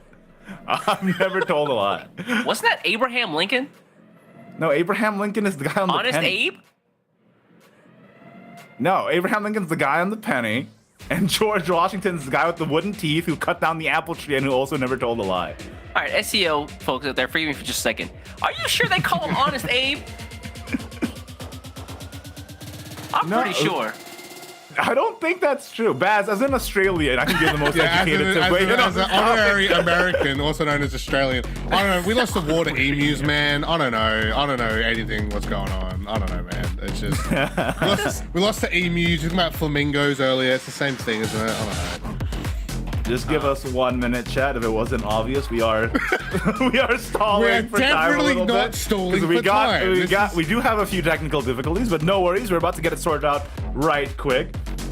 And we're about to get into you the guys last can't see. semifinal. This is actually scripted. Like, we're Yeah, actually this is all reading script. I'm reading from a verbatim, script word right for now. word That's so true. right now. You have no idea how long this Word document is, okay? And then Igni coughs again. And it says right here, and then Baz didn't do stares it. longingly into the camera. All right, I mean, I'll do that. That's fine. I just want to say that if you believe that any of this has ever been scripted, then we have pulled the wool over your eyes, and you might be in our infinite Tsukiyomi Genjutsu. I just want you to know that, yeah, we got you. Yeah, we're actually this dumb in person. Like that's no cap. So actually, the next match coming up is gonna be Team Sonar 5's Azure Cloud versus Eclipse. Is that correct? Yep. Yes, and just as a reminder, Azure Cloud is running Control Forest, Earthright Runecraft, and Discard Dragon. Meanwhile, Eclipse is running Control Forest, Discard Dragon, and Puppet Portal. Now we see the bracket being brought up here. As we saw, the one has made it as the first of our qualifiers into the All-Star Tournament next weekend, and the match we're about to get into here, Azure Cloud from the United States versus Eclipse from Canada. Malaysia. Canada. Put some respect on Canada's name. Oh, sorry, Azure Cloud is from Canada. My bad. Isn't that just America too? Isn't that just the same thing? Oh guys? my god. If he wins, we'll claim him. It's an Australia-New Zealand thing, right? You say they're from New Zealand, they're actually from Australia if they win. You know, That's true. Those are just the same thing. place, right? Yeah. I lived same in thing. Canada for a full year. Don't I even. met a claim really someone. nice old lady at the McDonald's there. That's just an unrelated story. I have no hate against Canada. Shout out you to do. Azure Cloud. You lumped my man Azure Cloud south of the border. I can't believe you. Yeah, it's true. I'm sorry. I'm a doomer. So I've heard. No, you're a realist. We've been lie to through him, this. Baz. Igni. Don't Come lie to on, man. What's? I've known All Iggy right. a good long, 5 years now? 4 years now? Yeah, I mean, too someone's long. gonna keep your spirits up, man. Someone's It's gonna been do so it. stressful for you that you lost all the hair on your head. That's crazy. All of it, bro. It's coming out the opposite end now. It's coming out the other side. Bro, I'm worried for my, if I don't that's need what's my butt. happening, I I'm swear to worried for God. mine. Oh, damn, that is I funny. saw the gears working and he said, like, no, not my butt. Calm down, buddy. But the difference here between both Azure Cloud and Eclipse's Deathless are going to be the Puppet Portal versus the Earthright Rune. I don't know. How do you fellas feel about that matchup? I mean, I've made my position on Puppet Portal quite clear. Yeah, I was gonna say, I Over the think course we of actually the had this discussion earlier today, right? And I it's think just a matter Earthright of, Rune is like by far the better deck. Yeah. But oh wait, looks like Earthright Rune on Azure Cloud's side wow. is banned, and on Eclipse's side, Control Forest is banned. Really? I think this is actually almost 1-for-1 for Azure Cloud's bans from earlier. I'm just double checking that he did do that. Yes, he actually banned Control Forest last time as well. So Azure Cloud definitely not wanting to run into Control Forest himself, but more than happy to play it against his opponents there. And it's something I'm worried about for Eclipse here because that Azure Cloud Control Forest list is scary. It's very, very terrifying. Very, very strong. I mean, we And saw what it quite could easy to do. deal with. Exactly. And when it's Discard, Dragon, and Puppet Portal being up, I mean, I kind of feel like Azure Cloud kind of almost, I don't want to say a free win, but the way he played and the way he's able to basically just control that deck, it's going to be very difficult for Eclipse to, I think, try and win a round against that deck. I mean, Eclipse is taking out some pretty heavy hitters already. What? Took out Team S5's E-Jade, so you know Azure Cloud wants revenge. Oh, no, it's out for blood. That's just straight up. Looks like we're going to hop into the match here. The last semifinals. This is going to decide who is going to the Shadowverse All-Stars event next weekend. S5's Azure Cloud or Eclipse. Will it be West or SEAO? Let's find out. Hop it up in the Twitch chat, boys. Do you I'm think sorry, they're Baz, gonna but you get have that to be next the spot? Let's go. delegated West representative since you were infiltrated their headquarters last time. I'm West region man. I come from the land of the West. free, The West. which is definitely, I think, West. It's really, we have really good players here, guys. Don't worry. I swear, we're a really good region. Oh, The the least shade. convincing The read. shade. of But what do you mean? all No, time. no, what do you mean? Are you insulting my West heritage here, Iggy? Your Yeah, West I'm- heritage. my long and storied heritage from the West. To be fair, the West region had me and DF is in Japan, which is also closer to SEAO. So I don't know, man. We're in shambles at the moment trying to get this one sorted. There's a game happening right now. So Azure And Cloud is the actually Zerg going to be coming forward with Control Force first. Meanwhile, Eclipse trying to get the dub with his discard Dragon. Yeah, And, and I mean, Eclipse has the best card in the deck, Argente in the hand, but unfortunately, he was not able to pick up 2 discards before playing this, so now he's gonna sack 2 and not draw anything back. It's actually pretty horrific, so he's instead gonna opt for the Uranus, which I actually agree with here. Yeah. One of the issues we talked about before is, man, Dragon has to... They have to balance so many things. You've got to balance your play points, you got to balance your hand size, you got to balance the board, you got to balance like the amount of times you discard over the course of the game. Look, man, Dragon is like air traffic control. You got to control all these things. Sometimes I feel like Jane's dad from Breaking Bad. I might lose a couple of points. Grant me power. Glad to see the Breaking Bad reference on the Shadowverse stream. But I can't say anything. I made an A-Team reference like 2 games ago. That's right. That's right. All right, the Blossoming Lunarian Yggdrasil combo comes out. You know, we were talking about how Bad B might be better fit for the deck, but Azure Cloud still pulling off the old combos here, getting the 2 4/6s up on the board. Jesus, man. The these card boards. actually reminders running both Yggdrasil and Bad B in the deck as well. It's that mixture of like pre-mini expansion and post-mini expansion, and I think it's literally just taking the best parts of the deck and making it as strong as it is, and it's really difficult, right, for Discard Dragon. I mean, we saw it hard enough for Haven, right, which is also meant to be a counter for Discard Dragon. What's it going to do to the actual main counter it's going for, right? Like, already 2 4/6s up that Eclipse has to try and deal with, and what's he going to run into it?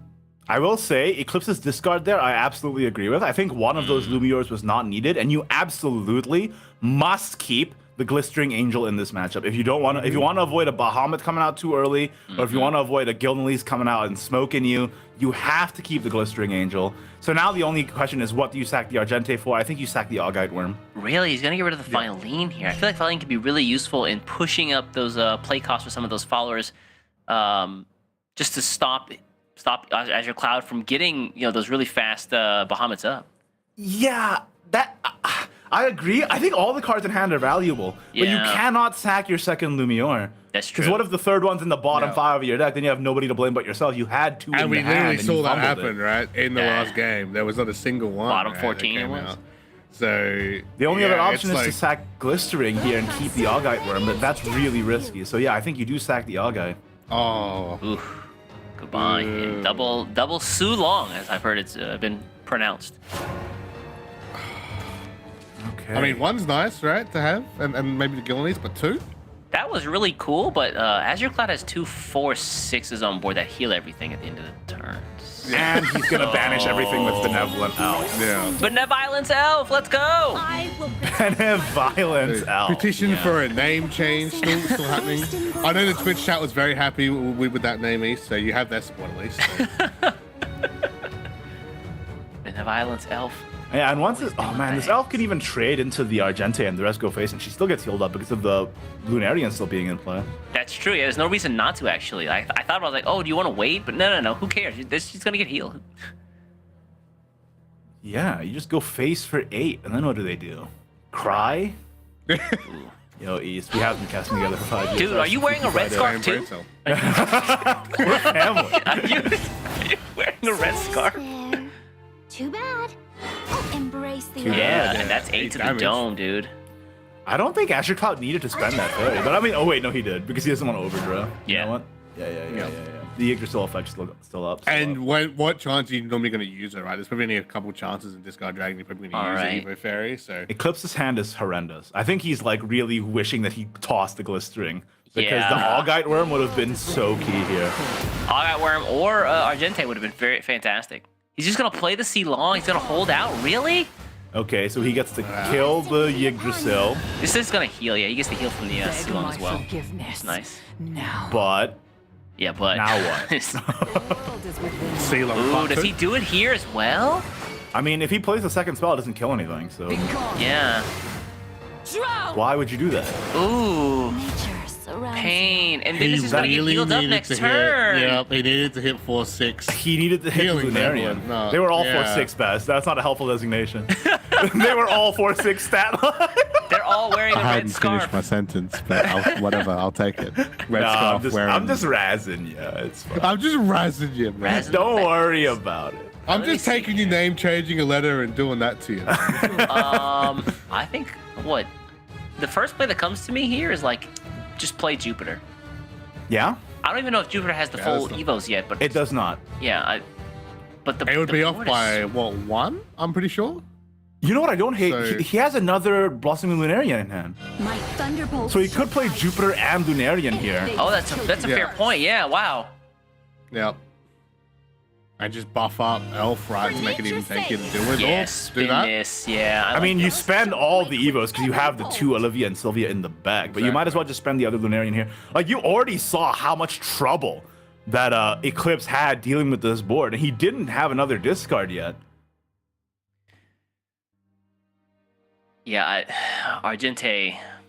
What? There's only one left in the deck. Is that correct? The forest called. So Yeah, there's only one left in the deck and the 1 Argente in hand. Yep. too bad. What? And Blossoming That's a Glistering Angel, my man. There. Yeah, but it gets healed.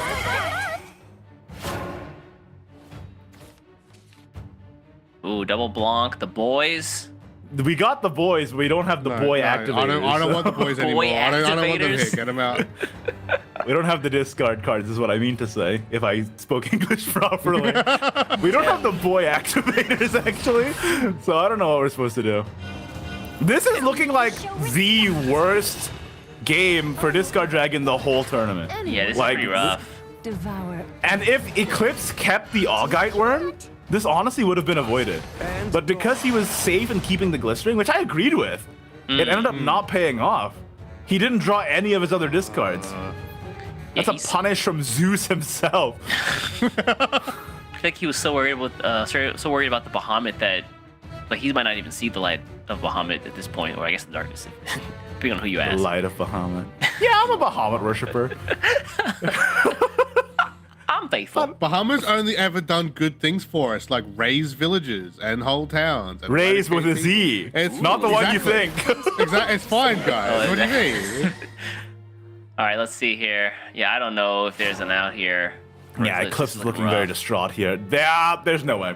There's no way. You got the Pia and the Benevolent Elf. It's curtains.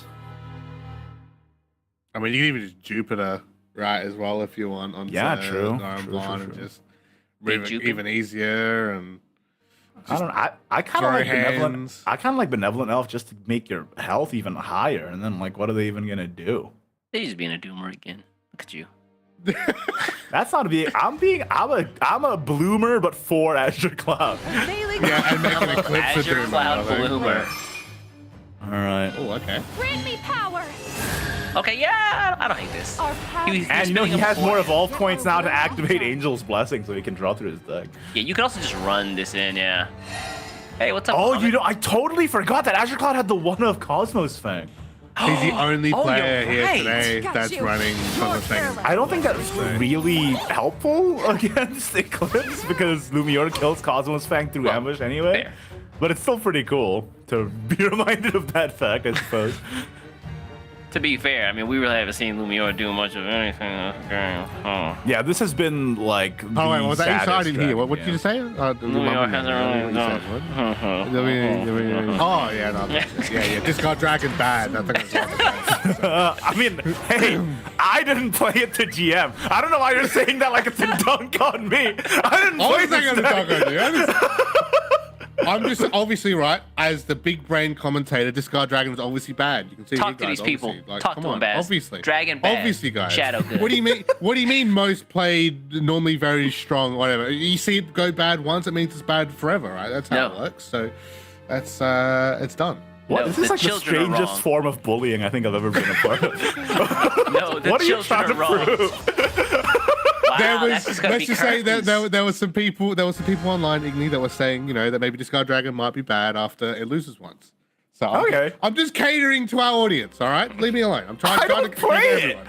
I played Earthright. All right, well, during Igni's existential crisis right there, it looks like Azure Cloud did take the dub, and What is that means Eclipse happening? is going to have to win with both Dragon and Portal. Now, the question is, can he take down Azure Cloud's Dragon 2 times to make it to the I All-Star doubt Cup it. next week? Azure Cloud is a dragon pilot, and like Chill you to the bone. he has 2 shots with this deck that is usually extremely consistent.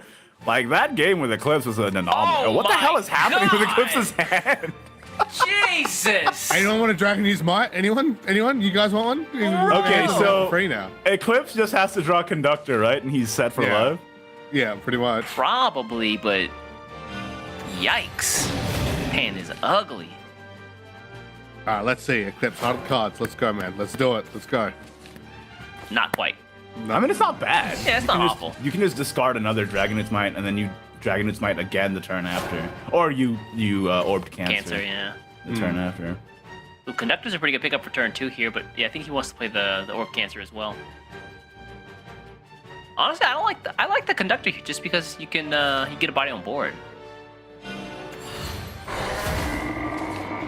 Oh, but he gets the ramp from that. That's actually very valuable to Azure Cloud, especially since Azure Cloud played Augite Worm turn 1, so we actually can play Yeah. Argente on curve, Turn the noise into harmony. which is really Gonna see important. Conductor now as well. Azure Cloud's gonna be able to play Argente first, which is huge here.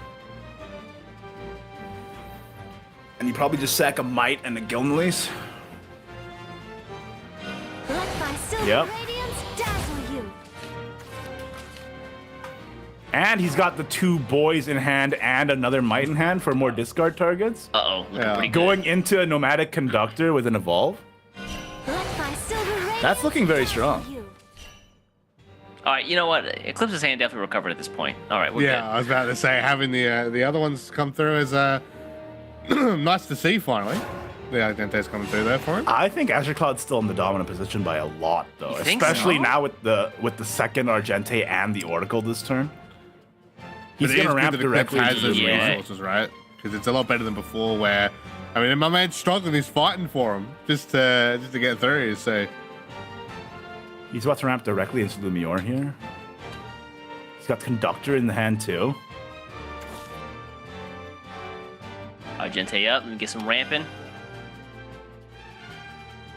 Man, 3/3 draw Let my cards, silver radiance ramp, dazzle you. ward, kind of crap, and he picks up another Oracle. Holy cow!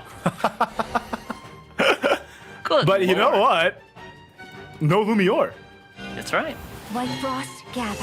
Where'd she go? Why is she man. always so deep in the deck? What happened? Silver Azure Cloud shuffled over these? here like a Raph. prospector. Where's the gold?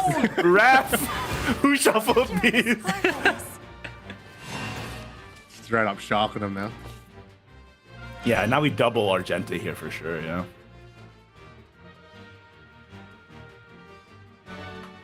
I mean, times discarded 3, you could double Argente or you could Argente Sealong. Both I see merits for. You keep 1 Argente Yeah. for your Lumior turn. Yeah. Yeah, I like the 8 that. damage Just is really nice. Yeah, I think you just Gilneys Argente Lumior. and- Sorry, Argente Sealong here. Let my silver radiance dazzle he? you. Jeez. He chose Cancer instead. Actually held on to. No, as in like you play the double Sealong yeah. afterwards. Is what I Yeah. meant. But he ends up playing 2 Argentes instead, which I don't know about because Yeah, if you have Lumior in hand, like you're basically passing up 4 free damage. Blessings be upon you. maybe he values the free Evolve on Sealong as a potential means to clear big boards, but that doesn't really deal with Noir and Blank opposing side anyway. I find that interesting. Yeah. Wonder what the It's that Dragon Mirror, right?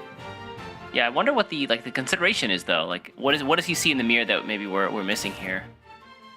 Blowing white frost, biting ice Maybe he doesn't want to snow. play Sealong just because his health is already good. Yeah, that's a possibility. And the fact that Azure Cloud, I mean, It's pretty obvious. I mean, seeing the cards he's rotating through, right? That he probably should have a good combo rotation of damage shortly, right? So, But he does not. But yeah, I'm gonna say hindsight for us, right? We can see that's never the case. So Dude, It's he got probably just Drakewood. Where is it?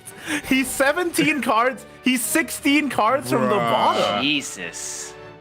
Where is mean- it? He's held a good position thus far, so. Drakewood What about to do do you damage. buy, yeah. Did he really get rid of Drakewood? What? This is why I played Dirt Room.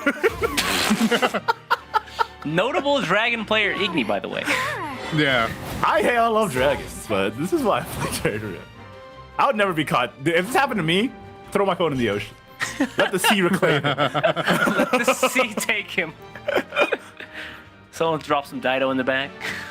let them deal with it. Who can say what that? Yeah. 9 play points here. He does have Lumior. Kind of expensive though, thanks to Philene. Gardening now. Yeah, probably just gonna play around controlling the board, right, and getting a bit of damage out. How do I get rid of this Elsewhere. pesky Philene though? I I would mean, like you to could keep my just 6-3. see long and then free evolve it, I guess, which is fine. Not like you're losing much from that. And if you think about how he was holding on to one, I mean, he's got 2 now, right? So no reason not to use 1 now. Yeah, my guess is that he really, really wants to hold on to Silong just for some heals. He healed with Uranus already. Got Jupiter on the brain. But wow, he's gonna spend it. Okay, yeah. I think it's the only clean way to deal with it, so. Yeah.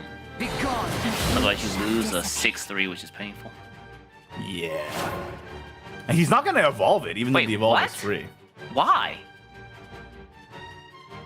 I think It's a mouse click too many for him, maybe. I think my man Eclipse is cracking a little bit here under the pressure that is Sonar 5's Azure Cloud. Lumior is finally picked up, thank God. Yeah, and to double Noir and Blonde as well on 10 play points. I'm just thinking if there's any reason to not evolve there. Yeah, I think maybe he just didn't think about it.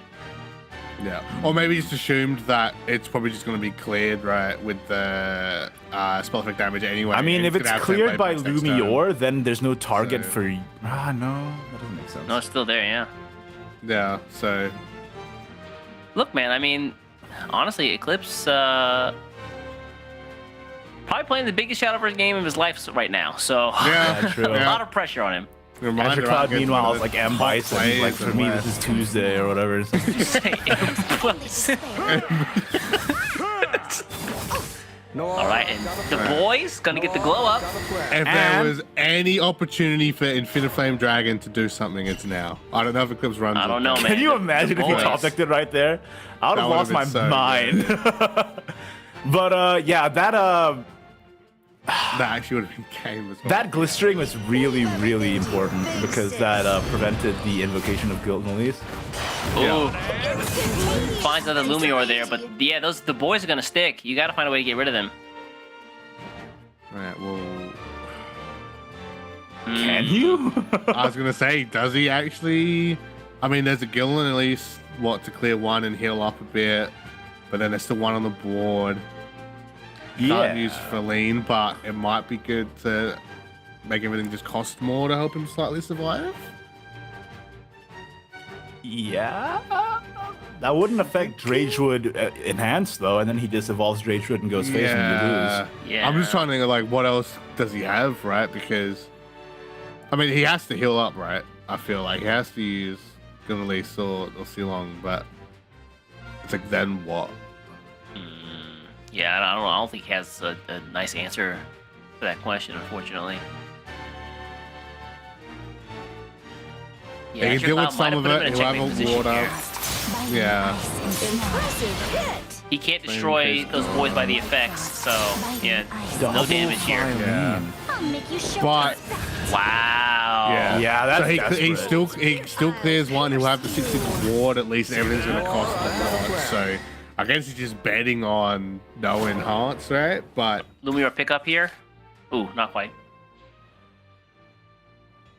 No, not quite. You have a way What's to the draw play? out here. You could just Dragon Oracle and hope, or Orb Cancer, but you're going to be spending some of your damage. I don't hate. Wait, is that lethal? Where so? No, it's one off. I was thinking Drage would evolve Uranus, but that's one off. That's 13 damage. Oh wow! Yep. Blew me Wow. away. Wow. He can But evolve wait, his own. Azure Cloud's only 7 cards from the bottom. Yeah, he's gonna be really Yeah, he's very careful close. You gotta be what careful here. Wait, what? And he does not have double Uranus. He only has one. Oh, that's Nine, painful. But that's Wait, 9 plus 6 is 15 damage. That's Is it? lethal. Yeah. He was going for the Uranus effect. Oh, wow. That's right. boys. Tastes like chicken. Azure Cloud Cloud. takes the All-Star qualification 2-0 over Eclipse. And you know what that means? That means we have the one from SEAO and Azure Cloud from West both making it into All-Star next week. So 9 from each region now, right? Coming through to All-Stars. Perfect even amount. We could have ganged up on them, but I think we have to be fair, right, boys? We have to be I don't know. really I feel like fair. this is the perfect way to end it, to be honest with you. No, Like, absolutely it is. And what a East's not fantastic happy. way. and to be fair, right, Azure Cloud's all taking it. Again, like we said at the start of the day, you could easily bet on him and pin on him, right, to be one of the players that was going to make it out today. Again, one of the top players in the West region. So not too surprised to see him get to this point. But I do want to shout out the one, right, being one of these newer players. I don't believe I've seen him in any previous events throughout the year so far. No, making not it really. as well there to All-Stars. That's going to be huge for him. Definitely the biggest accomplishment for him in Shadowverse so far, and can only go up and up right next weekend. all right. I mean, well, now that we're wrapping up the tournament here, East, you got any final words to say? Azure Cloud. Congratulations. Good luck next week. Anyway, here's the one bracket. final look at the bracket. This is the tournament we ran today. The one from SEAO making himself all the way to the semis here to qualify for the All-Star tournament next week. And on the bottom half there, we see Azure Cloud doing very much the same, making his way through this bracket all the way to the top. So now, The One and Azure Cloud from Team Sonar 5, congratulations. You are the Wildcard slot winners for the All-Star tournament next weekend. I think we have a graphic for that. Let's bring that up. Ooh. Does it look good? Does it look spicy? Does it look fancy? So I've heard. Does it look fancy? And just as a reminder for all the viewers at home, the All-Star tournament next weekend, which is what the players in this tournament were fighting for the privilege to compete in, Yes. is the final tournament of the year with a $3,000 grand prize Yes, sir. and A lot of money. merchandise prizing as well. And it's the final tournament of the entire year. So The One and Azure Cloud, there's the graphic. It looks snazzy. They're the ones who are going to be representing SEAO and West, in addition to the other 8 point scorers over the course of the year in next weekend's tournament. You guys do not want to miss it. It's on Saturday, December 17th is day 1, and then Sunday, December 18th is day 2. That's in Pacific time. Do not miss it. Make sure to tune in. Here are the 8 qualifiers from Southeast Asia, Oceania, an Let's go, absolutely boys. stacked list of players. These are all world-class players, also making it into next week's tournament. And let's take a look at the West side as well. Yes, Hishiro Pain. Oh man, everything. Both sides are Looking so pretty cracked, yeah. stacked So stacked. Yeah. going into next weekend's tournament. So again, guys, you do not want to miss mini it. worlds for a reason, right? And it's showing off here exactly why with the caliber talent. Absolutely. So make sure you tune in on SVO.gg, SVO_esports on all platforms. Again, that is next weekend on Sunday, December 18, to watch the Day 2 finals of the Shadowverse Open All-Star, the last tournament of the year. But as for this tournament, thank you guys so much for watching. I had a blast casting it with my boys, East and Baz, as always. Thank you guys for casting this together with me. Anytime, buddy. Anytime. Hey, Man, friendship what a wins. year. I just want to say real quick, what a year. Thanks, boys, for having the chance to cast with you guys. As I mentioned, I've talked to you guys before. I used to watch you guys, obviously, back 2018 when I first started getting into the stuff. And now casting here, I'm tuning with you guys as well. And working, of course, with the Elephant team has been absolutely awesome. So thank you guys so much for having me on for the year. I think I speak for all of us when we say it's our pleasure to have you on as well, Buzz. And hey, That's it for the tournament. But remember, check out SVO_esports on everything, SVO.gg, and finally, a heartfelt thank you to everyone watching. You made this all possible. Final reminder, I have to stress this, do not miss December 18, next weekend, the All-Star Tournament is happening. Keep right That's now. it from us. We'll see you all next time. Bye-bye. Bye.